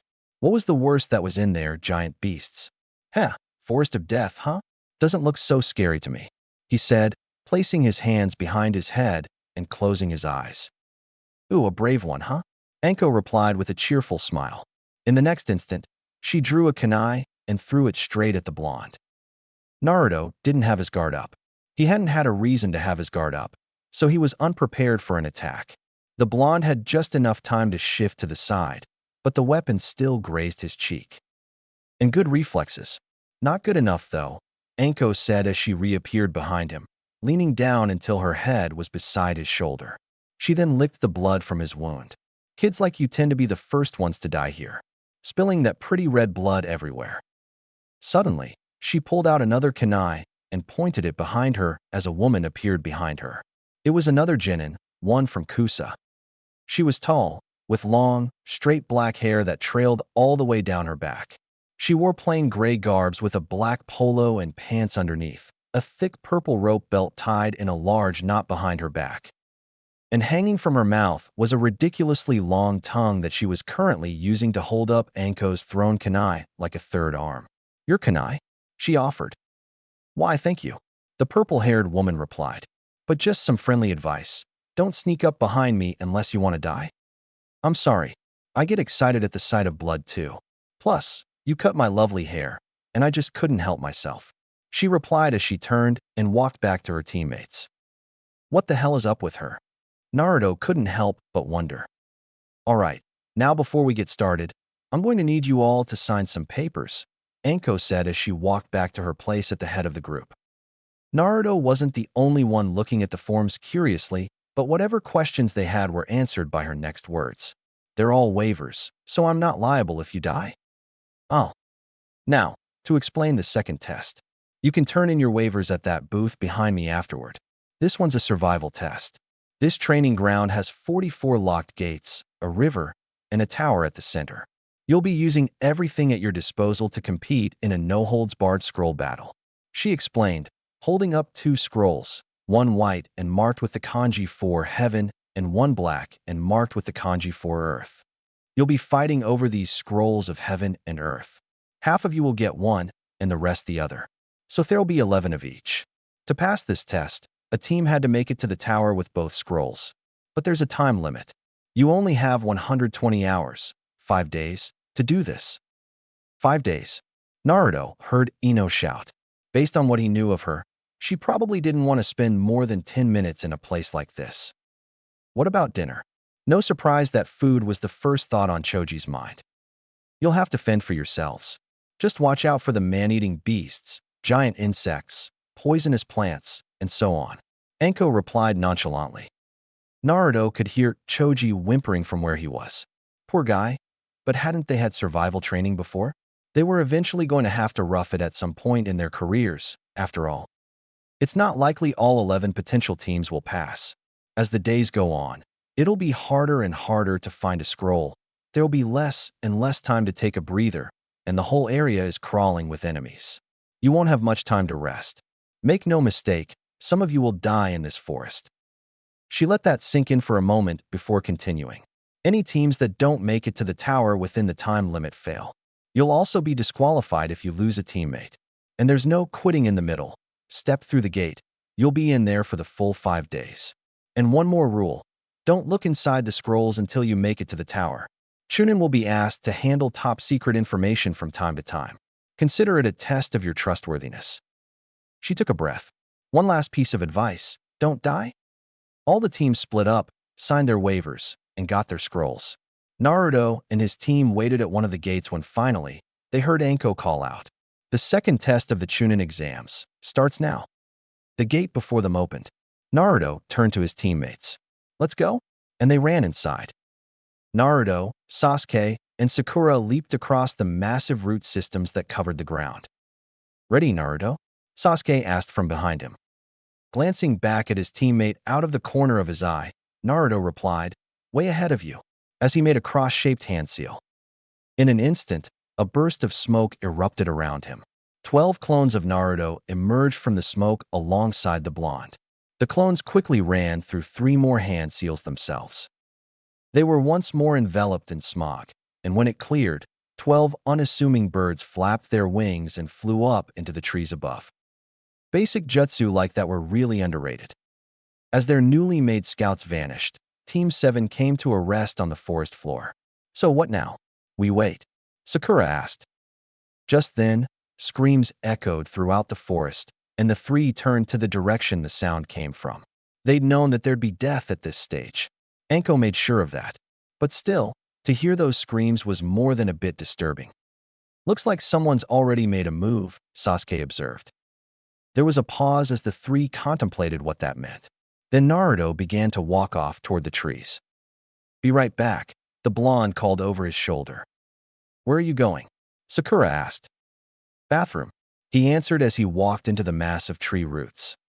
Once he felt he was far enough from his teammates, he walked over to a nearby root when suddenly a shadow descended upon him from above. The assailant slammed the back end of a kunai into his head. The attacker's moment of triumph was shattered when Naruto burst into a cloud of smoke at the moment of impact. What? He had just enough time to exclaim before Naruto appeared in the air behind him, delivering a roundhouse kick to his head and sending him flying into one of the roots. He hit the wood with enough force to fracture the bark. A loud crack rang out at the impact before he fell to the ground and didn't move. Naruto scowled at the unconscious Aim Genin. Jackass, he snarled as he walked towards the downed boy, reaching into his pouch and pulling out wire strings. Naruto went back to the clearing after restraining the enemy and taking care of his business. The blonde was still scowling as he rejoined his team, and Sakura took notice and frowned. Something wrong? Some Aim Genin tried to ambush me when I was answering the call of nature, Naruto ground out as he looked back where he came from. I mean, I get the whole attack when you're least expected thing, But man, that's low. What happened to him? Did he have his scroll on him? Sasuke asked. Nah, we're not that lucky. I just left the jerk tied up back there. Naruto pointed back where he came with his thumb. Since no one came out to save him, I guess he was alone. Maybe it'd be a good idea for us to split up too. Sasuke considered, drawing his teammates' attention. Not like we'd actually be alone, with your watchers looking out for us. Naruto nodded and then jerked his head and gazed into the forest as memories hit him. One of his clones had dispersed to warn him. Something was headed their way. Both his teammates tensed at the blonde's reaction. What is it? Did your scouts run into some trouble? Sakura asked. Something like that, Naruto replied. The enemy was making a beeline for them.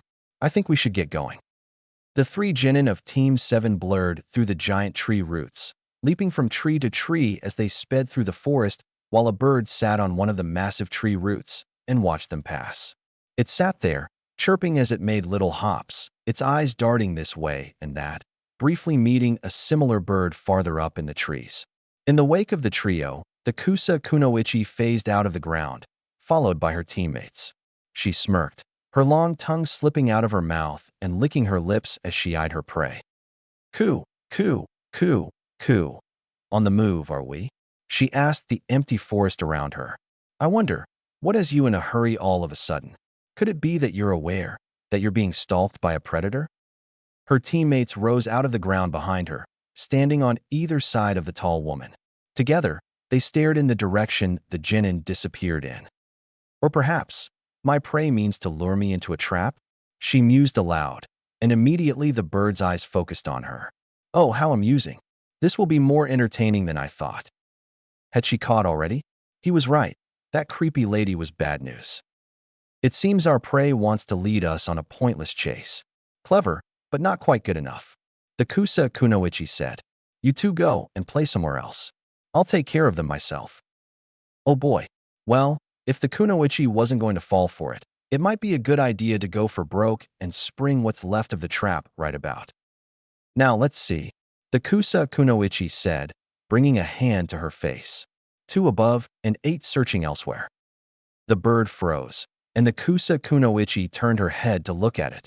Absently, it noted her eyes were silted like a snake's. Before the bird could process anything else, it burst into smoke. I don't like this. That Kusa Kunoichi seems like trouble. Sasuke thought aloud. And why is she coming right for us? Naruto frowned and crossed his arms. How should I know? Somehow, I doubt it had anything to do with that thing with the kunai. You don't think she wants to test herself against an Uchiha like Lee did, do you? Sakura asked, looking at Sasuke. Sasuke's narrowed eyes were the only indication of how he felt about that. Who knows? But if she saw through that ambush, we should probably stay out of her way. Naruto was about to voice his agreement, but his head suddenly jerked and looked off into the distance. His teammates turned to him, waiting for an explanation. He turned back to them, opened his mouth to speak, but before he could, he jerked his head again, then in another direction, and then again in yet another, his face draining of color. Sasuke and Sakura tensed at the blonde's shocked expression. What? Sakura asked. What is it? What happened? Naruto shook his head slowly, astonishment and disbelief dancing across his features. I don't believe it. She destroyed them. Which ones? Sasuke asked, immediately catching on. Your scouts? The ambush. All of them, Naruto said, the memories of his clone's demise playing back in his head one after another. She got all of them. Sakura's face turned to concern, while Sasuke's became grim. What? That's impossible. You sent them out in all different directions. There's no way. Naruto shook his head again. No, it was her. I'm sure of it. But how? Sakura asked. It doesn't matter how, Sasuke said, snapping the two out of it. What matters is that she did it. And we're next. We've got to a wave of killing intent washed over them.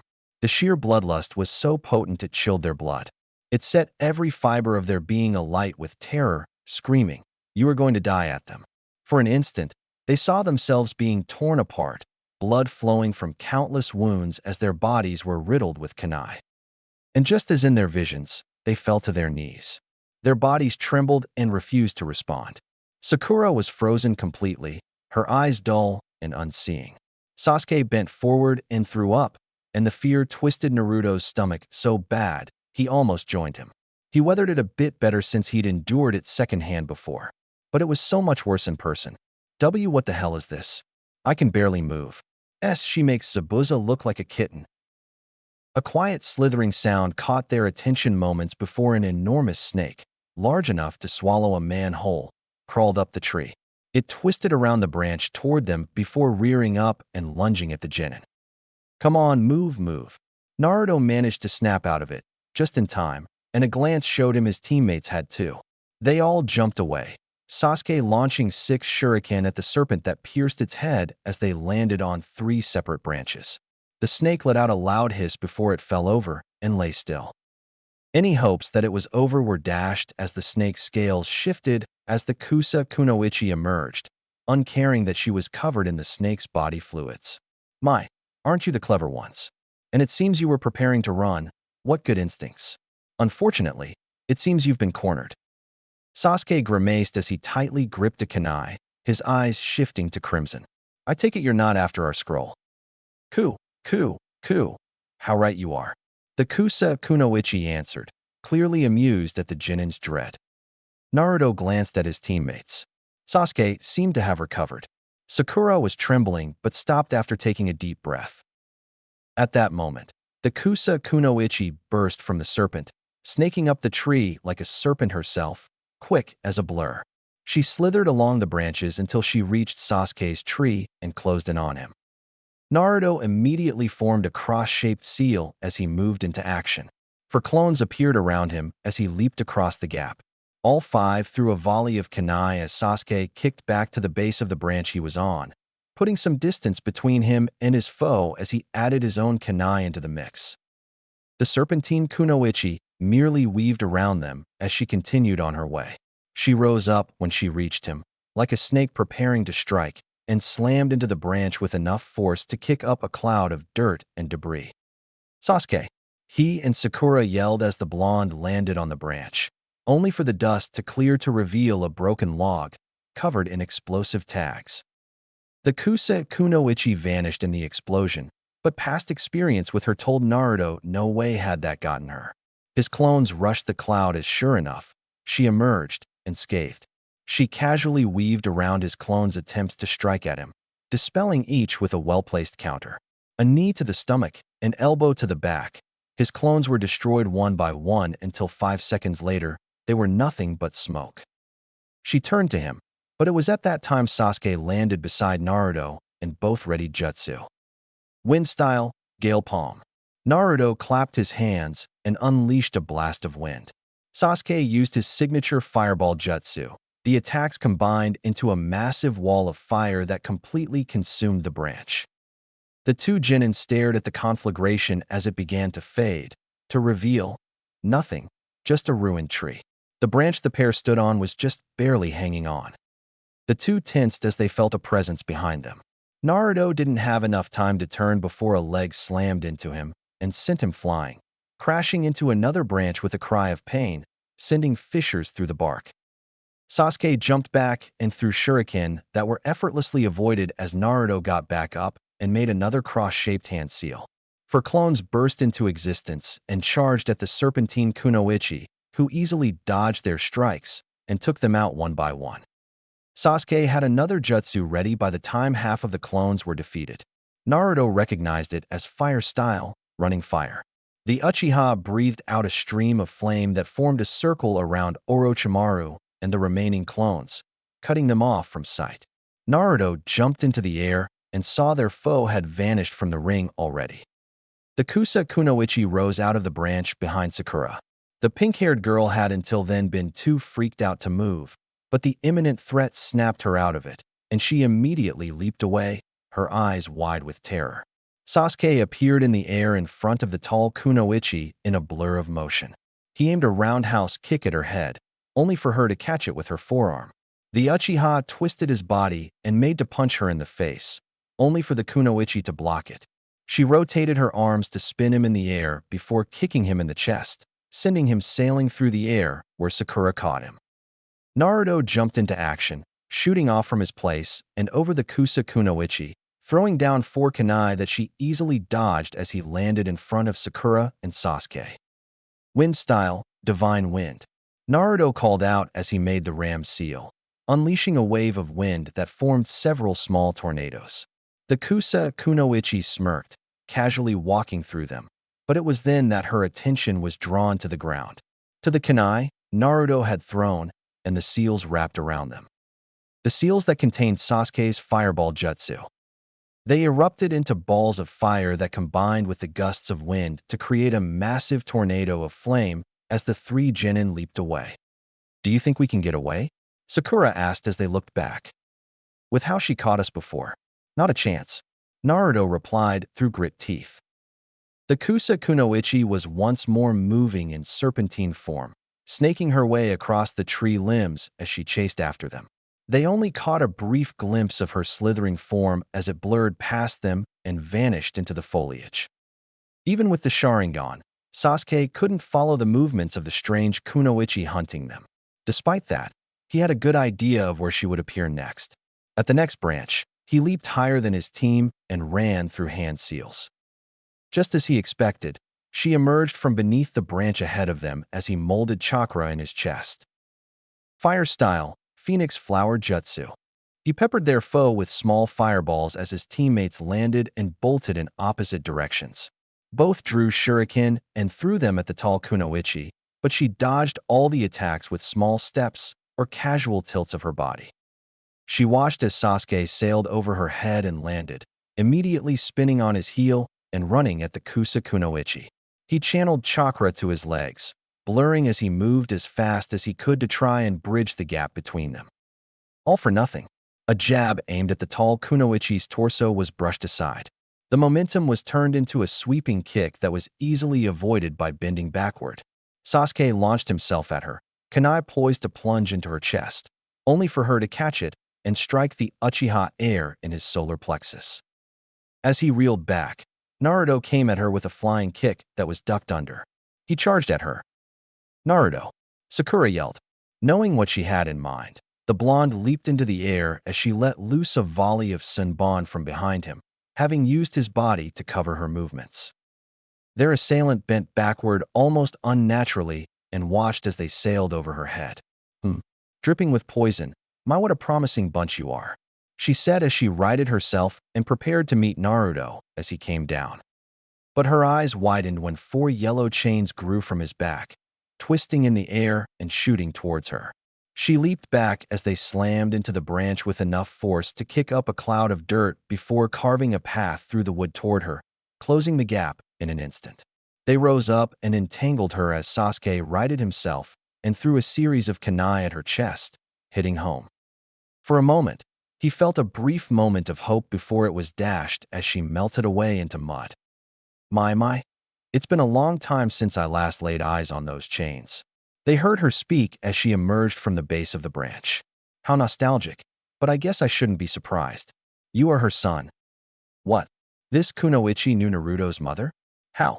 The hairs stood up on the back of Sasuke's neck as he gave Naruto a brief glance, noting his shocked look, and then looked back to their foe. "Who are you?" Sasuke asked lowly as his eyes narrowed, his whole body tense and ready to spring into action at any moment. "You're no genin. You're probably not even from Kusa." Ku. "Well, if you want to know so badly, entertain me. I might deign to tell you." The kunoichi replied. No surprise, all things considered. The unknown kunoichi's skill, the familiarity with Naruto's mother, the way she was targeting them. But why was she? The Uchiha's power. It had to be. She was after him. It was because of him that Naruto and Sakura were in this mess. He grit his teeth as that thought hit him, anger and frustration building at the realization. It was blatantly apparent they had little chance against their opponent. She was probably on Zabuza or Kakashi's level, if not higher. He clenched his eyes shut. He couldn't do anything, just like he was powerless to save his family all those years ago. No, his eyes shot open, and the world changed. At first, he couldn't quite place what was different. Then, as he charged toward their foe, he got his answer. This is... Before the kunoichi could even move, he saw a shadow of her form blur into motion, and she followed seconds after. He threw a punch, and he saw her block and how she would counter. When she brought her knee up, he tilted back to dodge. He used the momentum to spin and lash out with his arm. He saw her block and timed a kick. She evaded it, but not by the same margin. I can see. He kicked back and threw kunai, only for her to dodge, but before she could follow up, Naruto jumped high and came down in an axe kick. She blocked, but the chains erupted and moved to impale her, forcing her to throw the blonde back and jump backward. Sasuke shot forward, seeing Sakura join him as a single chain burst from Naruto's back, spearing the branch behind them and reeling him away. As they met their foe, the chains shot ahead from either side, covering them as they closed the distance. He couldn't see it, but his eyes now each sported 3 tomo. Sakura's eyes widened as Sasuke shot forward. She could tell instantly his movements had changed. He was reading and dodging their opponents' moves far better before. Naruto was next to join the fray, summoning 5 clones to his side and charging. An image of that fateful battle on the bridge flashed into her mind as she watched them fight. Seeing Naruto and Sasuke within the dome of ice mirrors before the fog became too thick, unable to do anything even if she wasn't guarding Tazuna. Just like then, her teammates were fighting with everything they had. And here she was, too afraid to do more than throw the occasional Senbon. Just watching them fight. Again. Deadweight. Again. No. Not again. Never. She forced down the fear in her heart and steeled herself before leaping into the air, jumping to a nearby tree before launching herself at the enemy. She channeled chakra into her leg, building and maintaining it as best she could as she flipped and raised her leg high. She unleashed all the power she could muster as the serpentine kunoichi blocked her attack with her forearm. The tall woman's eyes widened as the force of the blow sent out a shockwave, the bark splintering beneath her feet. But her gaze soon shifted to amusement. "My, that's some chakra control you have," she said as she swept her leg to the side. Before she could retaliate, however, a chain wrapped around Sakura's waist and pulled her back. The kunoichi took a step forward before looking down and noticing Sakura had dropped some poison bombs during her attack. She was soon engulfed in a purple cloud. "Think that did anything?" Sakura asked. "I doubt it. Nothing's worked so far," Sasuke said grimly. "I'm not sure we can take her," Naruto admitted, smiling humorlessly. "But it's not like we have a choice. Besides, running's not my style anyway." Sakura took a deep breath and drew Senbon needles between her fingers. "Whatever happens, I'm with you. I'm not going to sit back and watch you two fight again." The blonde looked at her and smiled genuinely. "Yeah, we're in this together," he said, getting a nod from a smirking Sasuke. "How touching," the snake user said as she rose from the ground behind them. "Very well. If you've managed to gather your wits together, show me what you can really do." "You asked for it." And with that, Team 7 charged. Sasuke took the front, supported by Naruto's clones. The Uchiha took advantage of his newfound abilities, avoiding their foes' attacks and trying to keep her attention. Sakura came at her with heavy blows fueled by her precise control of chakra. The real Naruto ducked in and out of battle, attacking from every direction with the chains. As Sasuke ducked and weaved around all of the snake user's attacks, Sakura jumped back when the snake user lashed out with a kick. Naruto leaped into the air and came at their foe with a roundhouse kick as 2 of his clones vanished in clouds of smoke. The chains burst from his back as the snake user crouched down and let it sail over her head, forcing her back as they slammed into the bark where she stood. Sakura took advantage of the debris cloud and threw a volley of poison-covered Senbon from behind it. The long-haired woman simply brushed them aside with her arm. As she prepared another volley, Naruto unleashed his chains, and Sasuke jumped high and unleashed another Phoenix Flower Jutsu.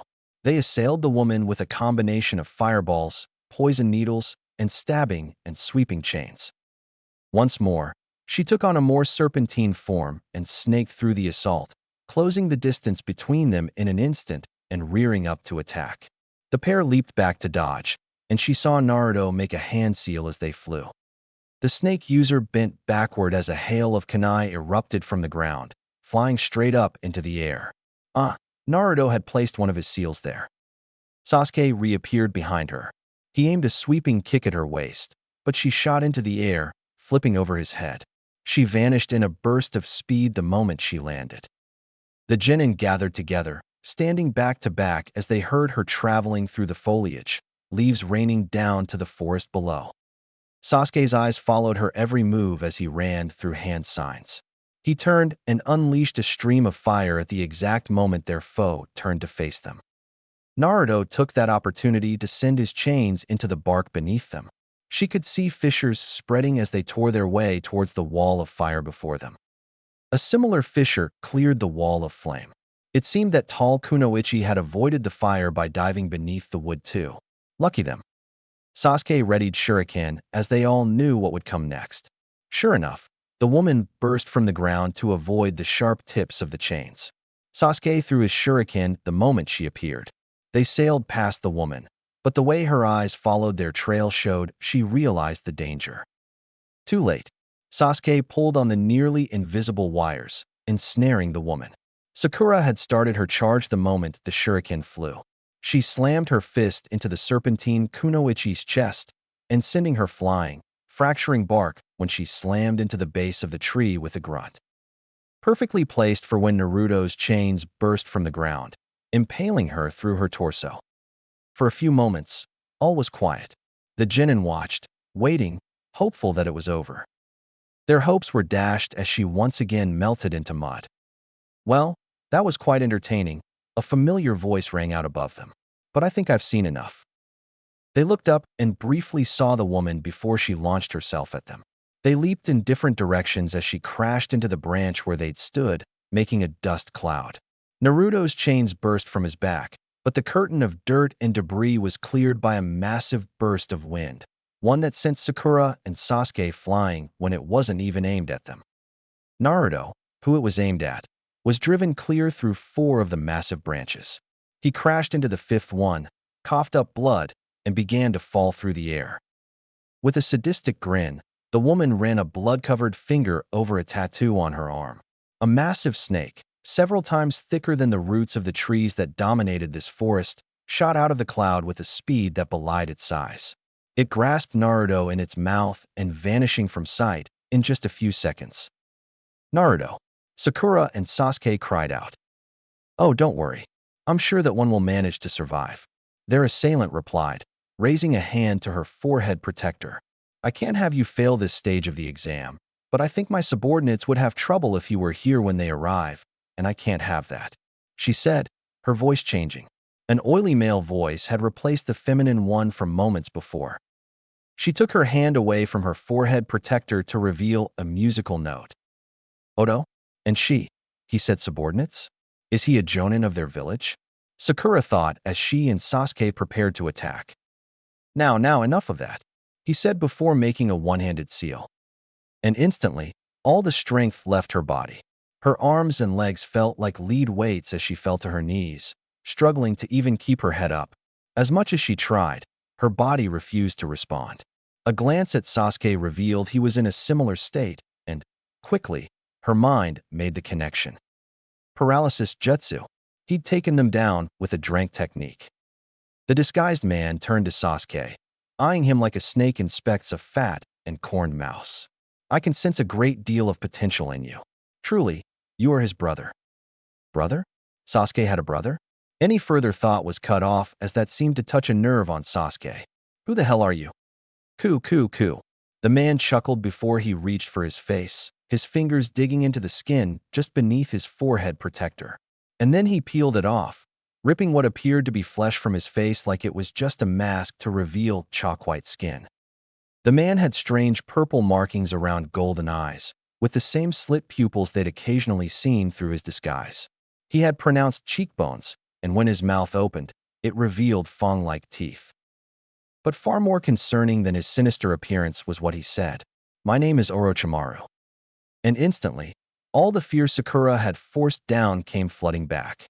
"Orochimaru. We've been fighting Orochimaru.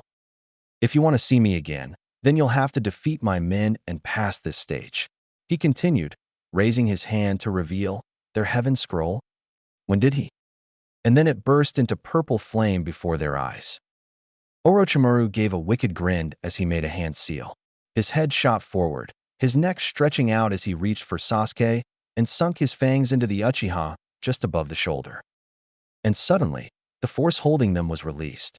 Sakura rushed over to Sasuke as quickly as she could as the Uchiha fell to his knees, grasping at the bite mark. As she tried to support him, she saw a seal of some kind form on his neck, one that resembled the Tomo marks in his eyes. "My gift should give you a taste of power. Seek me out if you want more." She looked back and found the snake summoner was gone, leaving her alone with Sasuke, who was almost screaming from whatever pain was coursing through him. "Sasuke! Sasuke, talk to me!" Sakura cried desperately. This pain." The Uchiha managed to gasp as he grabbed onto Sakura, his fingers digging into her skin painfully, but she paid it no mind. She looked at the struggling boy and then to the trail of destruction left by the snake. "Naruto, I have to help him, but I can't leave Sasuke like this. What do I do?" Naruto slowly began to regain his senses. Everything had been a blur in the wake of that last wind attack. He was only barely aware of his surroundings. Slowly, however, things began to come into focus and his eyes shot open as he realized what happened. Chains burst from the snake's underbelly. It reared its head up and let out a roar as it reared up before it fell onto its side and lay still, draped over the massive branches. Naruto shot out of the hole in its gut and landed on his feet, covered in fluids. "Ugh, sick. Did she try to feed me to one of her snakes?" He yelled as he looked at his arms. It was then that he noticed. He was in an entirely different area of the forest. He hadn't even been out for a minute. How fast had that thing been moving? "Sakura, Sasuke." He turned back in the direction the snake had come from. The trail of torn branches before him seemed to have no end in sight. He gritted his teeth, and with thoughts of his teammates dominating his mind, he took off. He didn't get far before a massive shape burst from the canopy beside him. He had just enough time to jump as another enormous snake shot towards him. Another one. His face twisting in anger, his back began to glow as his chains prepared to burst forth while the serpent turned around and lunged once again. It was then that another hissing roar reached his ears.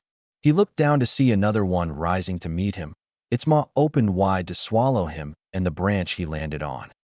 He leaped towards the closest branch a moment before the snake tore through where he once stood while the other snake reared up and prepared to come down on him. It never had the chance. At that moment, a blur came down from above with a cry of, "Takigakure Hurricane." It smashed into the serpent's head, driving it down below the branch before it reared up with a pained cry. With that one preoccupied, Naruto turned to the remaining snake as it came at him once again. Reaching into his punch and channeling chakra into a seal in its lining, he drew a Fuma shuriken in a puff of smoke and threw it at the snake before clapping his hands together. Wind style, gale palm. The resulting wall of wind propelled the large shuriken forward, tearing right through the snake's head. It let out a cry before it fell limp. He turned his head to the other snake as a cry of exhilaration reached it. The snake was thrashing, trying to dislodge its attacker before it slammed its head into a branch. This was a mistake, as the figure leaped off at the last second before darting back down and slamming back into the snake's head. This time, the creature hissed before falling limp, a trail of blood revealing that the newcomer had driven a kunai into its head. Its head crashed down a nearby branch. Naruto got a good look at the newcomer for the first time as she stood. She was a petite girl who stood slightly shorter than he was. She had tan skin and choppy, layered mint green hair that stopped just past her shoulders. She wore her forehead protector like an armband. It was marked with a downward arrow symbol, the sign of Takigakure. She seemed to love white as much as he did orange, as she wore a short white skirt, a white sleeveless shirt, and bandages around her upper thighs, and her chest that left her midriff bare. Even her sandals were white. And, oh, hey, speaking of orange, her eyes were pupilless orange orbs that matched a hair clip she had on her right side. Naruto kinda wished his eyes were orange. The girl immediately began to spin and do a victory dance, only for it to be cut short when the snake burst into smoke. Huh, why didn't the others do that? Maybe it was still alive? She landed on her feet and tensed, her eyes searching their surroundings. Oh, she must not have realized it was a summon. She relaxed when it became clear they weren't about to come under attack and looked to him with a bright smile before running towards him. "Hi there," she said with a wave before stopping a foot away from him, her hands on her hips. "I thought you could use a hand with those snakes. The more, the merrier, right?" The green-haired girl said, and then she recognized the boy she'd helped and gasped. "Wait, aren't you Naruto Uzumaki? And who are you?" Naruto snapped back, tense, ready for a fight. Oh boy. Well, the blonde had just gotten out of a fight, if those snake summons meant anything. "Sorry." She held up her hands in a placating gesture. "I'm Fu, and I was hoping I'd run into you." "You were looking for me?" he asked. She nodded. "I wanted to talk. I was hoping we could be friends."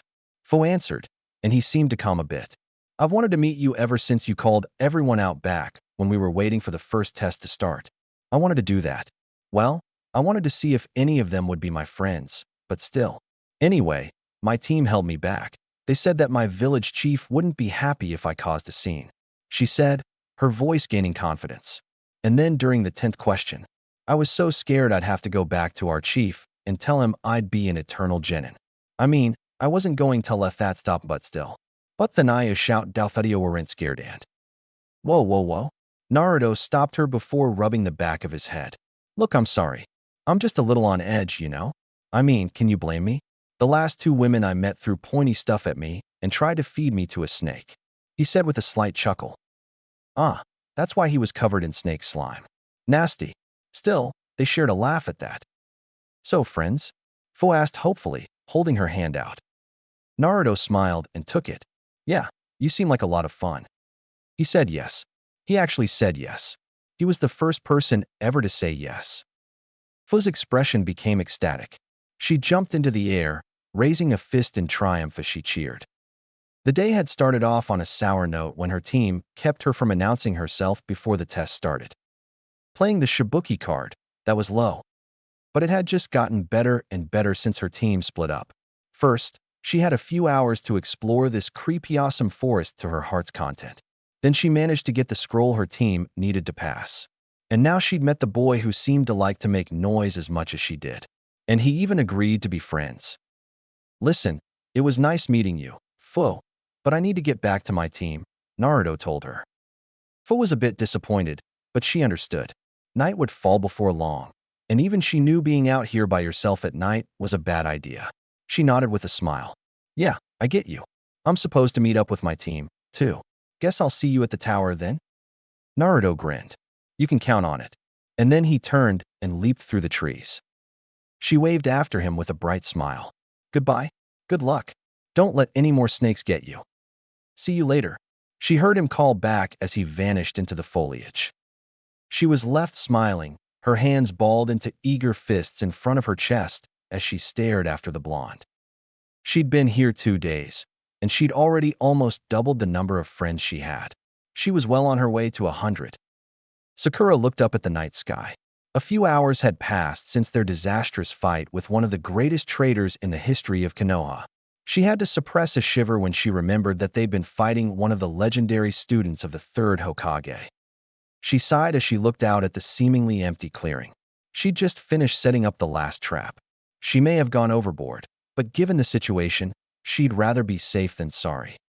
Satisfied with her handiwork, she walked over to the cluster of roots. There, at the core, lay Sasuke. He had thankfully lost consciousness after a few minutes of what seemed to be agony. It wasn't even close to a peaceful rest, though. His face was twisted in a grimace.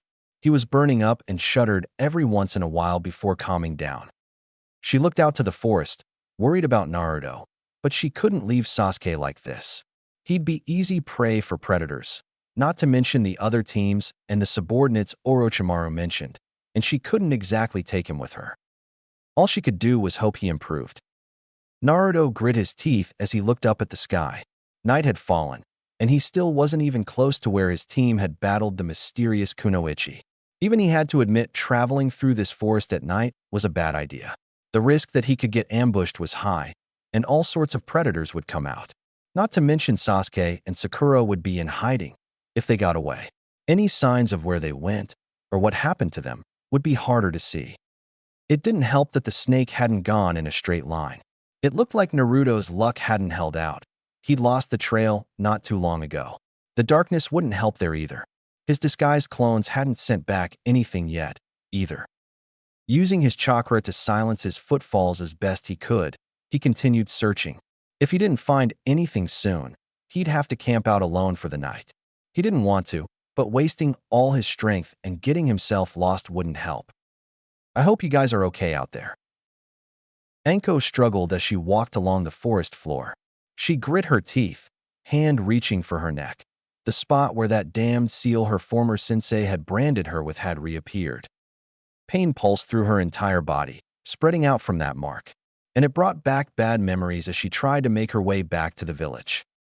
She remembered the kind man her sensei had once been, or pretended to be. She wasn't sure. All she knew was the burning hatred she felt for him ever since they found out how far he'd sunk, since he'd betrayed Konoha and her. It had taken years to restore the villagers' faith in her. She'd been damned in the eyes of most of the village by association.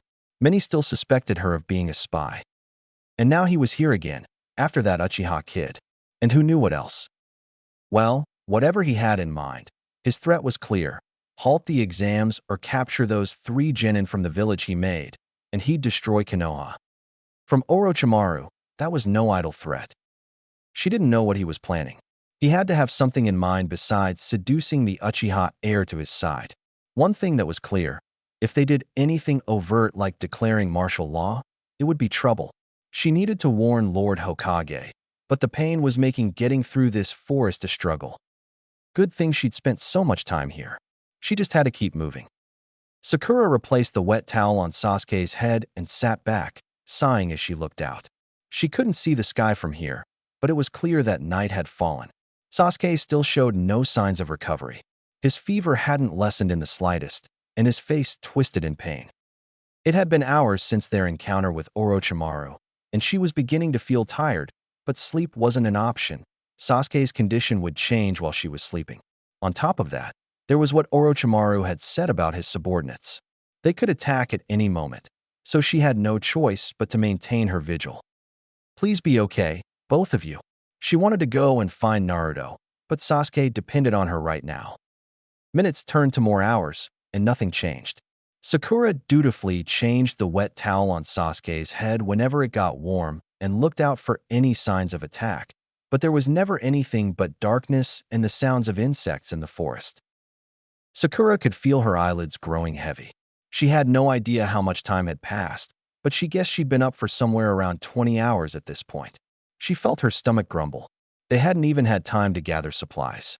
Still, she shook her head and forced herself to remain awake.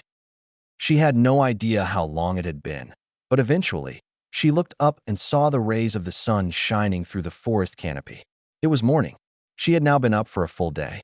Still, she hoped that with the light of the sun, Naruto would find them soon. She had to believe in him.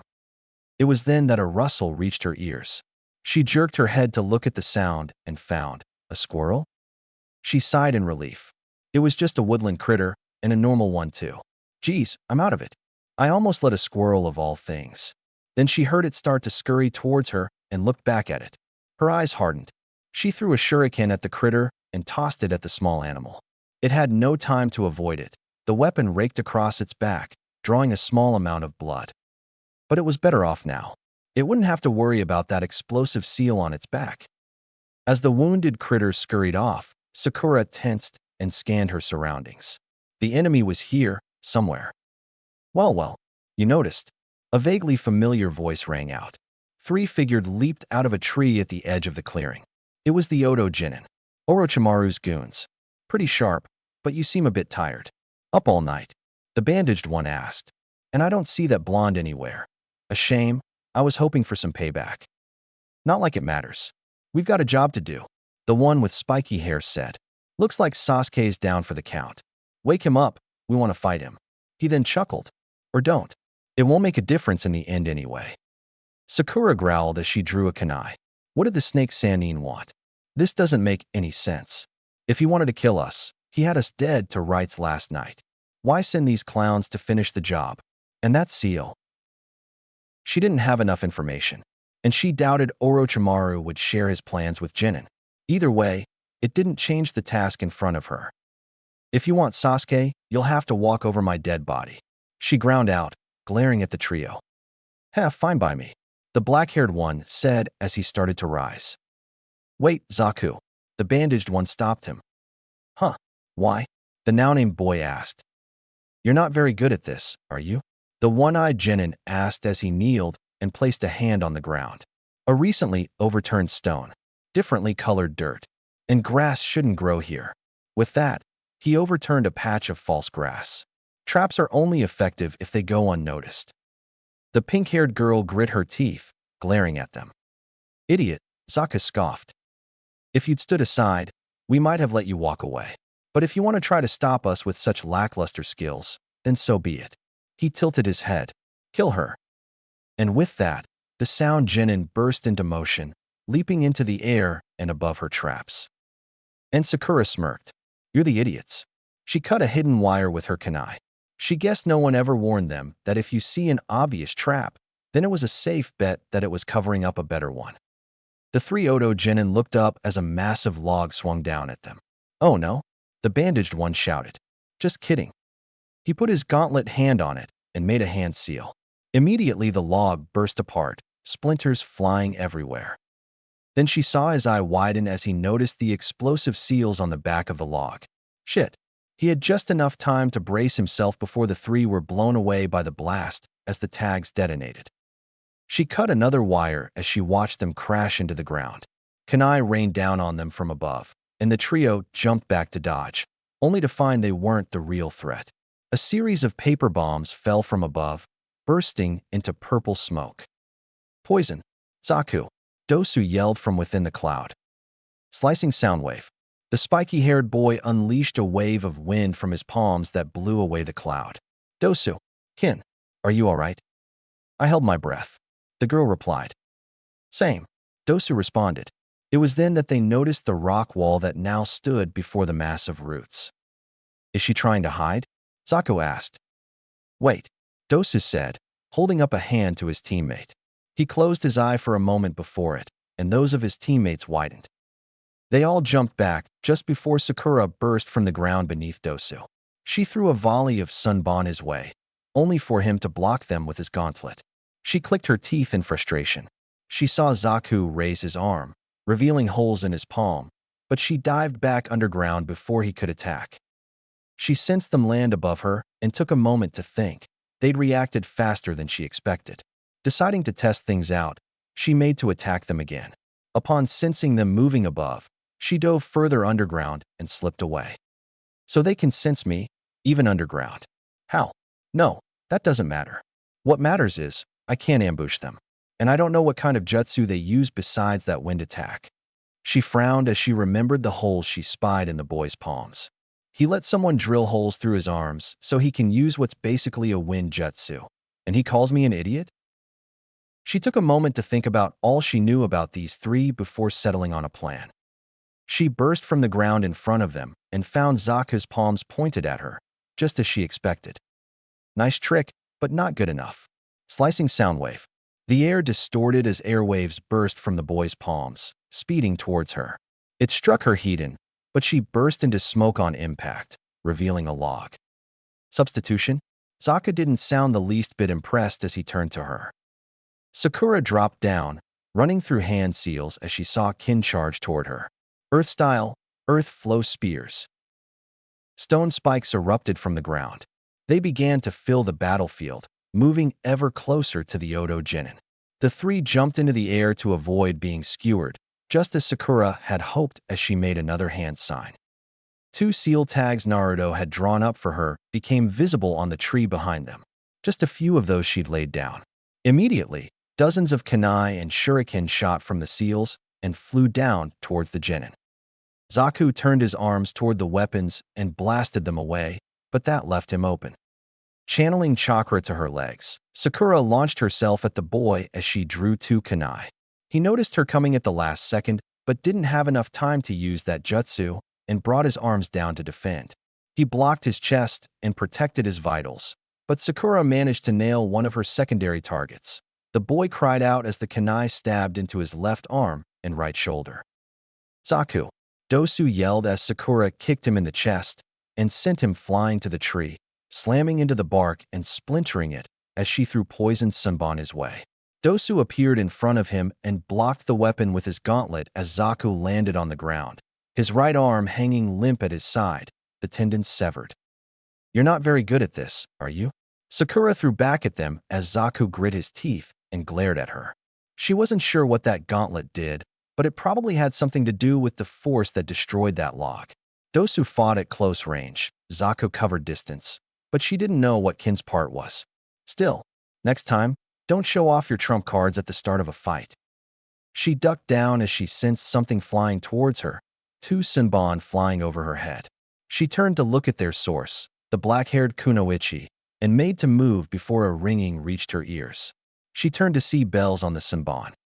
The distraction was just long enough for Zaku to fire off an air pressure attack with his left arm. It slammed into her and sent her flying, crashing into a root and coughing up blood. When she started to rise, her body suddenly locked up. All of the muscles in her arms and legs tensed and refused to obey. "Heh," Kin said, and Sakura looked at her, her face being about the only thing still somewhat under her control. "Who said we showed off all-out trump cards?" "Jinjutsu, a sound-based one." Sakura guessed. "Not good. Those were the worst kind short of Kekkei Genkai-related ones." She turned to see Dosa charge at her. She bit her lip hard enough to draw blood, the pain shattering the illusion and allowing her to move. She kicked back to dodge, but a moment later, the world twisted. Once again, her body refused to obey. She fell and slid across the dirt, crashing into the base of one of her spikes. As she tried to rise, it felt to her like everything was shifting, as if she was on a ship at sea in a storm. Her stomach began to turn, nausea rolling through her. "This is my equilibrium shot." "How?" She felt something warm trickle down from her ears. Looking beneath her, she found drops of red staining the dirt. "Blood." "Pretty good, girlie. It looks like we underestimated you, but it's over now." "This is another sound attack?" she asked. "That's right." The bandaged Jinin held up his gauntlet. "Thanks to this gauntlet of mine, I can manipulate sound waves. I attacked the membranes of your inner ear. I'm afraid you won't be able to move as you like for a while." Damn it. Sakura had thought that if she could take Zaku out and keep her distance from the other two, she could handle this. "No, I can't let them down like this." "That's Sakura? When did she?" Ino had wondered as she stared into the clearing with wide eyes. "We should get out of here. Those three are out of our league," Choji said beside her, fear almost palpable. On her other side, Shikamaru turned to her. "Ino, what are you going to do?" "Huh." The blonde turned to him, her eyes still wide with shock. "You guys used to be friends, right? Are you just going to sit here and watch?" Shikamaru asked. As lazy as he usually was, he was surprisingly dependable when the chips were down. She bit her lip as she stared back into the clearing. How had things turned out like this? After getting nothing on the first day, she'd had the, in her humble opinion, brilliant idea of scouting out the area by using her mind transfer jutsu on a bird. It worked swimmingly. If only all the teams she found didn't look tougher than them. Not that that was saying much. None of Ino's team would deny that. And then she spied Sakura, caring for Sasuke, who didn't look well. No sign of Naruto. How did that even happen? Sakura and Naruto, sure, but Sasuke? She'd thought. Anyway, it was low, but Shikamaru thought they were their best bet. And this was what they'd stumbled into when they got here. "TCH, you gave us a lot more trouble than I thought," they heard the Oto Kunoichi say as she walked over to Sakura, who was fighting to stand up. "Let's make this hurt. Dosu, go and get Sasuke. Let's kill him in front of her." Ino's expression shifted to horror at that. "Good idea," Dosu said as she began to walk towards the stone barrier Sakura had made while their spiky-haired teammate smirked while holding his wounded shoulder. Sakura immediately launched herself at the Oto Kunoichi with her fist cocked back for a punch before she gritted her teeth and stumbled. Her opponent easily sidestepped her attack and kneed her in the stomach, sending her to the ground. Shakily, she still tried to stand back up. "I won't let you." When did Sakura get that strong? Ino wondered as she stared into the clearing with wide eyes. Not just in terms of fighting ability, though that was obvious. Ino remembered back when they first met. Sakura had been curled up in a ball, crying her eyes out after being teased by other kids. She remembered how shy she was when she introduced her to her other friends. The Sakura she knew would be frozen, trembling, tearing up as she could do nothing but watch. Just like her now. Ino watched Sakura run for Dosu, only for the girl to jump in her way. She tried to throw a punch at her, but she was slow and off balance. The Odo Kunoichi moved into her guard and struck the pink-haired girl in the face, sending her back to the ground. Ino's hands balled into fists, shaking at her side. She remembered the day Sakura ended their friendship. The day she asked Ino if she liked Sasuke too, before telling her they were rivals from now on. And that day a few weeks ago. Flashback. Ino sat at the counter of her family's flower shop, sighing as she looked up at the clock and then turned her gaze to the ceiling. She enjoyed tending her clan's shop, but it was a slow day, and her other duties had already been complete. Nothing left to do but hope someone showed up and wait out the clock. Still, it's not like there were worse places for it, surrounded by beautiful and fragrant flowers. She smiled as she thought this was one job Shikamaru might enjoy, lazy stick in the mud that he was.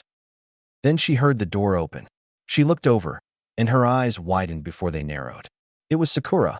She hadn't set foot in this shop for years. "Well, look what the cat dragged in," Ino said, resting her head on her hand. "What brings you here, billboard brow?" Sakura twitched at that, briefly glaring at her before taking a deep breath. "I'm here to order some flowers, of course," Sakura said, though her words didn't have the same bite they usually did when they talked. "And this is probably the only place in the village I could get them," she said as she walked over to the desk and handed her a list. Ino wasn't about to turn down a customer, even her rival. Her father would chew her out. She raised a brow as she looked at the list. Every one of these was poisonous. Well, it's pretty obvious what she wants with these. And she was right. They were the only flower shop in Konoha who'd have access to all of these. Yeah, I'll handle it. We should have the order ready for you in a week," Ino said while she opened a drawer and slipped the paper inside. She closed her eyes and made a shooing motion. "If that's all, then you can take that oversized forehead and leave." She expected fire from her rival, as usual, but instead, there was only silence. When Ino opened her eyes and looked, she found Sakura seemed uncertain. "Well, that was one reason I came here," the pink-haired girl said, averting her gaze for a moment before steeling herself and meeting Ino's eyes. "Besides that, I wanted to say I'm sorry." "Huh, what are you talking about?" "For starting, this," Sakura said with a sweeping gesture between them. "I'm sorry for what I did that day, for walking away and making us rivals." Ino closed her eyes and turned her head. "TCH, where'd this come from all of a sudden? Think you can get me to drop my guard that easily?" No, I just what? Like you said, you're the one who walked away, and now you suddenly come in here and say I'm sorry after we've been at each other's throats for years? Why should I believe you?" Ino then smirked. "Then again, this is just the kind of ploy I'd expect from you, forehead. Your head might be inflated with all that knowledge that got you through the academy, but you don't have an ounce of wisdom to go with it." That got Sakura growling, and she brought up a shaking fist. "Yeah, well, at least I have a brain, you porker. You've got nothing but beauty tips in that empty head of yours." "Well, at least my efforts pay off, ugly." "So, you admit you're a dumb blonde?" They glared, sparks shooting between their eyes. Then Sakura shook her head. "Damn it, I didn't come here for this," she said under her breath before she walked out. "That's right. Get lost," Ino said as she set her head back down in her hand. "Ino." Sakura got her attention as she stood at the door. "For what it's worth, I did mean it when I said I was sorry." She walked out before the blonde could reply. Flashback end. Ino's face twisted as she watched Sakura try to get back up. "Ino," Shikamaru said quietly but harshly. She needed to make a decision. "We need to go?" Choji almost pleaded with his teammates. Ino trembled as she fought with herself, trying to decide what to do as she clenched her jaw. Then, it all became clear. She couldn't let Sakura or Sasuke die, and she couldn't let her rival show her up. "Shikamaru," Ino began, "I'm going to use my mind transfer jutsu on that girl. Her Jinjutsu could take us all out if we give her the chance to use it." Choji looked panicked, but Shikamaru nodded. "Got it. That guy with the gauntlet's mine then." "You guys can't be serious." "Hey, it's not so bad. That leaves the wounded guy for you. He's already an arm down. You got the easy bit." Shikamaru reassured Choji, who shook his head. Ino was already forming a circle with her hands, looking through them at the brunette. Mind transfer jutsu. She blacked out, and for a few moments, she knew nothing. Then, she opened the Oto Kunoichi's eyes, her eyes for the moment, and looked down at Sakura, who was on her side, fighting to stand. She smirked as she reached into Kin's pouch, feeling around and plucking out some bon. Looks like you bit off more than you could chew forehead. Sakura's eyes widened. Ino threw the sunbon at Dosu, who immediately noticed and blocked them. What the hell, Kin?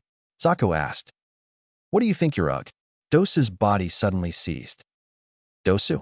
Zaku turned to his bandaged teammate. My body, it's moving on its own. What is this? Dosu said as he stood and took on an odd stance with his hands over his head, fingers pointed to his scalp. What? My shadow? He looked down and noticed a shadow connected to his own, leading to the tree line.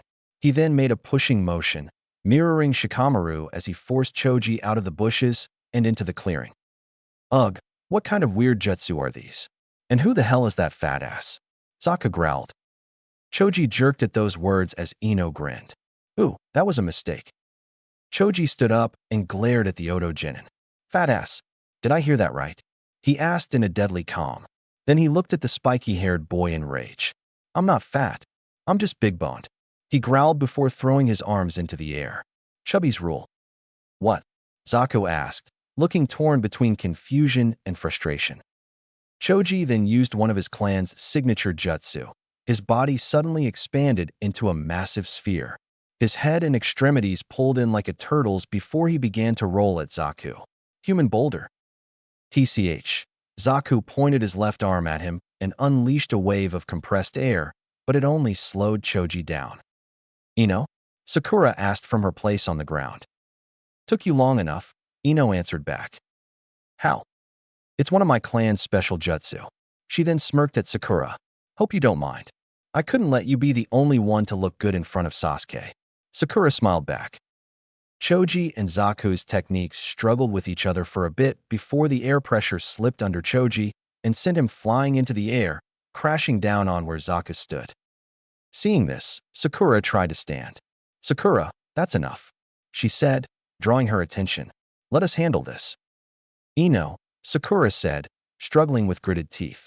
Listen, these guys, they aren't here to take these exams. They're here to kill Sasuke. Ino's eyes widened at that before she glared at the one remaining genin. Over my dead body. Choji had returned to normal, dazed by his short trip through the air.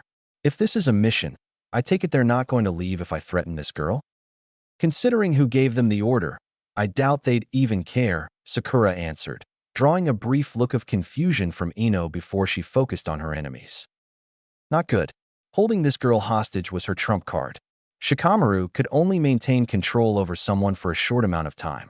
It wouldn't be long before his jutsu broke, and she doubted he'd fall for that twice. Her jutsu wouldn't last that long either, for that matter. Maybe she should have practiced it more. Okay then, the only option she had was to take out Dosu before Shikamaru's jutsu ran out. At least then, they'd only have two enemies to fight. She drew more Senbon and ran at Dosu, only for Zaku to point his palm at her, unleashing a wave of wind that slammed into her and sent her into a tree. Ino. She heard Sakura, Shikamaru, and Choji cry. Ugh, bastards. They didn't even hesitate. Ino thought as she fought against the pain and rose to her feet. Now, for you, Zaku said, pointing at where the shadow was coming from. Crap, Shikamaru. And her body, you should have just stayed out of. Before he could finish, a familiar orange blur appeared and kicked him in the head, sending him and crashing into the ground. Standing there, glaring down at him was Naruto. Sakura yelled, sounding happy and relieved to see her teammate. Naruto looked at her. His eyes widened when he saw how bloodied she was before he glared at Zaku. Looks like you've had a hard time. Sorry I didn't get back sooner. He looked from one Oto genin to another. Don't worry. I'll take care of these guys in 5 seconds. It was at that moment that Ino's mind transfer jutsu ended. There was a rush, and in a moment, she found herself back in her own body. Her eyes flew open as she went on full alert, peering over the bushes. Oh yeah? Big talk. Let's see you back it up. Zaku said as he pointed his palm at Naruto. Shikamaru's shadow possession broke at that moment too. Dosu immediately noticed his body was free and shot at Naruto. Oh no, she thought as Sakura yelled, Naruto, don't. Naruto dodged Dosu's attack and immediately grimaced. Dosu's bandages shifted, showing he was grinning. Too bad, it's already, and then Naruto burst into smoke. What? He had just enough time to exclaim his shock before another Naruto appeared in front of him and slammed a fist into his gut. Was that a clone technique? A solid one. Since when could Naruto use any clone jutsu? Zaku gritted his teeth, preparing to attack when suddenly the wind shifted and formed tornadoes that came barreling down on him. He raised his palm and blew them away with an intense wind blast, but 3 more Narutos were on him in that instant, and with one arm down, he was wide open. The first clone clocked him in the face, the second an uppercut into the solar plexus, causing him to double over. The third kicked him square in the jaw, driving him into the air. 2 more kicks sent him higher before one grabbed his ankles. It spun around to build momentum before slamming him into the ground with enough force to crack the ground, kicking up a dust cloud. While the 3 doppelgangers were pounding on Zaku, the Naruto, fighting Dosu, reached into his pouch and took out 2 necklaces of prayer beads. He tossed them at the bandaged genin and made a hand sign. The objects seemed to take on a life of their own. They wrapped around his arms like snakes. Sealing jutsu, weighted seal. Dosu fell with a cry of shock, crashing into the ground and creating a crater. When the dust cleared, Zaku was knocked out cold while both of Dosu's arms were half buried in the ground. They could hear him struggle as he tried and failed to lift them. Kin roused herself and drew Senbon, only for another Naruto to put a kunai to her throat. Don't even think about it. What? What? What? Sakura, are you okay? Naruto, the real one she assumed, ran over to Sakura and kneeled in front of her. Sakura nodded, smiling with relief. Yeah, that bandaged guy just hit me with that technique of his. My equilibrium screwed up. What about you? I was so worried about you. I'm fine, Sakura. You know it would take more than that to keep me down. He looked at the fallen Oto genin, stopping on the wounds on Zaku. Did you hold all 3 of them off by yourself until these guys showed? Yeah, Sakura seemed a bit down. Sorry, I couldn't take them alone. What are you talking about? It was 3-on-1, and you almost took that guy out by yourself. Hell, I only had such an easy time because my clone let me know what was going on, so I came ready to blindside them. Naruto said, putting a hand on her shoulder, and she smiled again. Ino could only gape at what had just happened. Choji and Shikamaru looked as incredulous as her. You did great, Sakura. Okay, what? Sakura's strength had shocked her, but what was that? Since when did Naruto, the class clown, the dead last, the kid whose only claims to fame were pranks and almost knocking out their sensei with a perverted jutsu kick-ass like that? And since when did these 2 get along?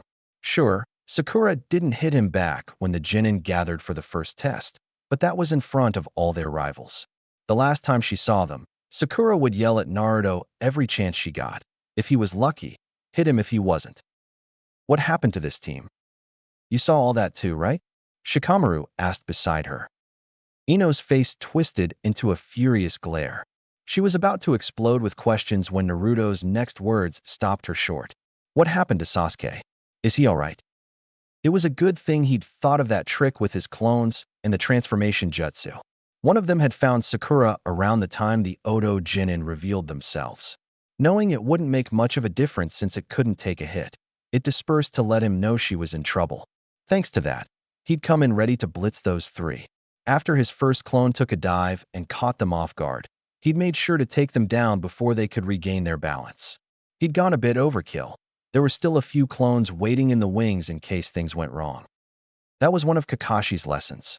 A good shinobi tries to end a battle before it begins whenever they have the chance, or get as close to it as they can with their opening move. Sasuke's over there, Sakura answered, looking over at the stone barricade. He's been out for hours. He looks like he's in pain. She then turned to him and looked afraid. Naruto, that kunoichi we were fighting?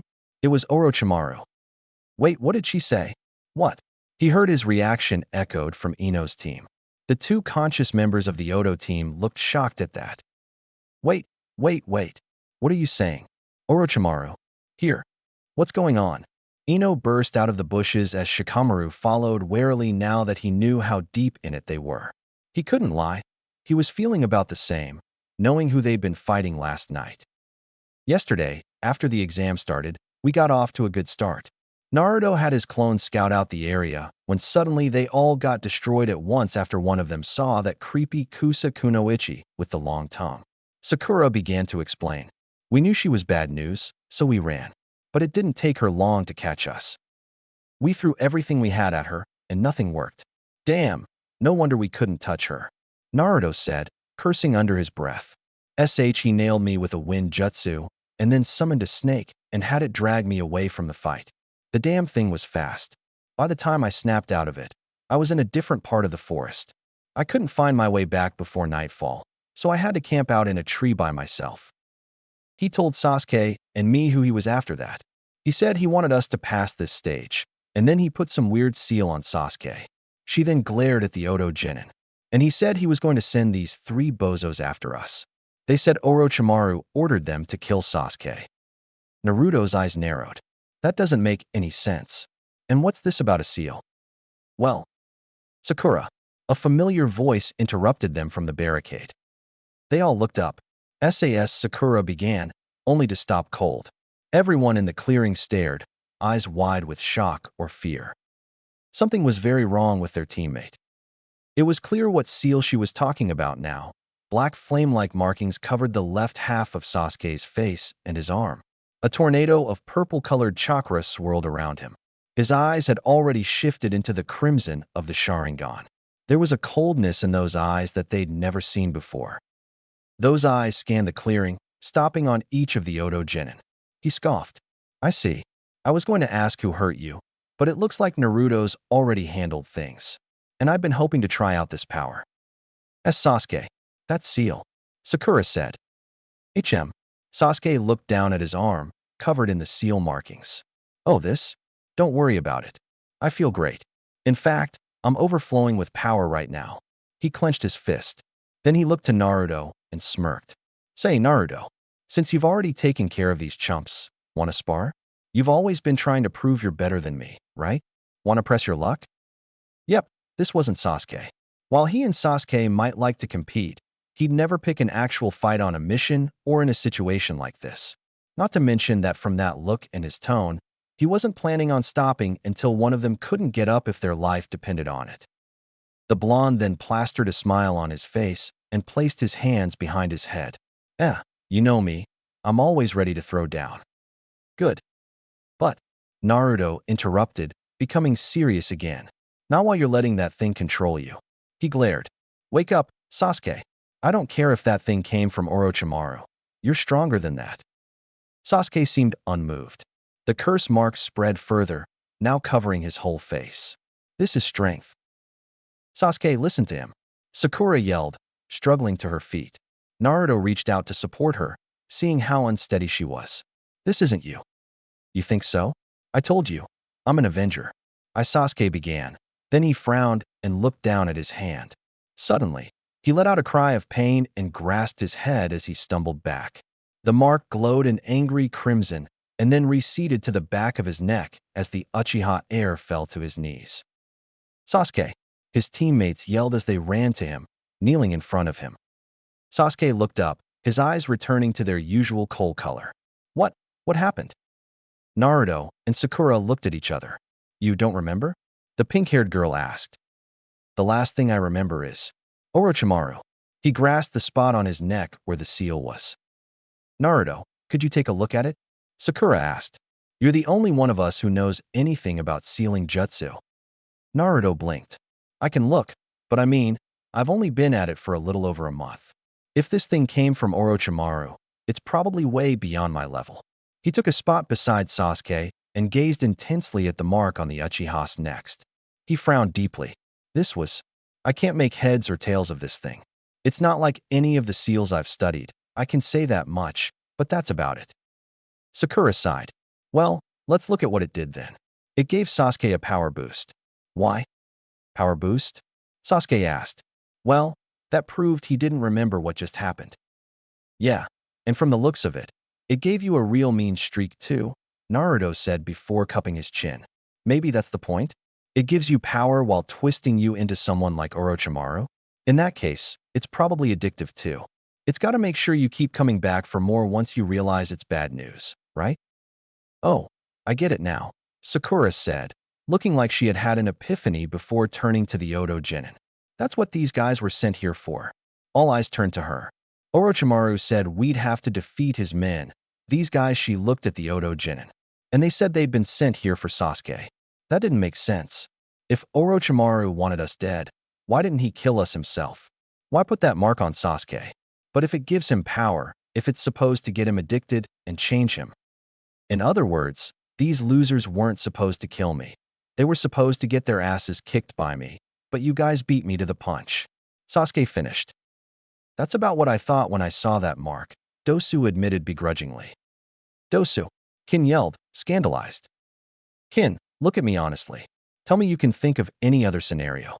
Why else Lord Orochimaru would send us here with orders to kill Sasuke, but then go ahead of us and place one of his curse marks on him? Dosu shot back. Kin looked surprised and seemed to think for a moment. Then a look of realization came over her. She looked away and to the ground. Chances are, that's why he sent Naruto away too, Sakura pointed out, cupping her chin. He said he wanted us to pass this stage. He was probably afraid you and I could take them together, but couldn't risk crippling you and making us fail. Wait for a second. You think these exams are still going to go on? Orochimaru is in the village, Ino yelled. Dosa chuckled. You think they don't already know? They all looked at him, most glaring. Think about it. Lord O, no. Orochimaru killed some genin to infiltrate this forest. Do you think they haven't already found out? And yet, here we still are. My guess is Orochimaru has some leverage to force them to keep going. I hate to say it, but he's probably right, Shikamaru spoke up, cupping his chin. If it's Orochimaru we're talking about, and he does have some leverage on them, they'll probably play along. Prepare for the worst while hoping this is all he had planned. Speaking of, Dosu spoke up again. Let us go, and I'll give you our scroll. What? After everything you pulled, you think we'll just let you leave? Ino yelled. Dosu tilted his head from his place on the ground. What else are you going to do, kill us? You got the stomach for that? He asked, and Ino wilted. Besides, we know the truth now. We aren't assassins, we were sacrificial lambs. And your partners were enough to beat us, Sasuke. Even if we could beat the three of you at once, you could always draw upon that curse mark's power. Then there'd be no hope for us. There was silence as they contemplated their enemy's words. He had a few points. Naruto glared. What else do you know about this curse mark?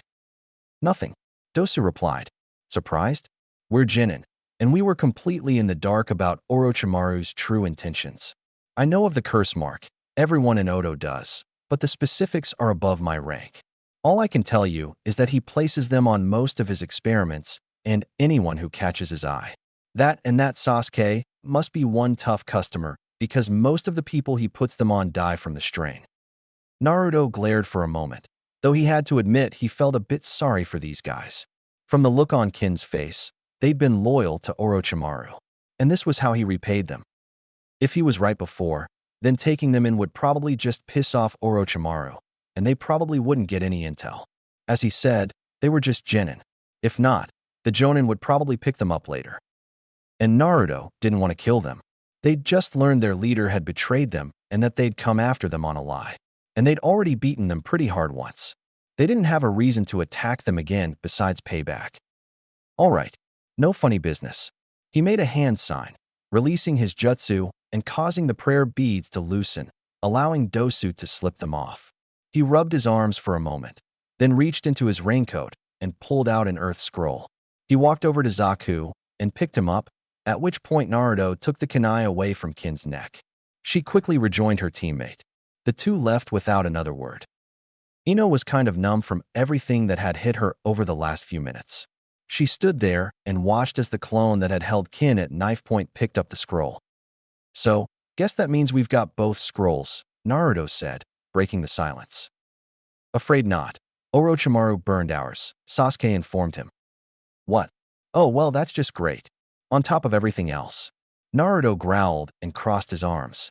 He then looked to her team and smiled. Thanks for the help, by the way. We owe you one. Well, it's not like we could just stand by and watch Sakura and Sasuke get killed, Shikamaru replied. It struck her how much they'd changed in just a few months. Sakura had gotten so much stronger, and she knew that before, she hadn't been much braver than Ino herself. Yet, she hadn't shown an ounce of fear when the Oto Genin had attacked. Even outnumbered, she'd been nothing but determined to protect her team. Naruto was still the same in a lot of ways. Still a loudmouth, craving for attention. But now, he could actually back up his boasts, and he didn't seem to be the idiot he was back in the academy. He knew what he was talking about now. He could be serious when he needed to, and she couldn't deny that he had made an entrance. And Sasuke used to brush off Sakura, and he and Naruto used to be at each other's throats. Not to mention how Sakura used to act towards the other blonde. When she found out that Sasuke, the cool loner, was on a team with his loudmouth wannabe rival and a girl weaker than her who had a massive crush on him, she'd thought it was going to go down in flames. Instead, they'd all flourished and bonded. Well, Ino hadn't seen Sasuke in action, but she assumed he had improved just as much. After all, it was Sasuke. What had happened to these three? And freaking Orochimaru? In the village? In their Chunin exams? He'd been there when they gathered for the first exam. And before they entered the forest, she'd been standing a few yards away from the worst traitor to Konoha since Madara Uchiha, and he was targeting Sasuke? Then there was that mark. Its evil chakra and what it did Sasuke. Ino, Sakura said, drawing her out of her thoughts. Can I talk to you? In private? Still in a bit of a daze, Ino replied, sure. She watched as Sakura stood, still unsteady on her feet. The blonde stood beside her old friend and let her lean on her. They walked out of the clearing and stopped once they felt they were out of hearing distance. Sakura leaned against a tree and slid down to the forest floor. All right, talk. Sakura was silent for a moment before she said, I'm not sure where to start. Ino sighed and crossed her arms. What happened to you three? You and Naruto are so different from when we graduated. Well, I guess it all began with a mission to the Land of Waves. Sakura began. From there, Sakura described just what had happened. The state of Wave and the actions of Gato, much to Ino's disgust. Their first encounter with enemy ninja and learning the full scope of what they were facing. The battle with a Jonin as strong as their sensei, and how Naruto and Sasuke had saved the day. How bad things were in Wave and how it ended. Sakura had told her about what the masked boy had done to Sasuke in advance. But Ino's blood still ran cold when Sakura described finding him motionless. She noticed Sakura left some things out, like just how the masked boy died, but she got most of the story, and she could see how all that would change them. And I didn't do anything. I couldn't. Sure, I guarded Tazuna, but any one of those guys would have torn through me in about 5 seconds. Sakura said, looking down at the ground. I did a lot of thinking after that, and I realized how stupid I'd been. She paused for a moment before she smiled ruefully. Honestly, I hated myself. Sakura. Ino wasn't sure how to respond. But more and more, she understood that Sakura had been completely honest that day in the shop. For putting in so little effort in training and getting stronger when I'd have people relying on me. For treating Naruto like I did without realizing he acted that way because he was alone in the world. And for how I ended things with you. She looked up at Ino with a sad and honest expression. You did so much for me. You saved me from bullies, helped me find confidence, introduced me to people when I'd been alone, gave me something to strive towards, and I just cast you aside as soon as I found out we liked the same guy. She gave another rueful smile. I used to call Naruto an idiot, but he'd never turn his back on a friend like I did. She looked at Ino with determination. So I'm sorry. I understand if you don't forgive me, but I'll keep saying it as many times as it takes. What was she supposed to say to that? All the memories from their friendship passed through her mind. Her pep talks, tending to flowers together, hanging out with her other friends at school. All those good times that ended when Sakura decided they were love rivals. Her vision blurred a bit as she stared at her friend turned rival. At once, she knew how she felt and how to respond. She kneeled to Sakura's level and wrapped her arms around her. Ino? Geez, Sakura, you're making it hard to stay mad at you, Ino said, and she felt Sakura's arms wrap around her. They held that for a moment before she pulled back. But don't think this means I'm going to let you take Sasuke, forehead. Wouldn't dream of it, Miss Piggy. There was no fire in their words, and both wore smiles on their faces. Kin sighed before looking to Dosu, who stood with his back to her. They'd left Zaku in a clearing not too far away, but far enough that he wouldn't hear anything if he regained consciousness.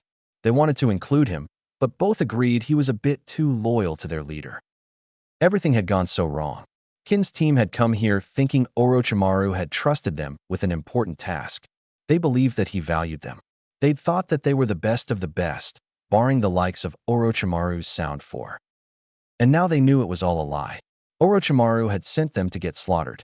The pink-haired girl and the blonde probably would have taken all three of them if they'd been together.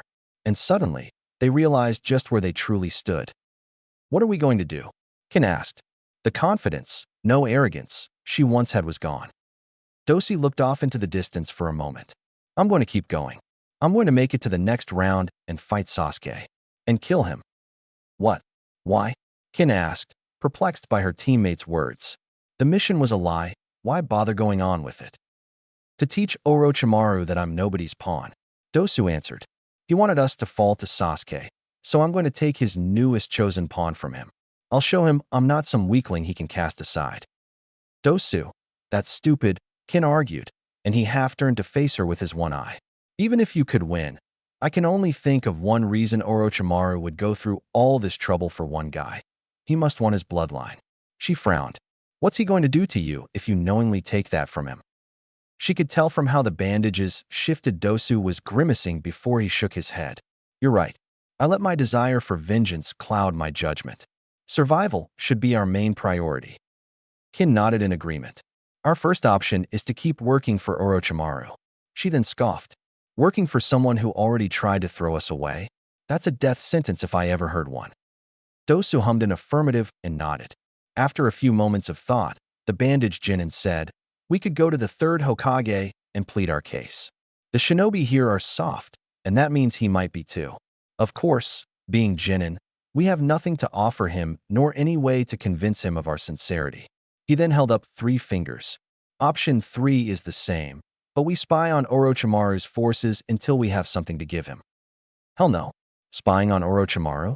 That could only end with a one-way ticket to one of his labs. She sighed. So what else is there? Run away and hope that his forces don't find us before we find another village to join? If we can find another village willing to let us? Seems like it. Dosu replied. There was a moment of silence as both contemplated their options before Kin broke it. We're fucked, aren't we? Very much so.